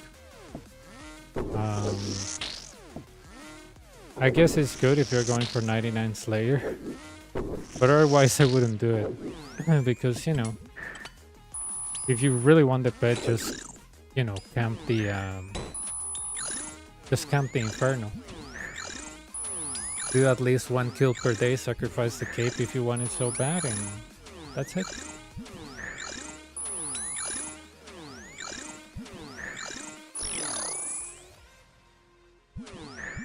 To me, camping a Slayer task for the Inferno for pet doesn't make sense unless you are not 99, but, you know.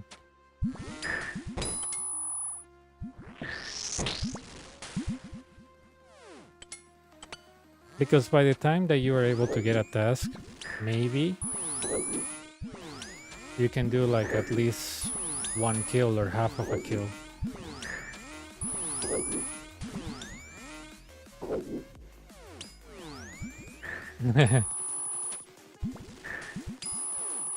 That's really nice, man. I like those two with the dust. I don't have any of those two, but they look really good.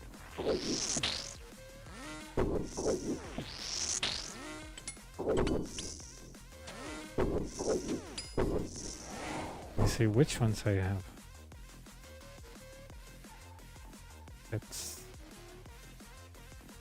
Okay, I have Hydra, Corporal Beast, a Nibbler, Borcat, Fishing, Farming, Runecrafting, and Gauntlet. Yeah, 8. Thought I had 9, but no, 8.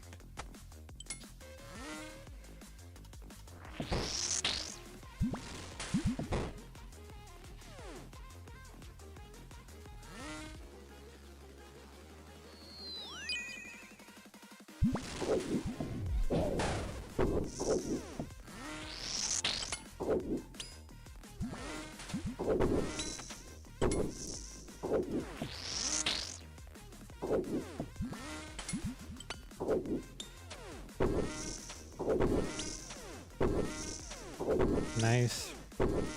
You know which ones I like? The Desert Treasure 2 pets, especially the Whisper one. I think I'm gonna camp the Whisper, you know, I guess for profit and for fun, hoping that I can get that pet.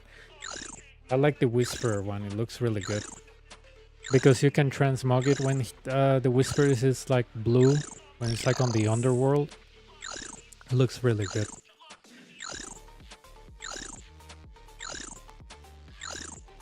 I like the Vardorvis pet too. Looks really nice.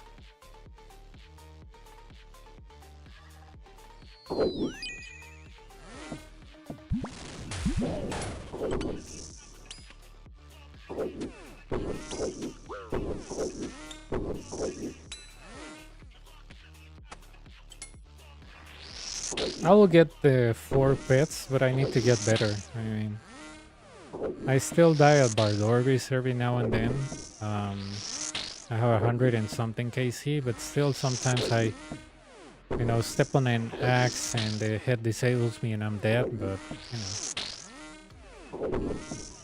But I can see myself going for the Whisper and Bardorvis pet. The Leviathan, I don't like it, but I would like to green log those monsters. They look really neat. I'm trying to grind out Blood Turbo. I only have Awakening 2 completed. Now the orbs are... Oh my god. Yeah, I'm keeping all the orbs in the case that someday I get better or very good at them. Try those attempts of the Blood Turbo, but I'm keeping all the orbs. I so far have 2. I have 4, but I had to sell the other 2 when Vardorvis killed me like 4 times in a row. But yeah, I'm keeping all the orbs that I can get. But yeah, that's the bad thing about those Awakened versions, is that it is too expensive to do,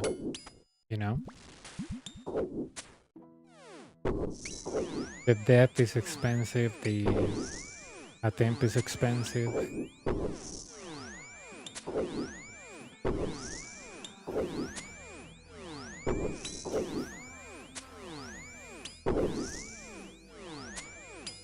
I guess if I grind 100 of those, then yeah,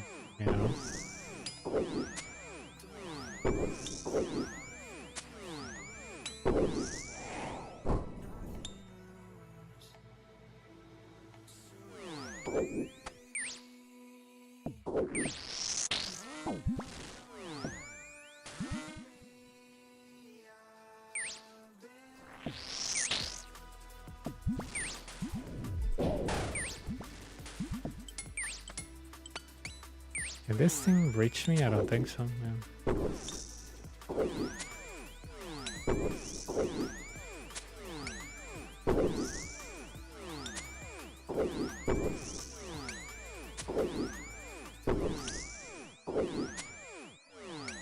Yeah, but the thing about Bardorvis is that he has the worst drop rate for everything, right? Orbs, rings, where to stop. I think the one that drops the most orbs is the Whisper, right? Statistically, of course, but Bardorvis is the fastest to kill, so I guess it makes sense like trying to camp him for orbs. It's just that if you camp the Duke or the Whisper, there's less possibility of dying, and I guess you get more orbs in the end. I don't know. I'm kind of new to those bosses, so I'm just guessing.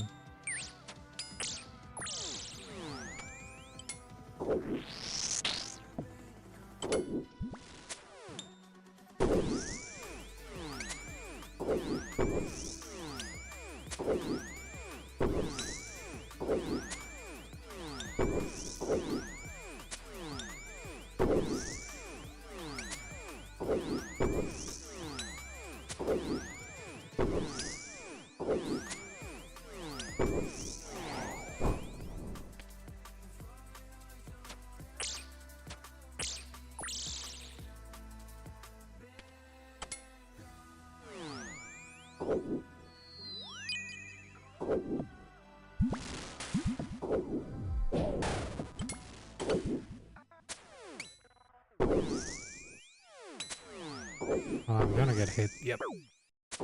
Didn't do that right.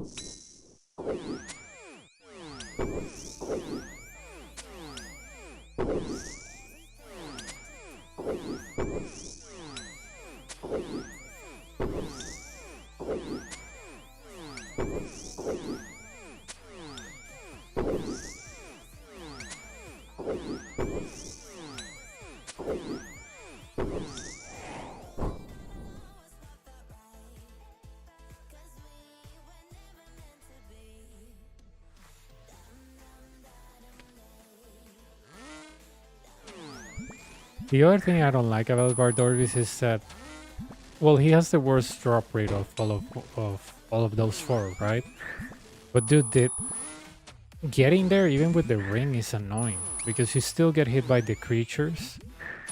It's just, I don't know. Whoever designed that boss must really hate the community. Like,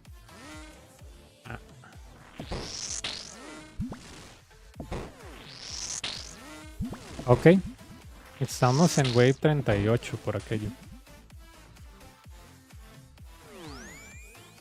Everything about Bardorvis is so like, oh, dude, like, it makes you want to kill yourself. And when you make a small mistake, like for example, you eat some axe damage, and that thing gets you outside of the balance, and then you're trying to recover HP, but the head appears and disables you, and you have tentacles, you know, on the bottom.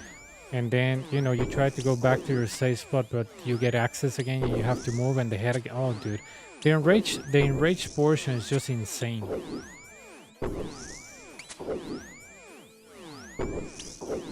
You can survive a mistake on the Whisper, but rarely you can survive mistakes on Bardorvis. I was able to survive at the Whisper when I was behind a pillar and she hit me like a 40. Dude, I survived that and took 40 of my HP and my sanity, and I was able to do it. But Bardorvis, you know, if you make a mistake at the very end, it's never gonna forgive you.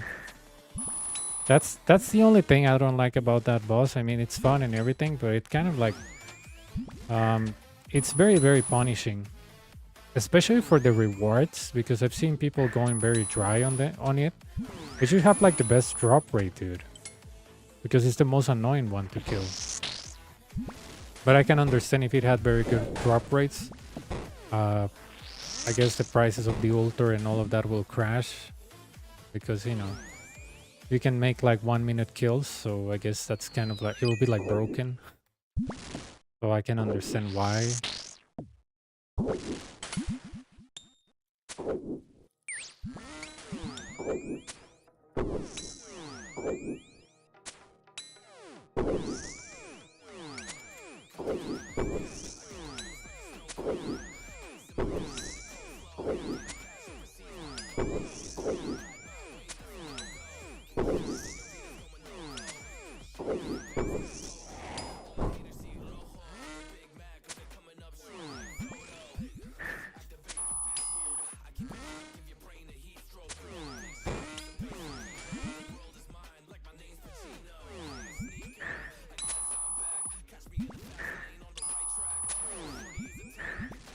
Yeah, I usually do like 1 and 130, 140, 2 minutes if I have terrible RNG or make mistakes. But it's a pretty fast boss, but you know, the drop rate is just, it's terrible. Like, I mean, you look at the drop rate of Bardorvis, like at least on the Virtus and Orbs, and you get disappointed because the Duke and the Whisper are better dropping those.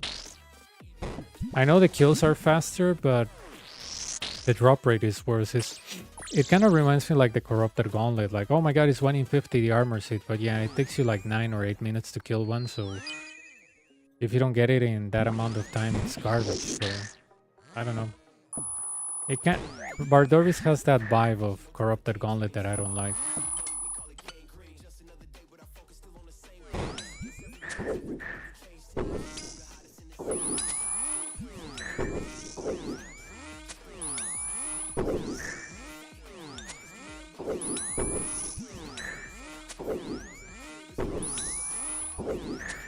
I mean, I want to get the pet and possibly green log Bardorvis, but dude, it's so hard, like, to, you know, have motivation that boss when it's constantly bringing you down with one mistake. Even the whisper is more forgiving. Obviously, some will argue just learn it and that's it, but you can always make a mistake. I've seen people that, you know, they make one mistake on Bardorvis and they always die. So for the amount of time that it, well, the amount of effort that it takes, it kind of reminds me like the nightmare. Like you have to put in this huge effort, but the drops are crap, you know? The drop rate is absolutely stupid, so after all the mechanics you have to, you know, dominate for such a bad drop rate, there is something wrong there.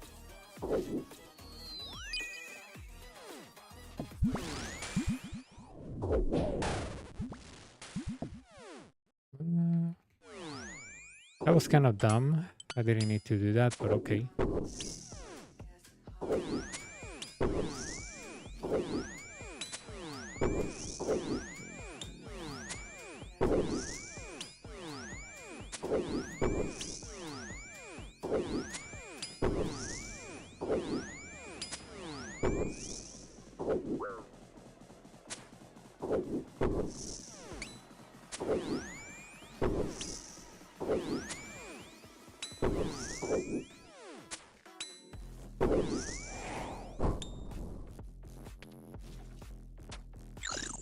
But yeah, I don't know.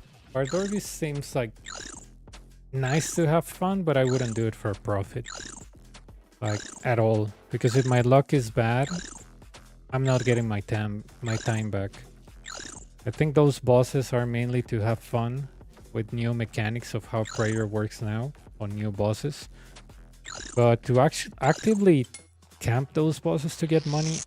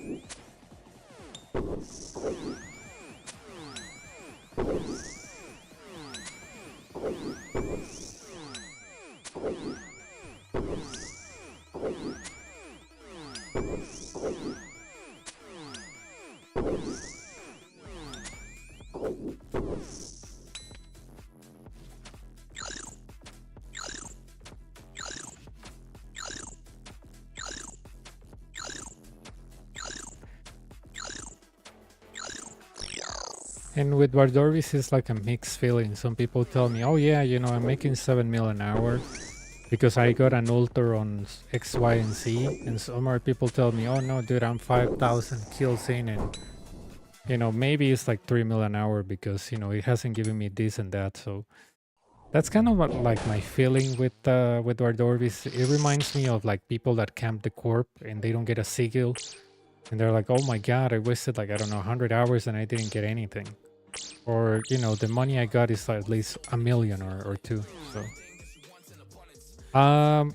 not really, no. I do raids on the weekends. I'm learning raids too. But usually on the weekends, but tomorrow I won't be able to do raids because I have to go to a wedding. Don't worry, I'm not getting married. I'm married to suck. No, it's a wedding from a friend that I know from work for a couple of years now. Nice guy. So, you know, weddings are long, so.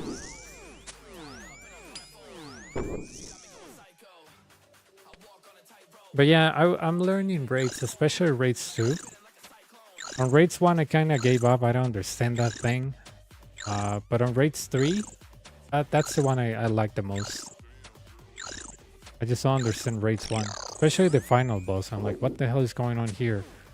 Everything is green, so what's the range? What's the mage? Yeah.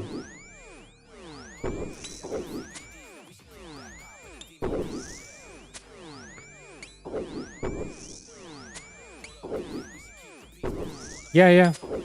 I have done a couple of raids too, like 3 or 4. But I always die at the final boss, so I need to learn how to move so I can hit her and move, and that's the part where that it's eating me up. That's the boss that I have to practice.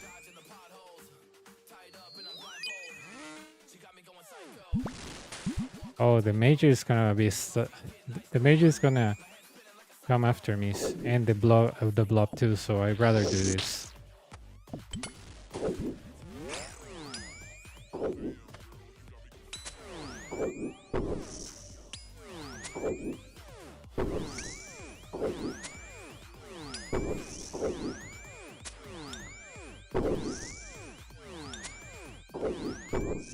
Yeah, I wouldn't call myself that I know how to do raids too. I know a little bit of it, but I'm just not good enough on it. I mean, the final boss, the phase 2, that's the part where I struggle.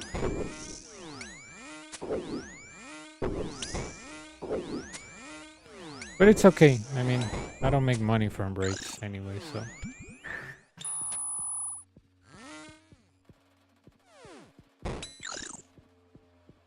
That's why I only do raids on weekends, because it's like, you know, let's waste time.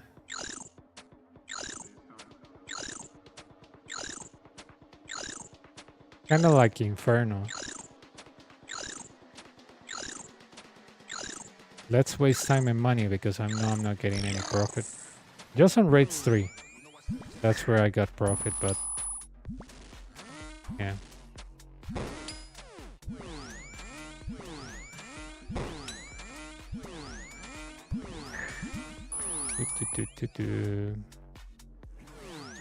Yeah, I guess so. I have to try it more on the weekends.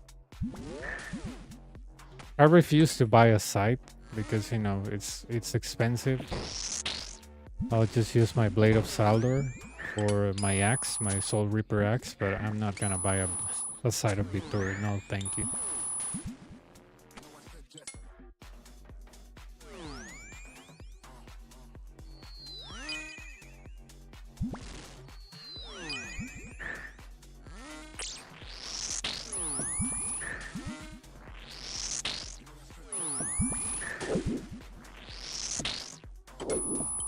There we go. I'm gonna want to alternate this guy, yeah. Yeah, I'm not paying for 1 billion for a site. No, thank you. Especially for a raid that I don't do so often, no thanks.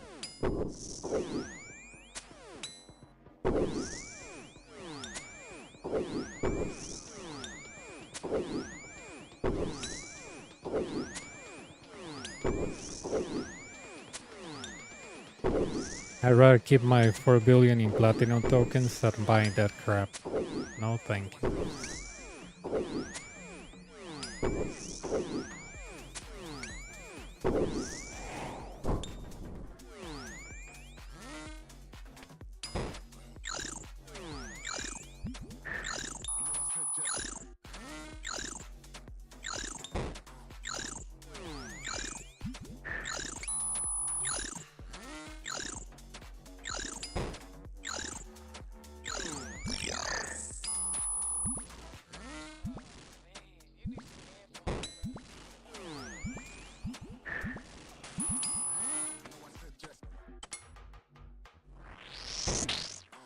Usually when I buy like expensive items, I guess except for Inquisitor, I always ask myself, do I see myself using this in anywhere?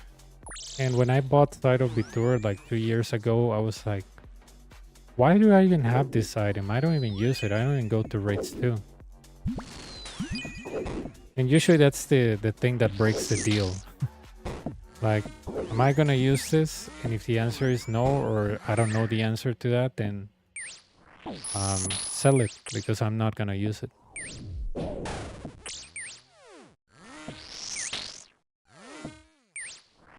Now, if I get obsessed with raids too, maybe. But until I get better, I'm not gonna spend money on that. I bought a Tumukin because Raids 3, we got a Dominican split, 3 people. So I was like, well, you know, back in the day it was like, what, a billion or something? So I was like, yeah, I only have to add 600 mil.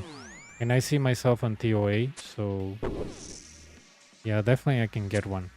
But on Raids 2, I'm like, nope, not until I learn it better and I actually enjoy it. If I don't enjoy it, or if I learn it better and I don't enjoy it, that's gonna be a waste of money. Because the site to me will be useless everywhere, anywhere else, you know? Where I'm gonna use that of Bardorvis? No, I can use a Soul Reaper. And that thing doesn't degrade. So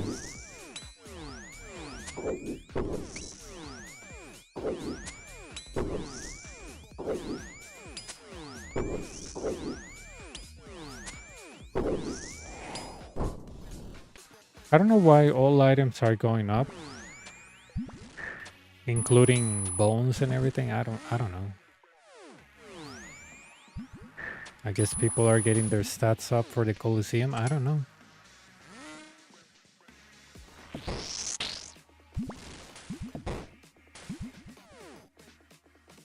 I'm just guessing.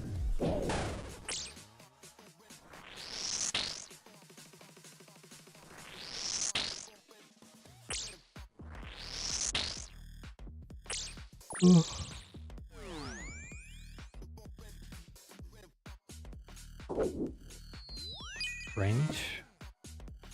Oh, we're already on 48. I didn't even notice. Time flies when you have fun.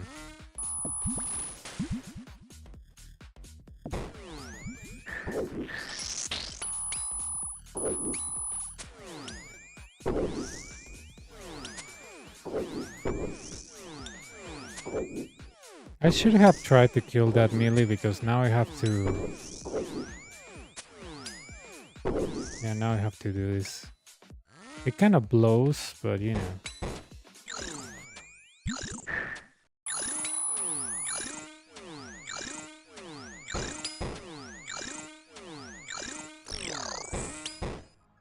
But that buff to the side, how big that was, you know?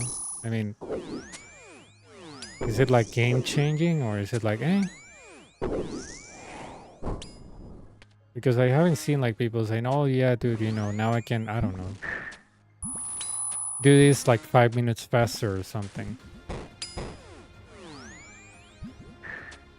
that the reason it went up or what?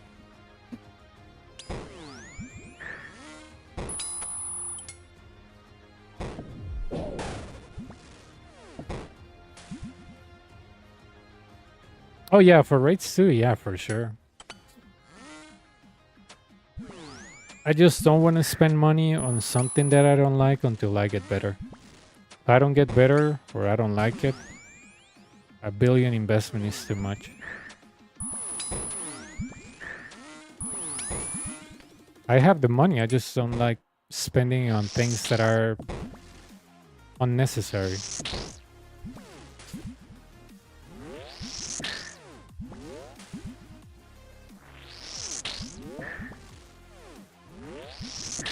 Yeah. I think that thing is mostly for, I don't know, raids too, and I don't know what other type of content, if I'm honest with you.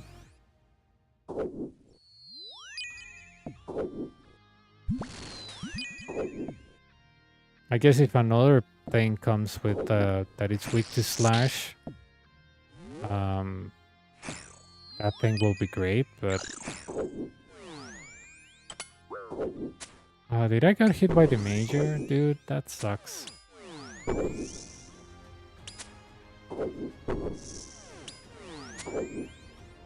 Yeah, I just don't know. Even when the site was 500 mil back in the day, I had my doubts buying it. I was like, yeah, the design looks amazing, looks good, but do I really need it or I just want it? And the answer was, I don't need it, I just wanted it.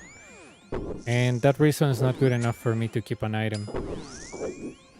I have Inquisitor, of course, but the reason why I have Inquisitor is because I was like, well, The nightmare is garbage, but I told myself at some point Jagex has to release some type of content that is Crush related, because they're just not gonna abandon this armor and weapon. So I never sold my Inquisitor.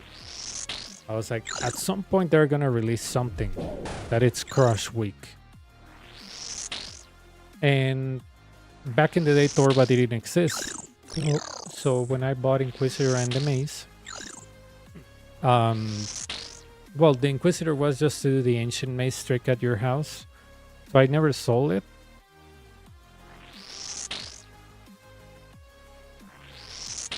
Yeah, I was like, there is no way that they're gonna forget about this content. I mean, it's best in slotting Crush. They have to create something. I was like, there is no way that this armor is gonna be forgotten. They have to do something. I always tell myself, there's no way. Like, they're just gonna say, oh yeah, best in slotting Crush. Well, yeah, go to Gargoyles. I was like, either they're gonna revamp the Nightmare, or they're gonna, I don't know, release some content probably on the Coliseum that it's weak to Crush, and that Inquisitor or Inquisitor Mace is gonna be very useful. I don't know. I was like, there's no way that they're gonna leave this armor out. And when I bought it, it was crashing, so I think I bought the entire thing for like less than 400 mil or something. So I was like, it is really cheap for being best in slotting Crush, and you rarely see Crush. So I was like, yeah, I'm keeping this, why not?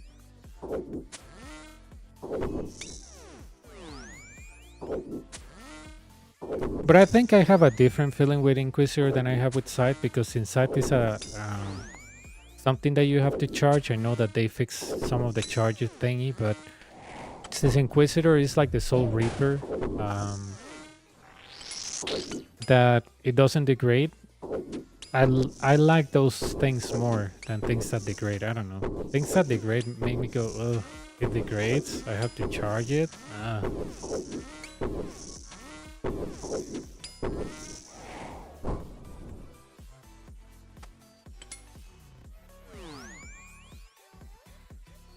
There we go.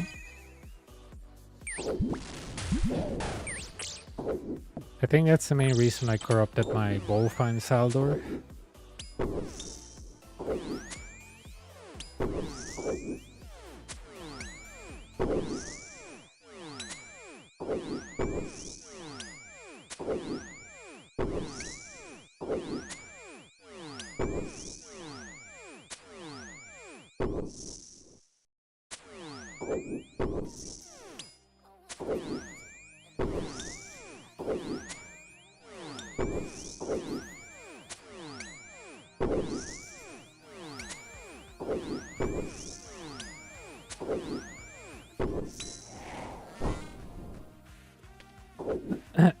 Things that I had that I sold, the Harmonized Orb, because I was like,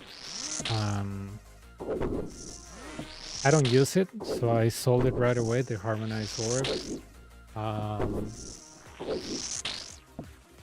What else? I had a the Yellow Shield, the Arcane. I sold it. I didn't use it.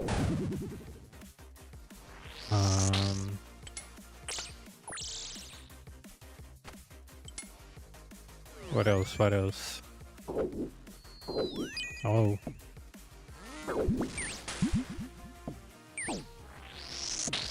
Nice, the Ranger hits me at 56, that's really good.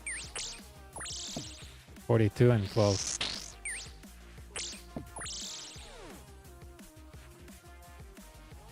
Yeah, I understand what you mean. Honestly, at the Inferno, it is good, but it's not like super helpful. Like, is this a game changer in the Inferno? No, it's not. I bought it because ever since I was playing the original RuneScape, my dream was to have a Divine or an Elysian, so it's kind of like a childhood dream to have it.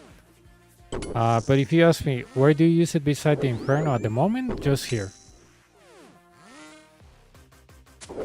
But I mean, I can replace it with a DFS, and DFS is still rocks, so yeah.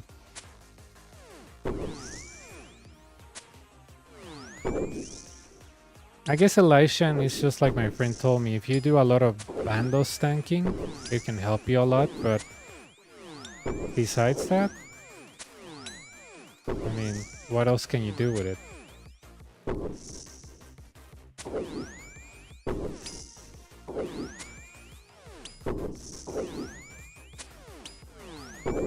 I guess when I was tanking at the Nightmare, it helped me. But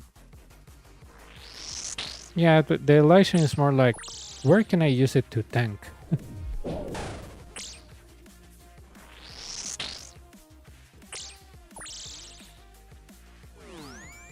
And I bought mine when it was $1 billion. So, you know, the fact that it went down so much, I had my doubts on selling it, but since it's an item that I really like, design-wise, everything, I'm not selling. It's one of those purchases that is not related to logic, it's related to like your childhood or things that you like.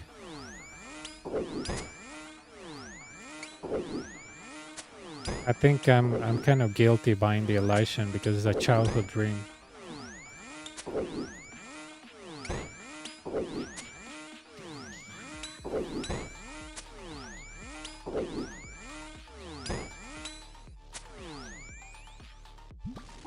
I missed that last flick.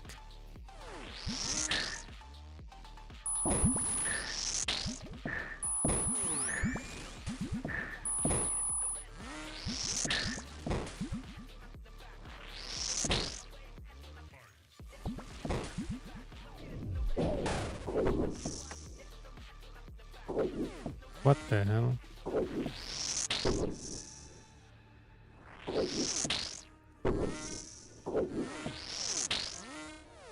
Some people just buy Elysian to go to the Inferno, but I guess after the Inferno they sell it. But yeah, Elysian has like a limited use, you know? If you're tanking at a boss, sure. But you don't see Elysian recommended on any like PVMing, you know? I love the Elysian, I love the design, I love everything about it, but like, is it like worth it? Maybe not.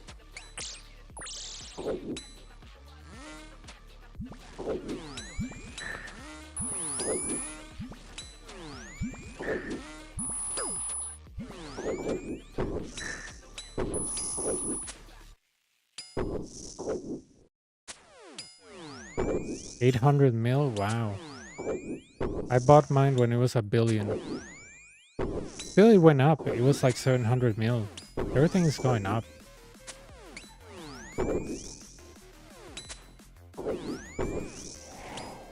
The fact that a TiVo is like a 1.6 billion is beyond dumb. I got mine when it was 800 mil.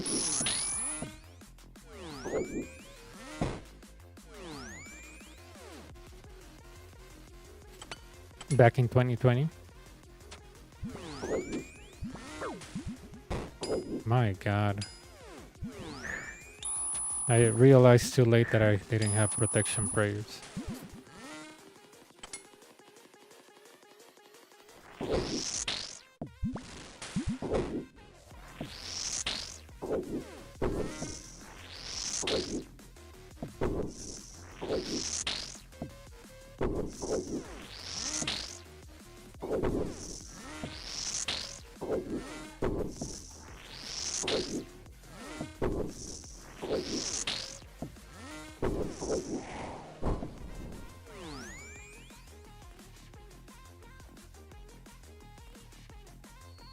Well,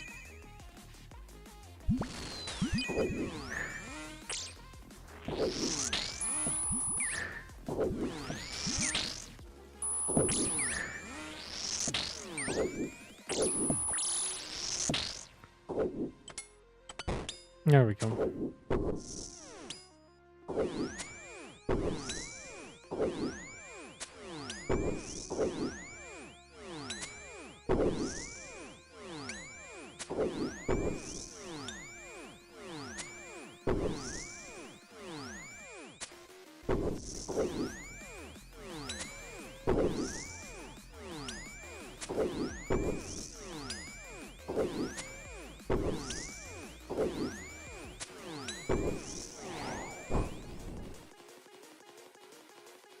But yeah, Lycian is limited use. I mean, where else would you use it besides Inferno and tanking bosses?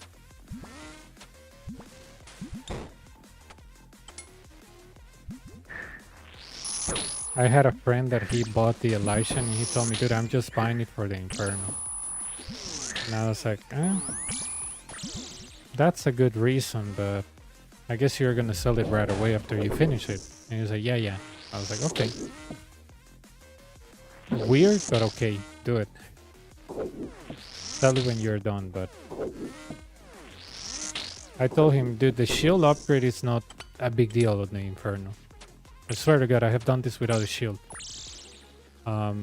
With Crystal, with DFS, and it's pretty much the same.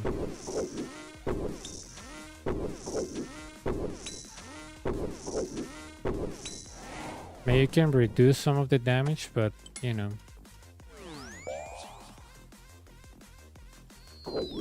Range? That kind of blows. I think that Nibbler is too far away. Kind of like Lake on... or whatever. Oh, no way, dude. Oh, yeah. I was like, why is that thing hitting me so much? This guy maxed me. The max hit of a blob is 29. I was 30. He hit me at 29 and I was with 1 HP. Really nice. I knew he couldn't kill me though. Like here, even if he maxed me, he cannot kill me. I was like, why am I getting hit so much? Well, it's a good thing you know the max hit of all these creatures. Like, the max hit of the ranger is 46. I'll be able to survive a max hit. I wouldn't be able to survive a max hit of this guy because the max hit is like 71. So it's a good thing knowing the max hit of every creature. Not that you're gonna go there tanking max hits all the time, but yeah. When he left me 1 HP, I was like, yeah. That was unlucky, but, you know, not like I was gonna die.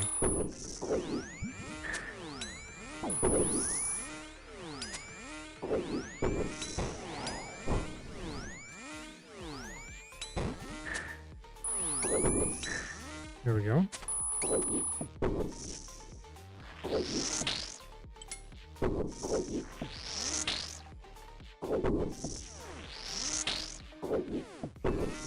Oh, I missed that prayer. My god, dude.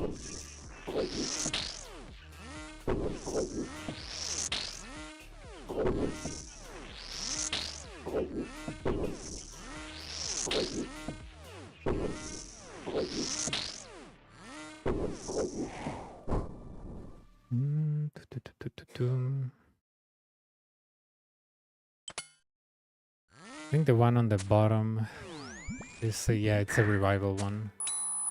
Oh no, they're both revival ones. What the hell am I even saying? I killed both of them.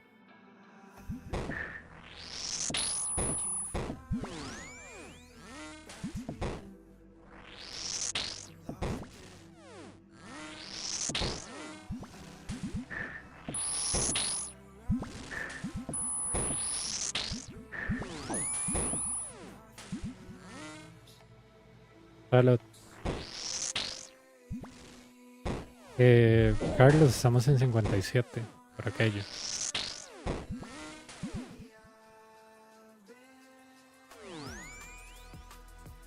$57 acaba de empezar.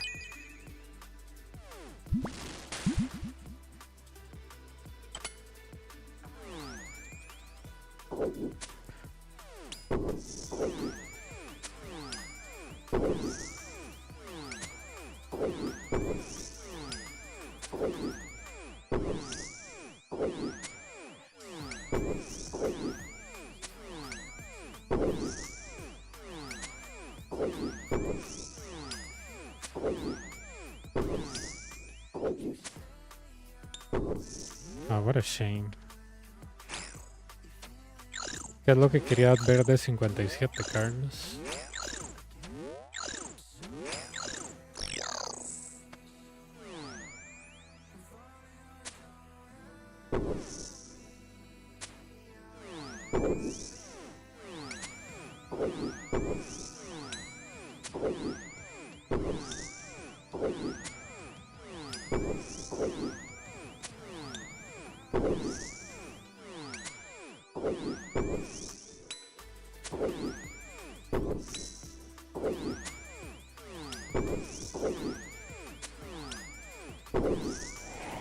Yeah, I'm streaming on Twitch and YouTube.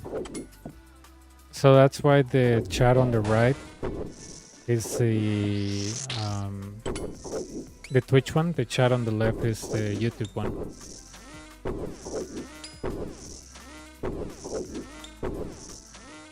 Carlos, ¿estás?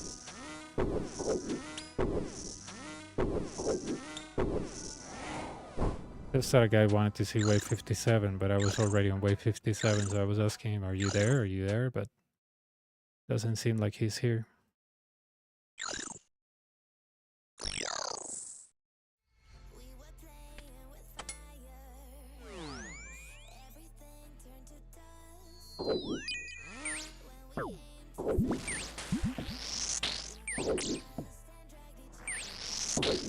Carlos 58.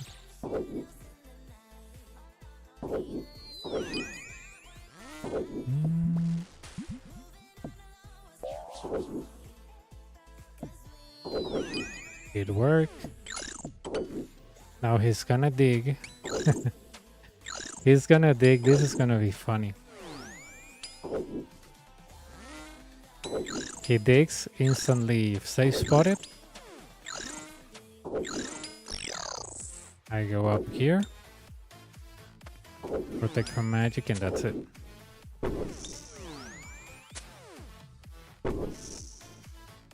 Con gusto, ya estamos en 58 por aquello. Es casi igual que 57, solo con un bat. ¿Qué era lo que querías ver?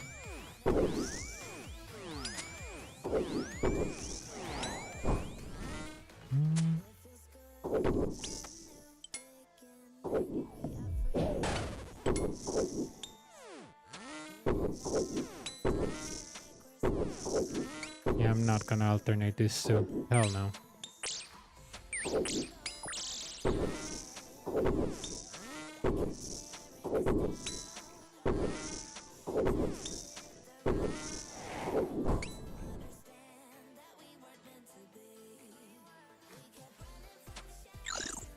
Oh, 1.1 million XP with prayer, not bad.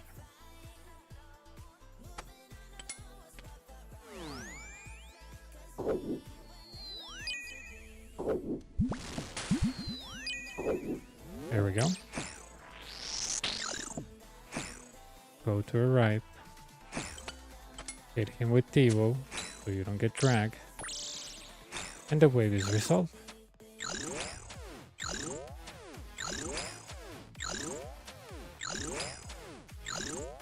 Ese 59 cards.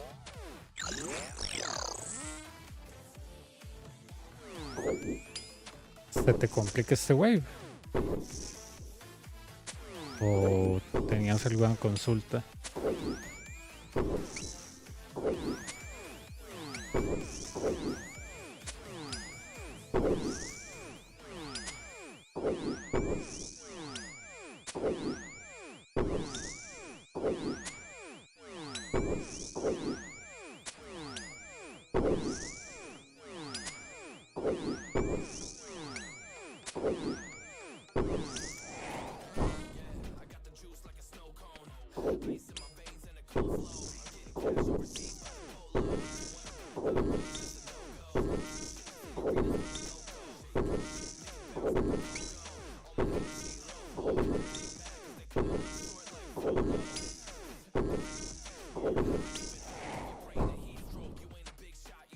I think with 80 prayer I can do the Inferno on my out, yeah.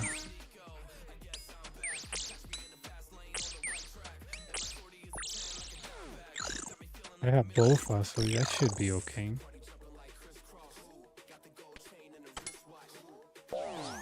Senta.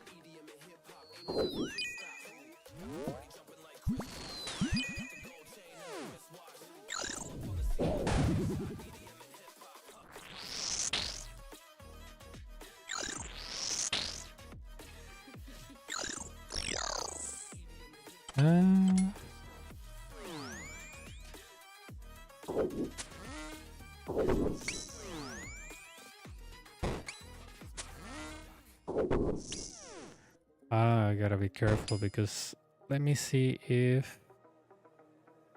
Yeah, Major cannot see me. Great. I think this...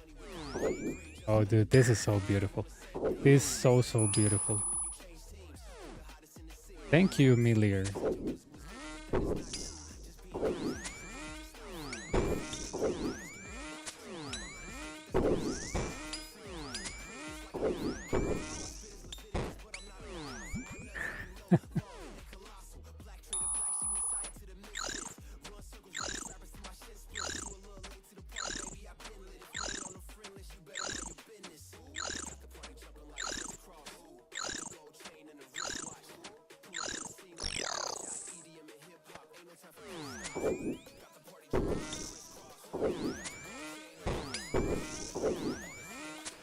Todavía puedo salvar ese pilar sur.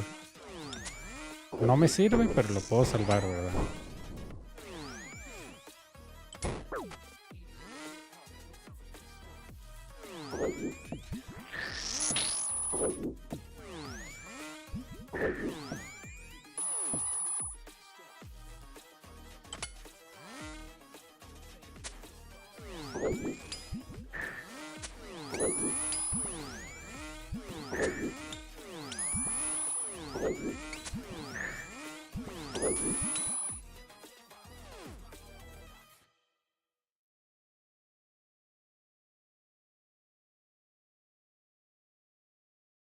Es que de eso se trata el Inferno, cómo solucionas nada más, pero yo diría que la mayoría de las cosas que te tiras se solucionan ya sea con Guantic alternando, como hace con los blobs, o dándole vueltas al pilar. Con cualquiera de esas dos ya estás más que listo.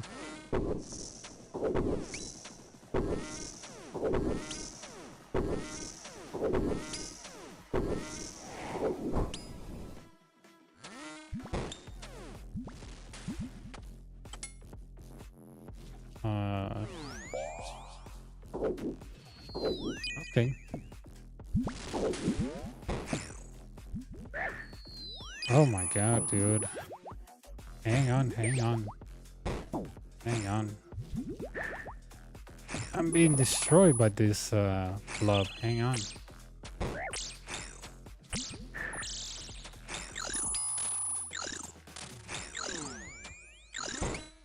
This is the definition of a bad wave. ¿Ves? Aquí este es un wave malo, feo. ¿Por qué? Porque tengo el Ranger y Major a la derecha. Me metió bastante daño el blob. Ajá.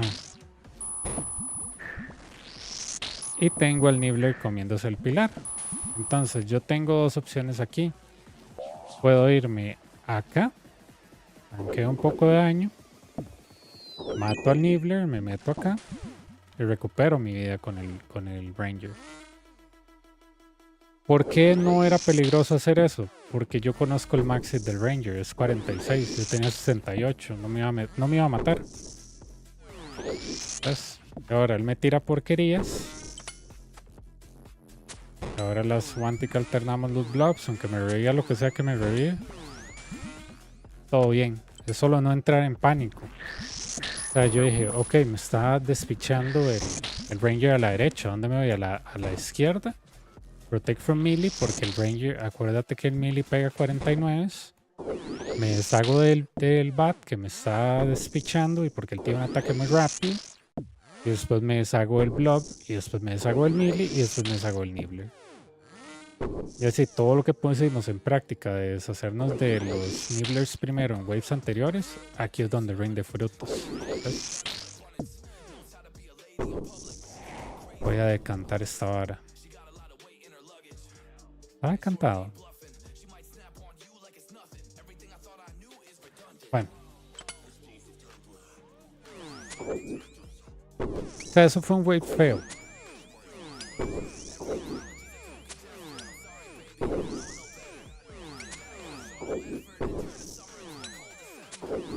De hecho, me tuve que posicionar más bajo en el pilar acá, porque aquí me veía el bat también. Y un hit, un bat y un blob estando bajo de vida es casi una sentencia de muerte.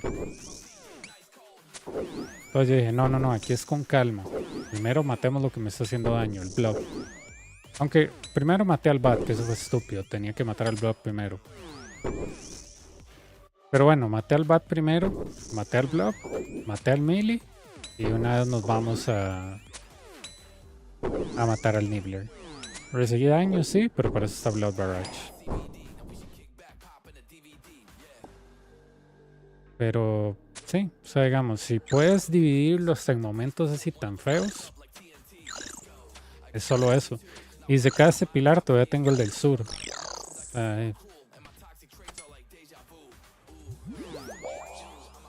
Aunque no creo que lo llegue a usar, pero...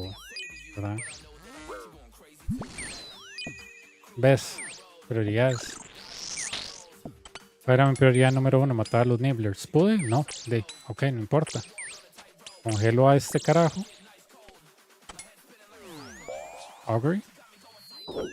Range. ¿Se murió? No, no se murió. Mala suerte mía.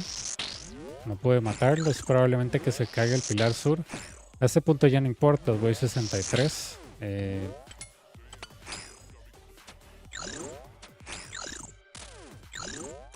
Ok, ¿qué hacemos aquí? Protect from Magic, Protect from Range. Empezamos nuestro Quantic Alternation. Hay una muy pequeña posibilidad de salvar el pilar sur, pero así microscópica. Así es enana esa posibilidad.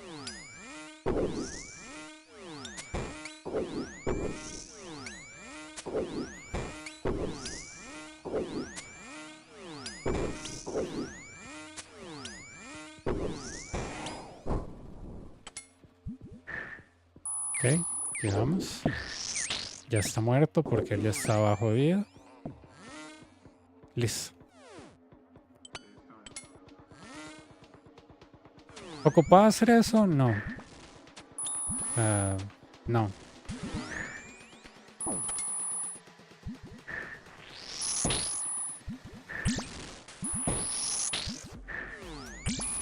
Listo.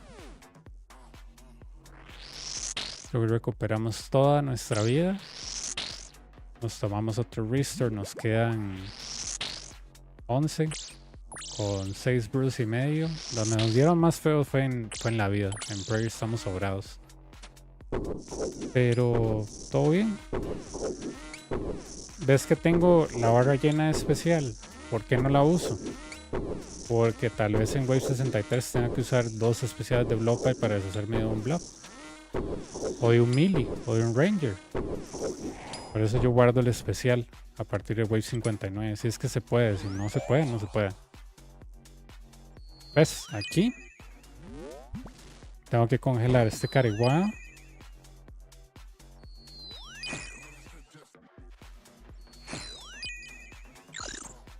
Tengo que congelar este puto. Y tengo que deshacerme de estos Nibblers.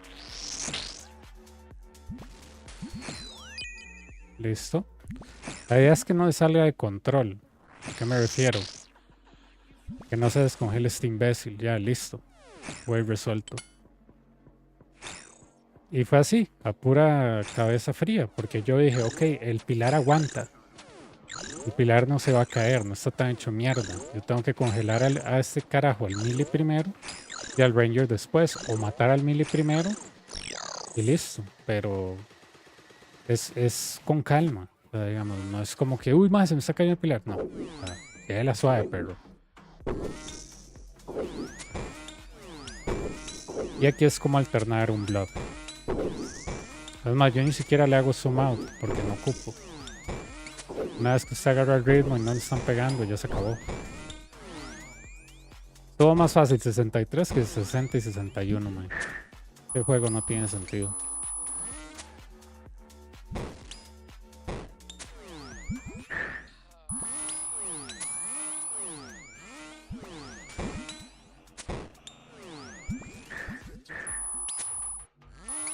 Aquí sí me pueden pegar porque son 3 ataques distintos. Bueno, 2 ataques distintos.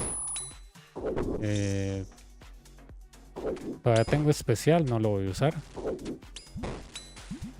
Todavía hay 2 waves que me pueden hacer daño. Aquí me voy con magia, porque son 2 magos y un ranger. Ok, ahora son un ranger y un mago.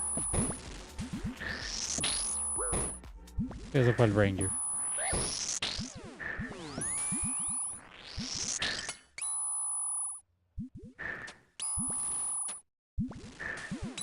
Ya, eso es todo. Irónicamente todavía tenemos esos pilares, ¿no? Claro, esta de aquí está hecha mierda, pero no importa. Todavía aguanta. Estos son los últimos blobs. Ahora se ven los últimos milis. 6-4. Vale, relájese. Listo. Ok. Esa es una muy buena oportunidad para nosotros. ¿Por qué? Porque nos podemos deshacer del ranger. Estoy inclinado en meterle rigor, man. Metámosle rigor. Solo échenle un ojo que cuando este haga digging.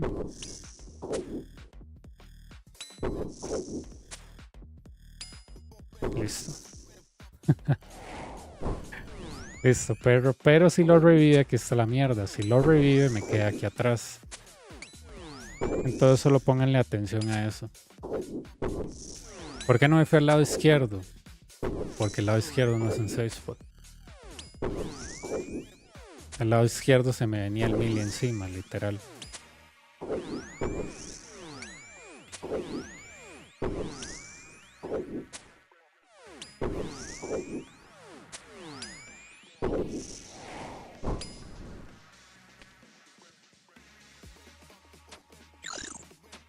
Listo.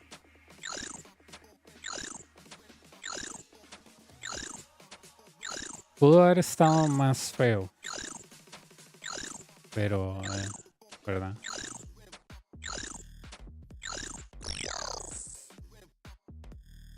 Hasta ahorita lo más feo que nos ha ido son con los brews. Que se nos fue brew y medio, pero nada más. Pero en Racers estamos muertos de risa.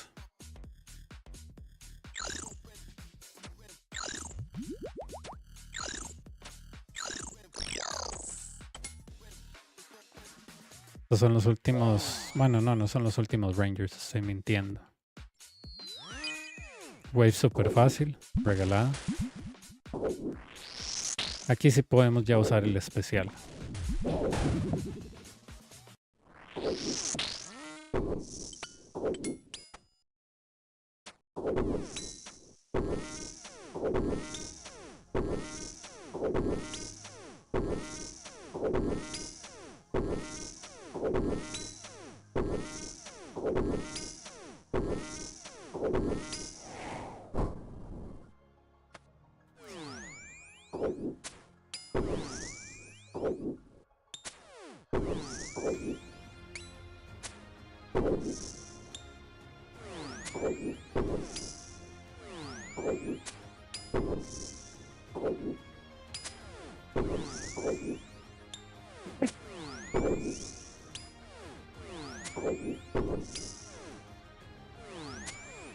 Gracias.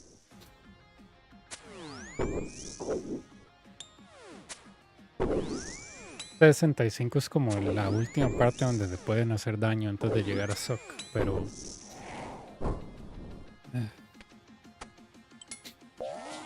Aquí en realidad ya este wave es muy fácil. Si uno quiere, por ejemplo, lazy flickear o tutic flickear o one-tick alternar esto, digo, one-tick flickear esto, todo bien, pero no hay necesidad.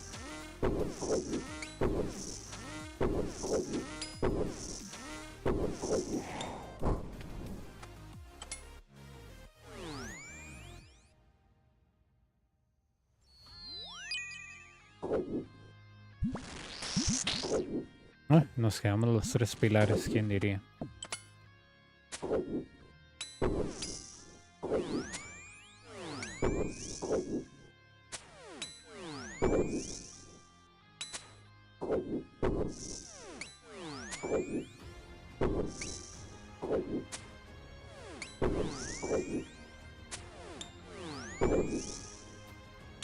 El max hit de mi Tivo es 58 en rigor.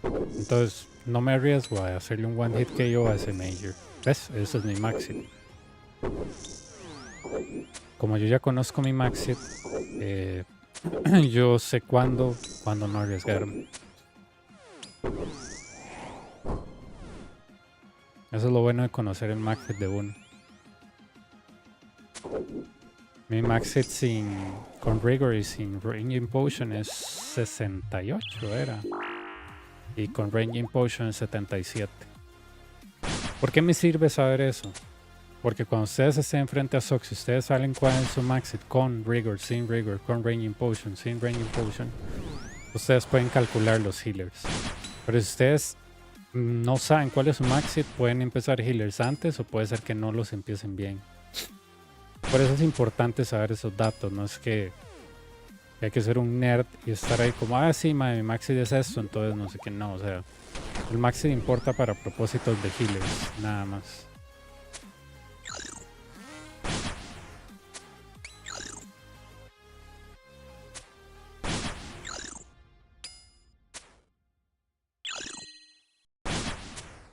Y también cuando ustedes dicen, ah, voy a echarme a Jad en un one hit KO, puede ser.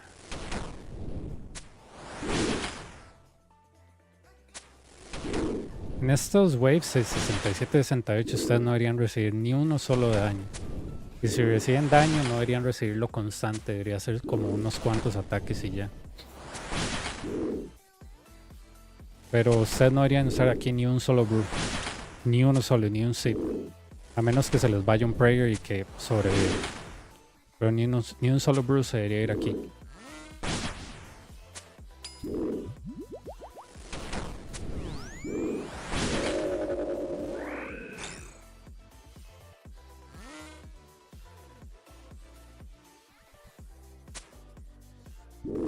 Magia.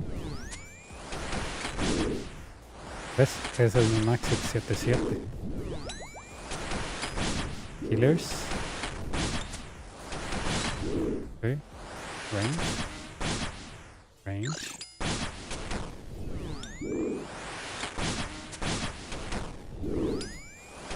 ¿Qué haría mucha gente? Taguear esos dos healers, traérselos para que le peguen mientras ustedes matan a Jad. ¿Por qué eso no tiene sentido? Porque acuérdense que el Tivo no pega 70s constantes, es una montaña rusa de emociones, man.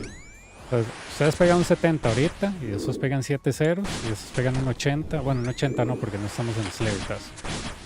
Pero me explico.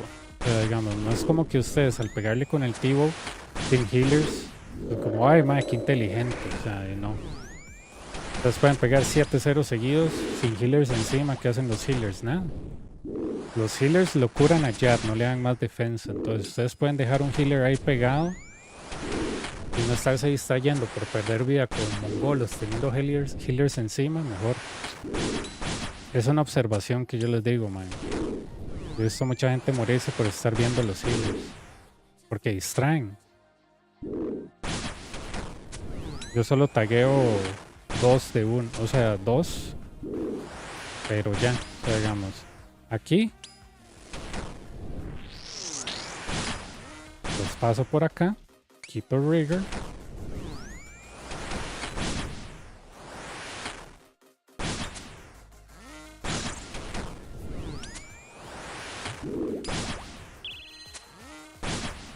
¿ves?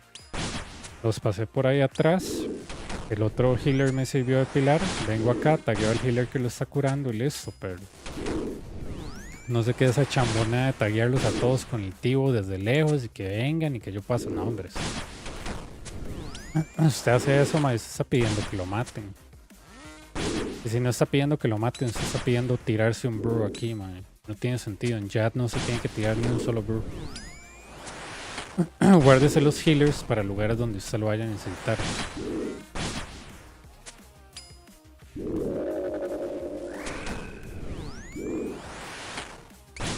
Llámese... Ay, madre, llámese... stock, pero aquí ustedes no tienen que usar ni un solo brew. Ni uno solo. O sea, ni un sip, man. Vean, aquí es otro perfecto ejemplo del Inferno diciéndome, ya le tengo el güey padre. Yo le doy right click a ellos porque son muy pequeños. Después me paro en ellos y... ¿verdad? Recibimos 0 daño en triples. Como les digo, si ustedes de milagro sobreviven a un ataque erróneo de Jad, hagan brew. Pero aquí ustedes no deberían gastar ni un solo brew. Pero ni una sola gota de brew ustedes deberían gastar.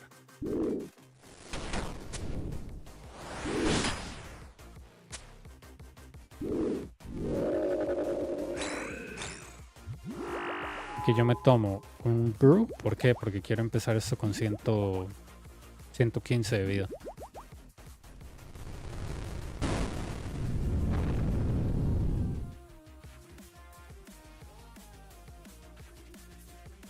Steven Rigor se me olvidó. Ven, es que esto es la mierda del Tibo, mae. Pega ahorita como 270 y ahorita seguro voy a pegar como 7-0 seguidos, se los apuesto. No puede confiar en el Tibo para daño constante. Simplemente no se puede. Por eso, entre mejor ustedes sepan sus maxi y todo eso, ustedes pueden calcular. Ah, bueno, entonces si yo le pego a Sock no sé qué, puede ser que esto, no sé cuánto, pero no se confíen, man. No se confíen en el Tibo, man. El Tibo no es constante. El Bofa sí, esta mierda no.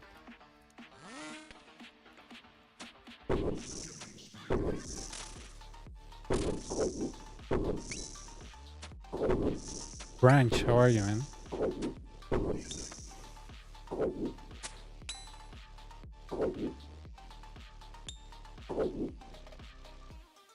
Voy a tratar de matar a este carajo.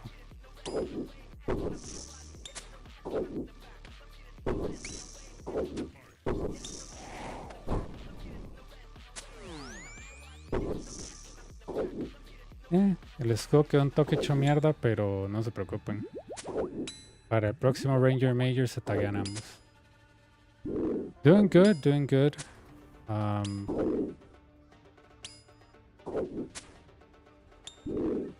Not so bad. I uploaded a new guide on YouTube for the Inferno. It's pretty much a recording of this stream, so all good.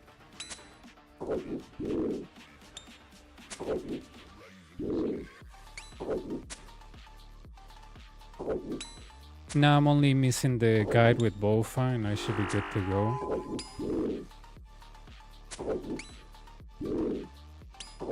But yeah, I think I will do that tomorrow.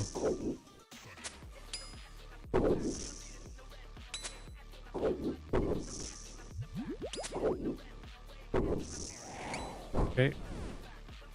Lo que me motiva es que el Tibo está pegando decente.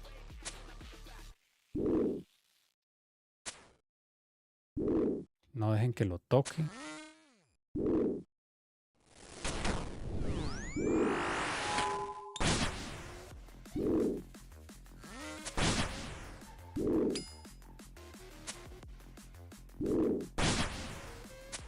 Well, yeah.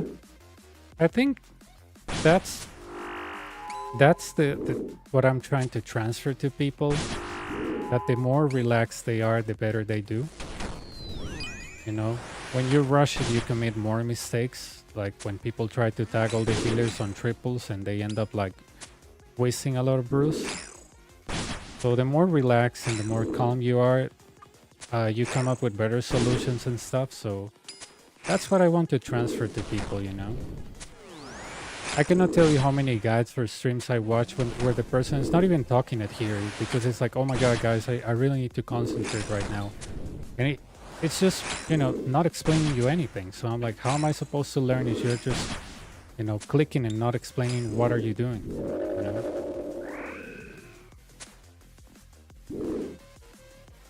Like, you know, if you're explaining something, explain it. That's the upsetting part that I watch on guides. It was just people staring at the screen, and I was like, you know, not only that is creepy and awkward, but you're not explaining anything. Like, explain what exactly you're doing to me, otherwise I'm not understanding anything.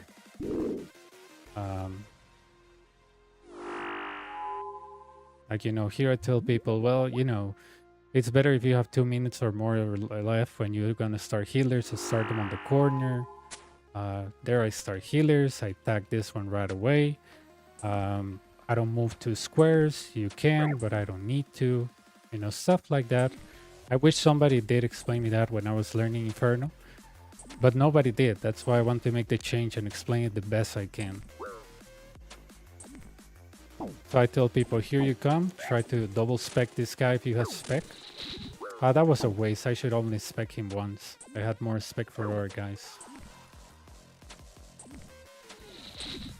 Really good healers. I think I'm gonna be done with this one. Yeah, really nice.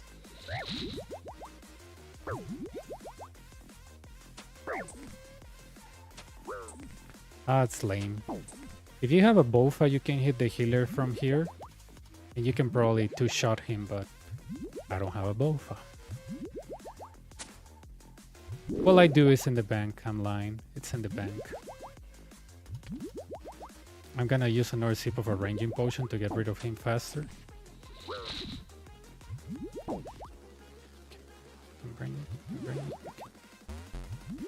I know that I'm 5 hours and a half. So next Ranger Major will appear in 40 seconds-ish. Not precise because my timer is a little bit off. I just can't protect from magic at this point. Bring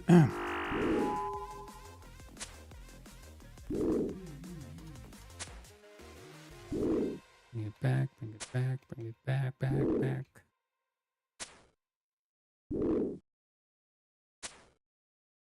Because I have a plugin that it's called Set Timer, where you can set it up here or with a key. And when you press the key, 3 minutes 30 start.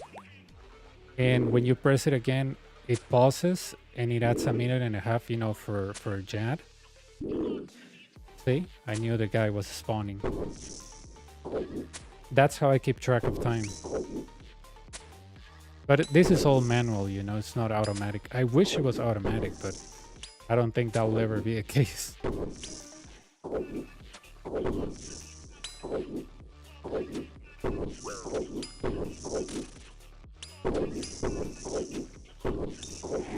we go.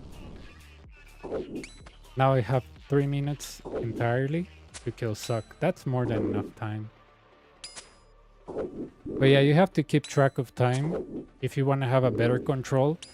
When I got my first cape, I didn't do that. What I did with my first cape is that I killed, you know, I start hitting Suck, right? Ranger Major appear, I kill the Ranger. I tag the Major. I leave Suck below 600.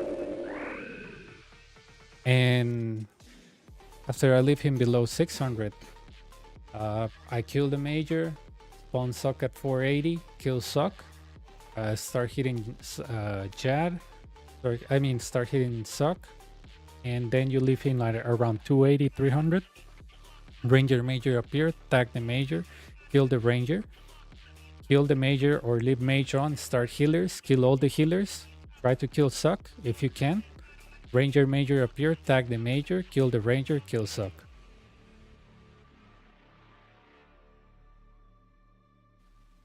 Actually, I had nightmares where I got hit by a ball of Suck. Six balls of Suck, and I didn't die. And I knew it was a dream because, you know, I cannot survive 6 balls of Suck. That's insane.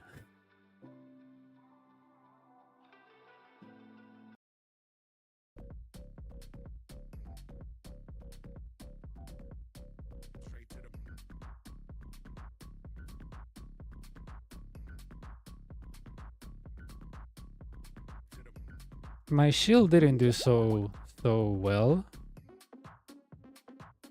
No, just one. Just one. I was never able to tank 2, just one.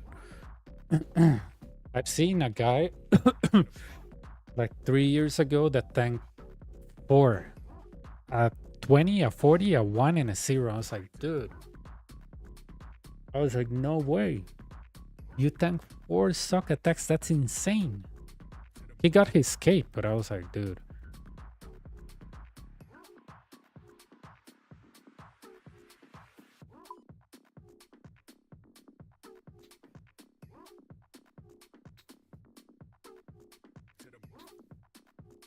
Oh, there's a good cooking place.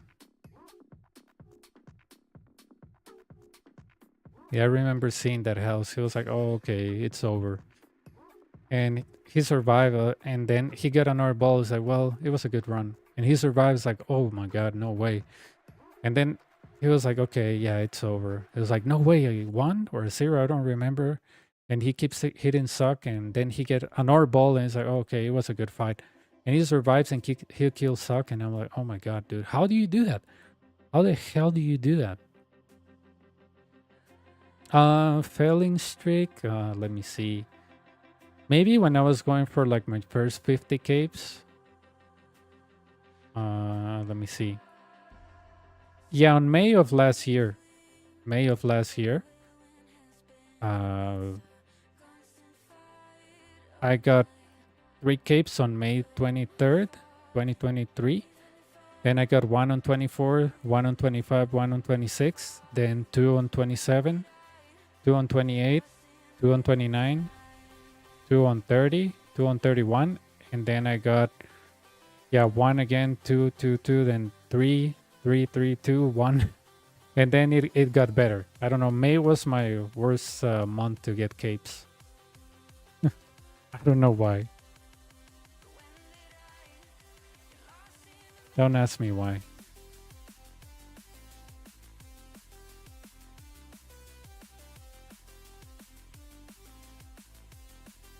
Yeah, I have a notepad with all my attempts and when I got my first cape and everything. That's why I was able to calculate 270 attempts when I got my first cape.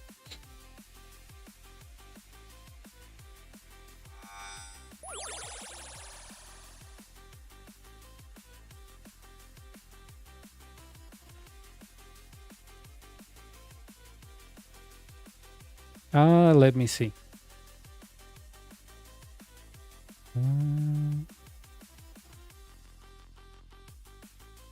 Let's see.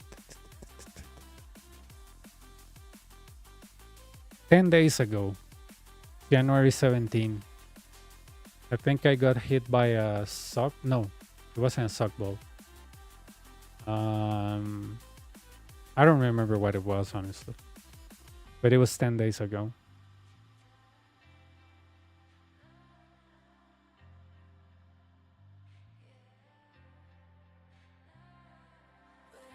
I usually put a D next to it of the day. If I die, I'm like, okay, I died that day.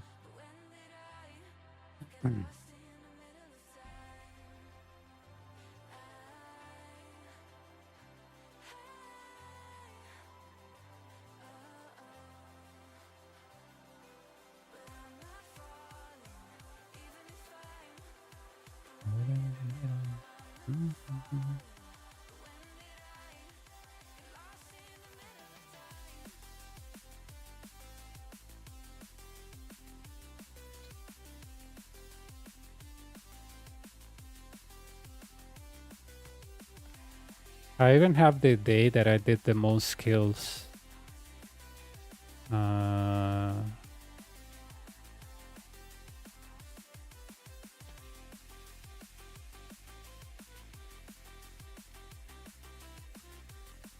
September 29, 2023, I did 7 kills. We had like a day off for the holidays, and was it a holiday? I don't remember. But yeah, I almost went nuts. Never do seven capes in one day. That will drive you nuts.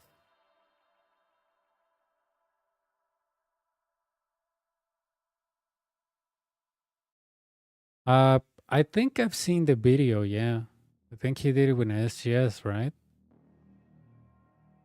It was, yeah, I think so. When I was learning the Inferno, the YouTube algorithm recommended me something like that. I think so. But I was back in, what, 2021 when I started sending my first attempts? I think so.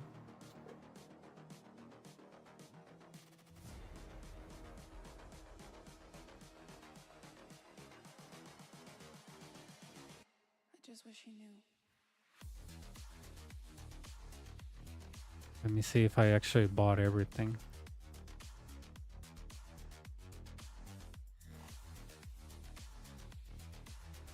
I'm using Amethyst darts now, by the way, because it's kind of like pointless use dragon. They're very expensive. I actually bought all of this for the Inferno. But yeah, I mean, they're 1450. But I'm not gonna pay 1450 for a freaking dart. Especially when it only increased my max hit by 1. Dragon arrows, yeah, I do pay for dragon arrows, but for this, no thank you.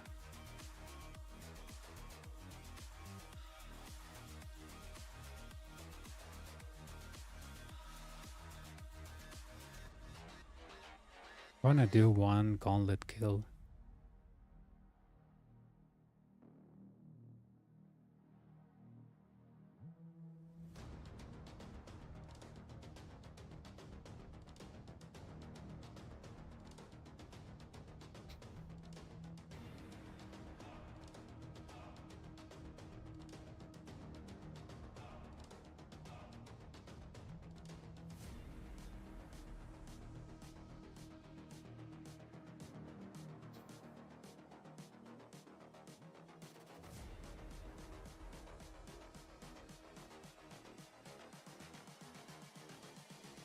I just wish he knew.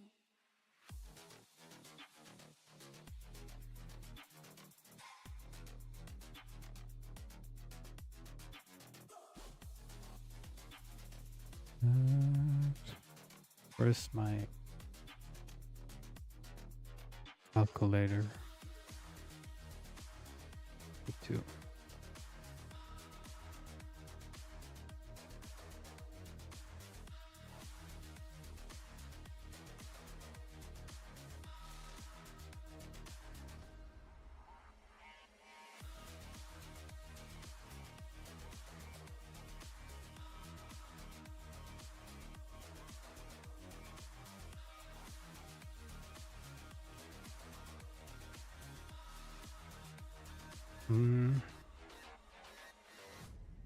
Just want to check something. When the gauntlet was really good money, I wanted to get like 10,000 kills here. But when I got around 2,000, I was like, oh, dude, no way. Like, items are crashing. I'm having bad luck. Let's see, start date, end date, add days. Years, weeks. 50.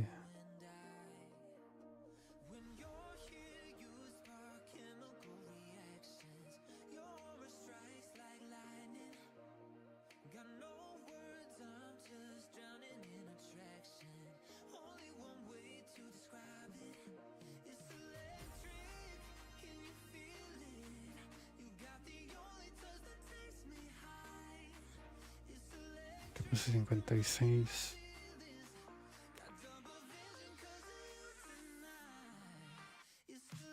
To me, the gauntlet is like still the best boss. You don't need gear for this. So to me, it's really good.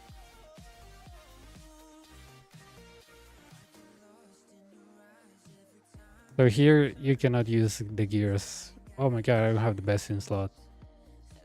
Because you make your gear.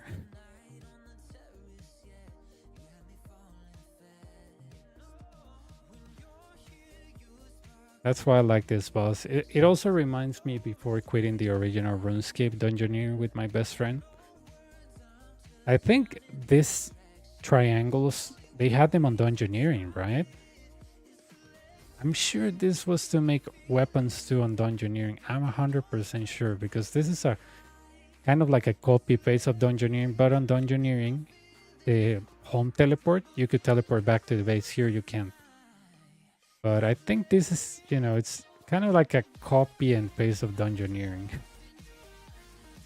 That's the last new skill that I saw on RuneScape before I quit. Where they had the chaotic rapier, which I guess it looks like the Gatsy rapier, and the chaotic maul, which is I guess the elder maul. I think I had only the.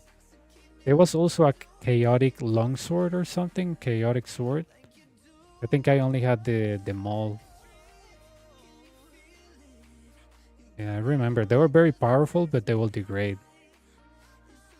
I remember, yeah, and I took it to Bandos and I was getting all the kills with the maul. Oh my god, dude, it was so good.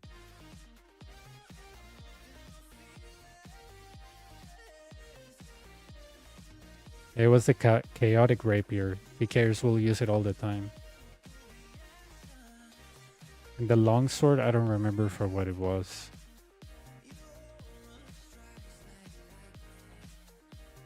I think there was also a shield, right? Oh, dude, I don't remember. I don't remember.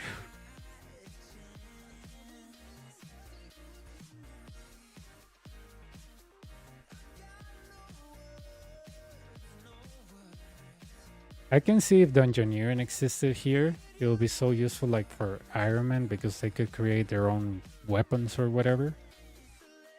But yeah, I mean, Dungeoneering is pretty much this. And you have to make your own armor, Prometheus or something like that. Prometheum. I don't know, it was a weird name, but yeah, I remember. I remember.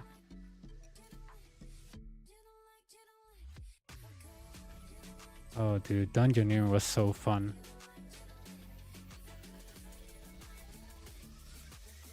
I mean, I don't want it. I don't want RuneScape to add Dungeoneering. It's just that I had fun while I did it. I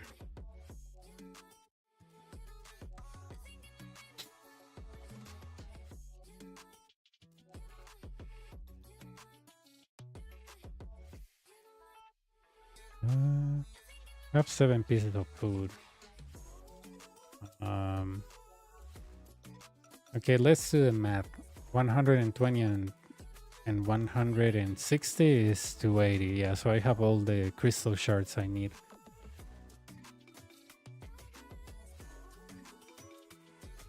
Because I already have the potion, so let me keep on looking for food because I have 7 on the base. Okay, this is 7 and 4 makes 11. Yeah, I'll have to bank. Oh, look, I didn't make a teleport back to the base. That's really a back practice. You should always have a teleport back to the base. Don't do what I did. You always need a teleport back to the base. Never run back to the base. This is me being a moron.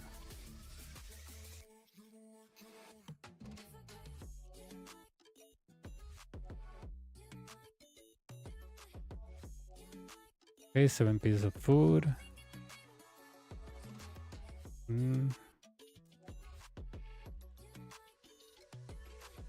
I can drop this bow now. I don't need it.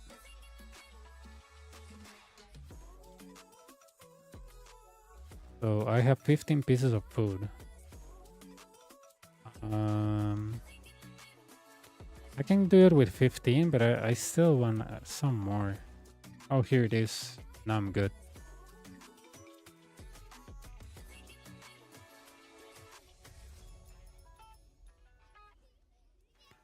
Ta-da. Ta-da.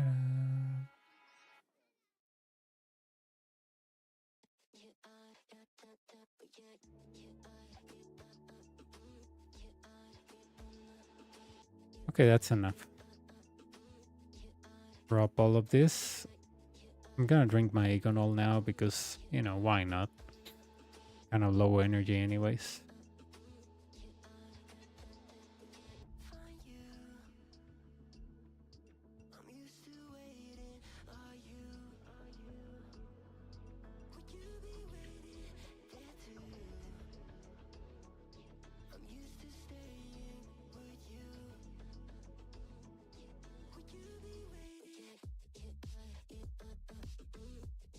Okay.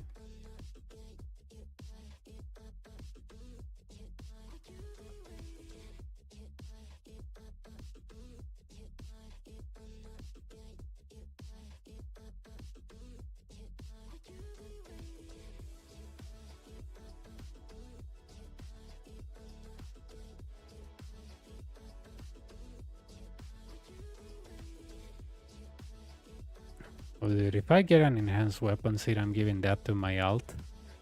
So my alt can buy the Kodai. It's kind of like nonsensical. People are like, why you don't transfer the Tivo to your alt? I'm like, no, those accounts are separate from me. They need to gather their own stuff. They can feed me, but I cannot feed them, you know? It's like a relationship where I'm the only person that gets everything.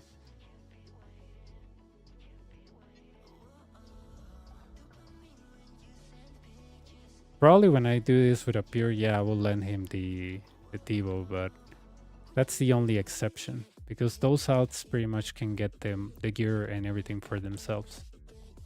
I mean, I think they have like a 600 in total bank, so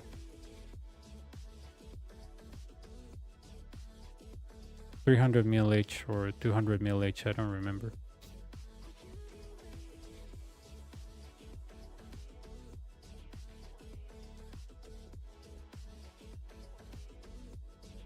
Yeah, I see them as separated entities from me.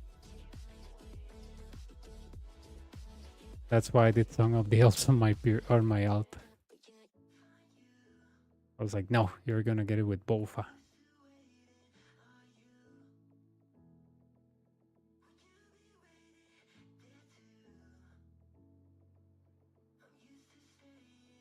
Would you be waiting? Come on.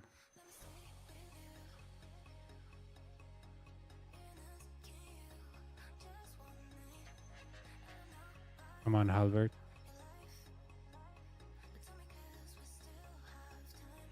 I love the DPS of the Halberd. It is so good. I know people hate it because sometimes they get dragged to the yellow squares, but the way you avoid that is that you stay one square away from the Honda. If you stay one square away, you never get dragged in front of him, so you avoid getting dragged to a tornado or something dumb.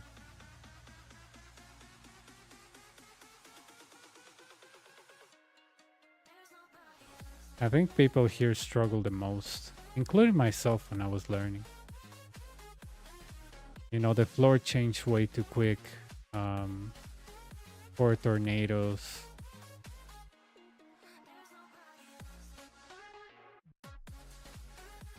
At the points where you cannot hit him, just run. Run and change your prayer. But if you can sneak one hit, do it, but you know, it's not necessary. Oh my god, dude, no! I step on the yellow stuff, dude. That is so dumb. Oh my god, another dagger? I step on the yellow square for what, 2 seconds? Massive damage.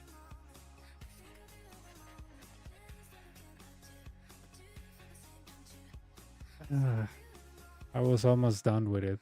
That's what I get for being greedy. I could easily just hit him later, but I wanted to get 2 extra hits. That's what you get for being greedy.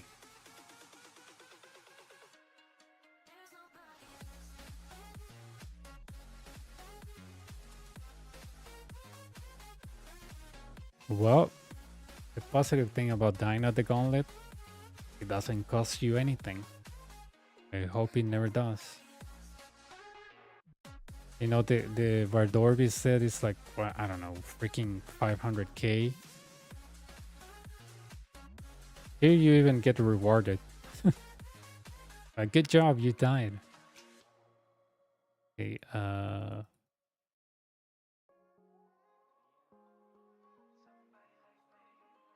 on.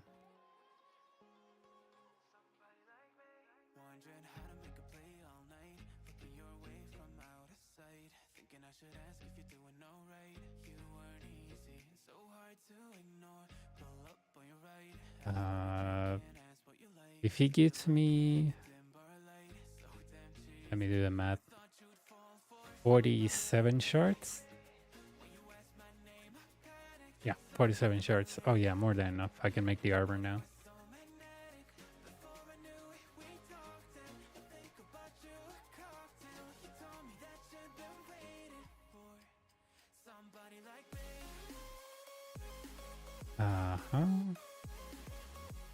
There we go. I'm gonna make 2 vials by killing this 2. Yeah. I can make the vials and the shards. I mean the dust, not the shards.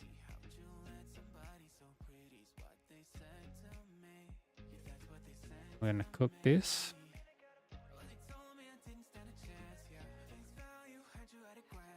Oh, I ate one? Ugh, I'm a moron. Gonna fill my vials here. Fish.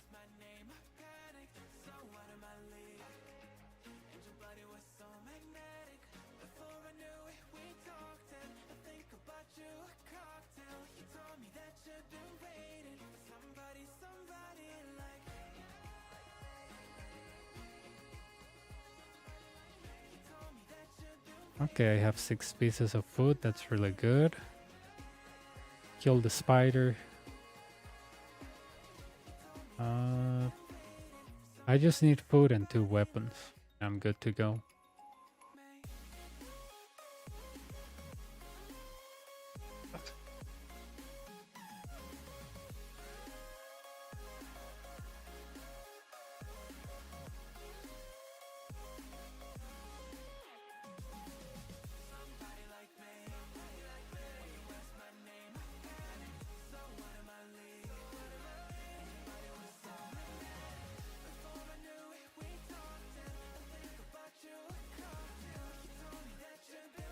¿Qué pasó?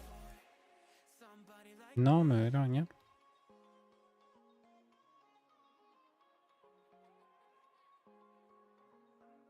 No, es que me dormí.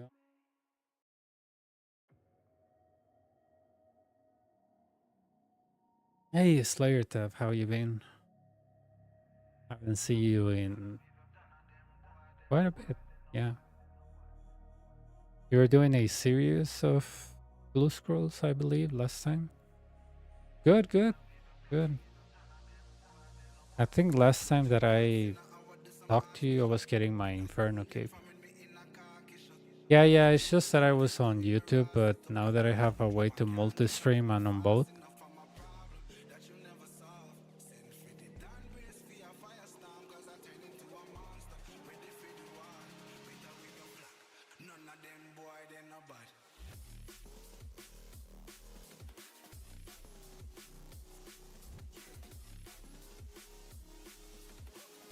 Yeah, my old phone, I switched my old phone, and honestly, that's the only place where I had Twitter.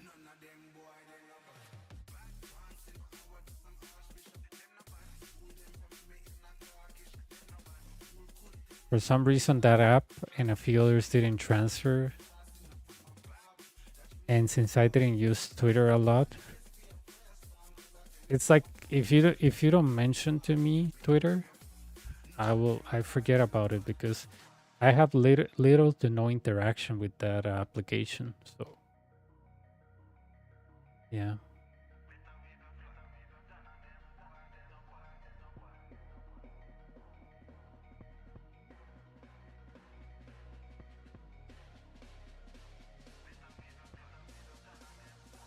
And it's kind of like plague with bots DMing you to sell you art, kind of like Twitch. So I was like, eh. I think I muted the notifications and everything, so I even forgot I had it. I have it on this phone. And I only use that phone for testing purposes when we're testing like a new phone policy of my work. So I put the phone under that policy to see what blocks or if I can track it or something. But yeah, I have it on a desk because I don't use it. That's the only place where I have Twitter, but all the notifications are silenced.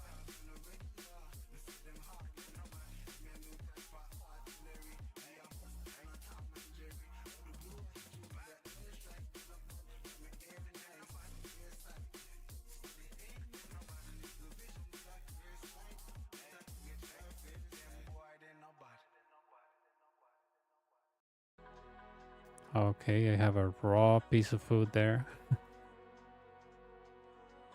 This wasn't my best time.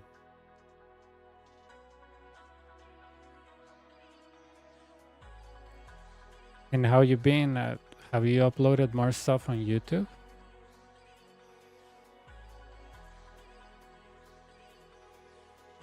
Any series or something like that? Do you play leagues?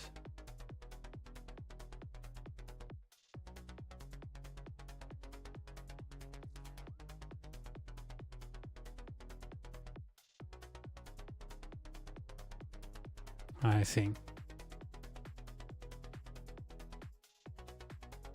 I completed a series on YouTube, but it was in Spanish because I guess YouTube it has a smarter algorithm than Twitch. So I made a series of a free-to-play account that I created,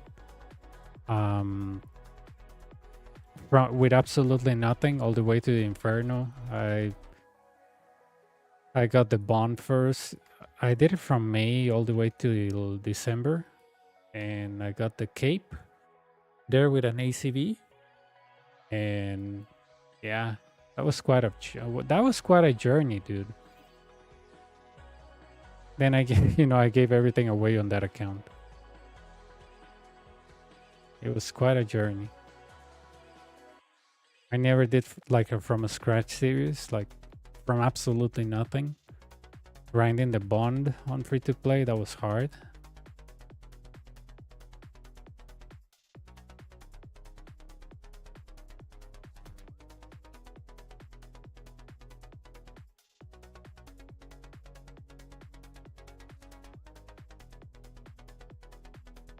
I don't think I'll be doing that anytime soon again.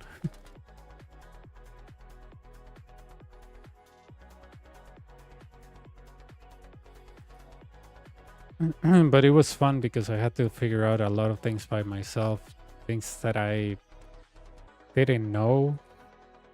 But yeah, the hardest part was to get out of free to play because the bonds started going up like crazy. So yeah, when I started the series, the bond was like what, 7 mil. And when I was saving money, it got to 8, and I just left it buying, and I was able to buy it. But I reached like members with like 200k. I barely could get enough for the bond, and then I had to grind all over. But it was a interesting experience.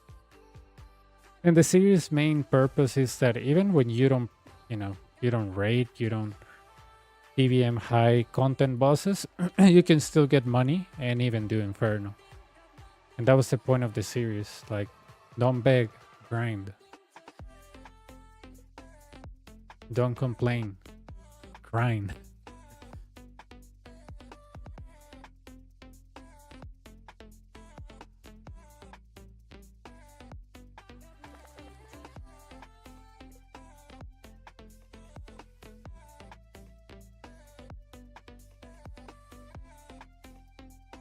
I think it took me like 9 or 8 attempts because crossbow is really bad at the Inferno. Honestly, I should have done some of the elf quests on that account, but I didn't because I thought it was too annoying. But kind of regret wasting time because the gear was cheaper with Bofa, and it was way simpler because with Bofa I can hit very high.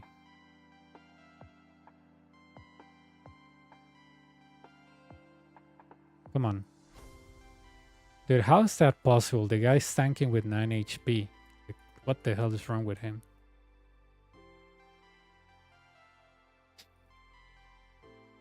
And I keep hitting zeros. 3 zeros in a row, 4 zeros in a row. Give me 5 zeros in a row then.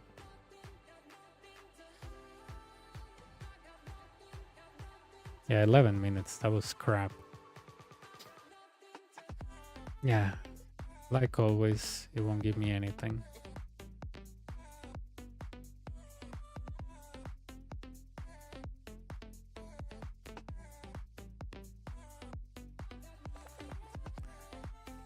I'm gonna do a Bardorbi skill to see if I get something. Probably I won't, but let's do it anyways.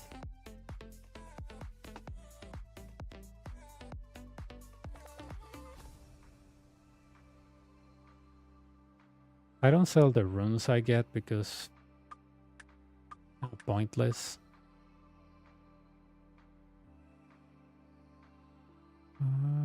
Where is my...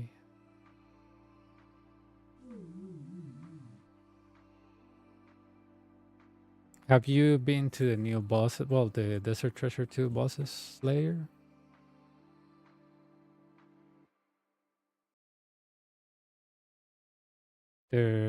Their mechanics caught me like by surprise because they're like the Toms of Hamaskat. So since I'm not that good there, I was like, yeah, I thought it will be like the Inferno, you know, that when the animation starts is when you know, take off and put on the prayers. So it has been hard for me to live that habit.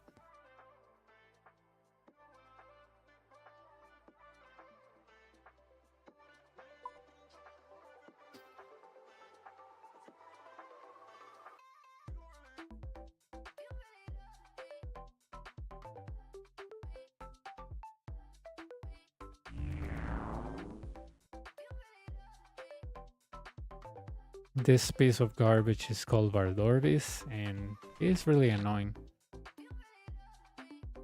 I should have brought my Manta Rays. I got so many Manta Rays here from Borcat. I was doing like 2 hours of Borcat, and I got so many Manta Rays I didn't sell them.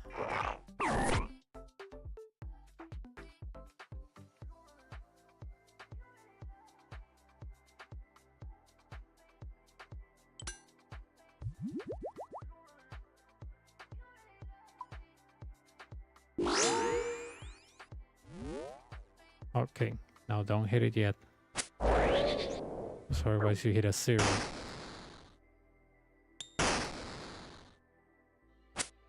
This is the beautiful monster known as Vardorbis.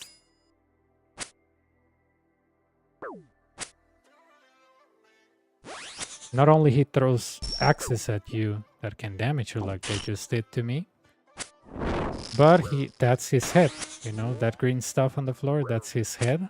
This guy is headless. What else?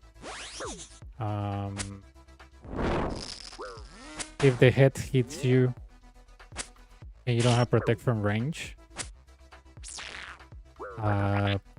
it disables you and this guy can hit you like 50, so you gotta be careful with him. The lower his HP is, the lower his defense is. However, he gets more powerful when he's low HP.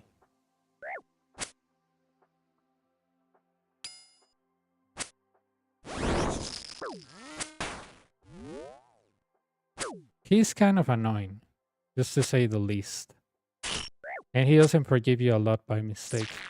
I mean, he is very unforgiving. See, a mistake like that could kill you.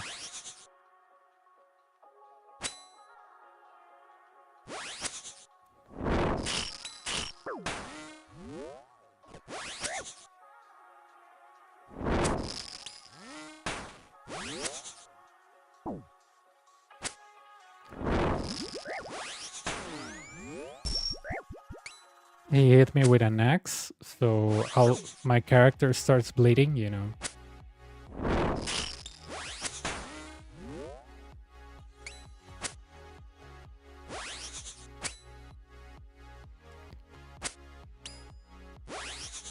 But yeah, he's quite annoying, to say the least.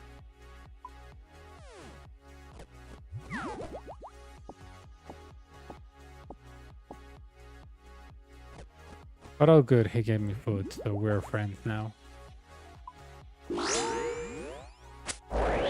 And if you die, it's instant 500k that you lose, so...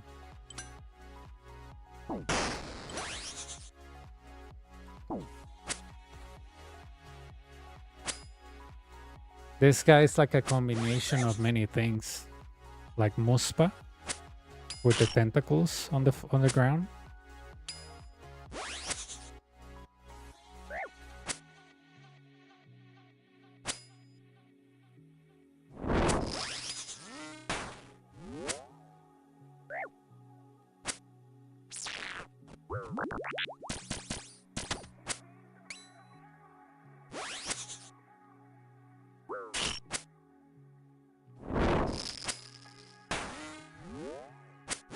Yeah, he's an interesting boss, you know. It's very dynamic, so you have to pay a lot of attention.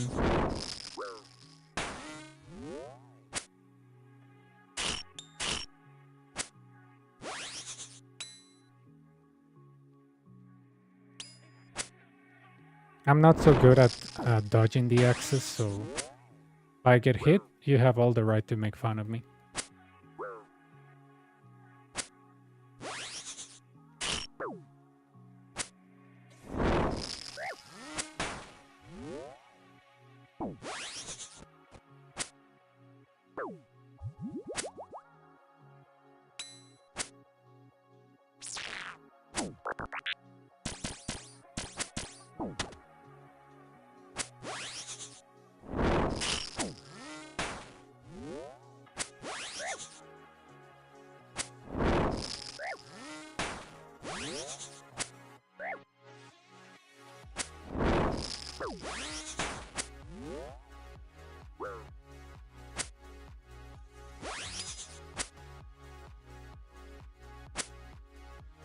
That was a good axe escape.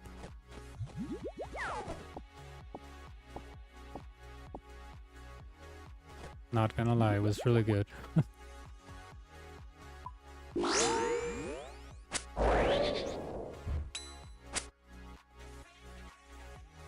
Maybe I can get 4 kills. I only get like 2, 3 per inventory. So getting like 4 will be a new personal best for me.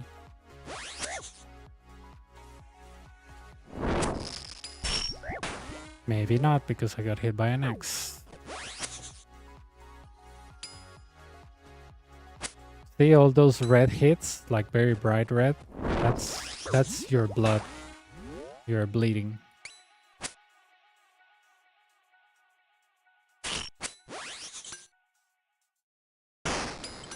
There we go.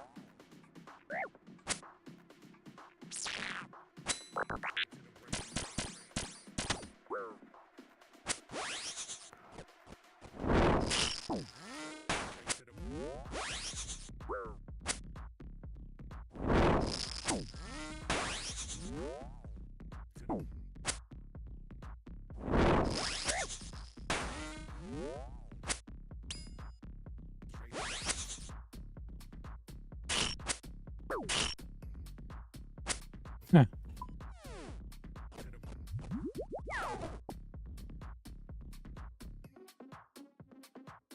I don't know if there's enough food. There's we're gonna find out.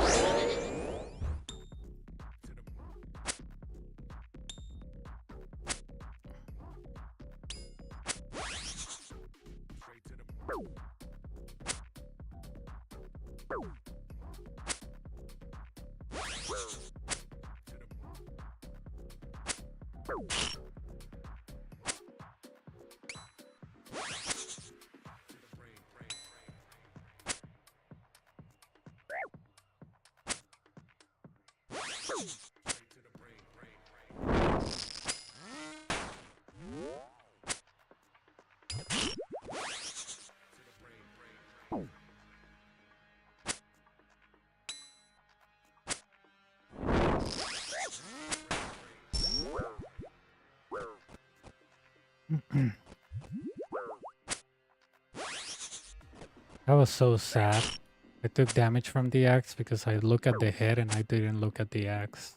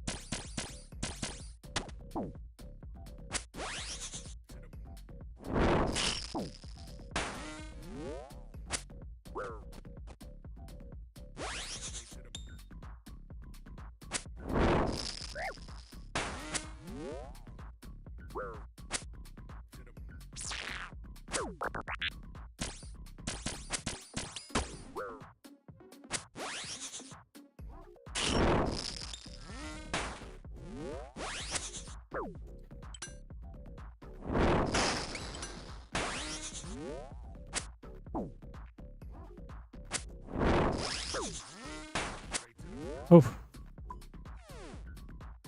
Sí. No personal best, 4 kills. Oh, Dios mío. ¿Qué tal, Pillar?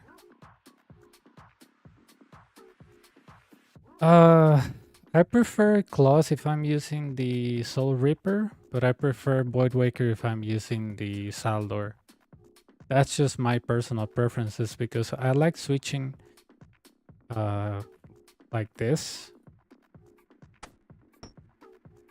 But I feel like if I bring this Saldor, I prefer the Claws. But when I bring this axe, yeah, I was just bringing the Saldor for fun.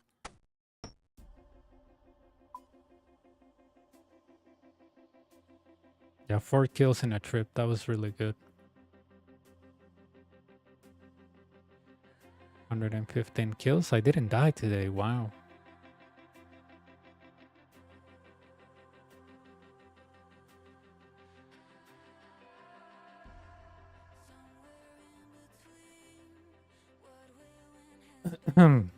I think the wiki says that it's better the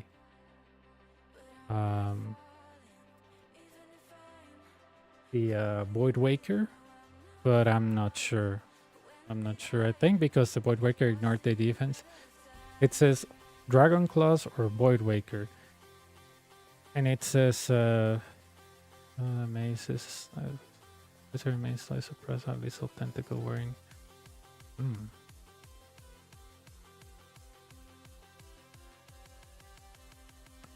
Let's see. Since Void Waker ignored defense, it's best used to start the kills. When Bardorvin's defense is maximized, Void Waker's special attacks will always hit hero at the initiate of the fight. Alright, I guess the wiki says that the Void Waker is better at the beginning because it ignores its defense, which is massive at the beginning. But yeah, I guess it's better, I guess. When I use the Void Waker, I bring the Avernic. I don't think I should, but I guess the Void Waker is better. Anyways, I'm gonna go now. I have to eat breakfast, and yeah. I'm gonna rate Sarah. It was good to see you all. Nos vemos. Ciao.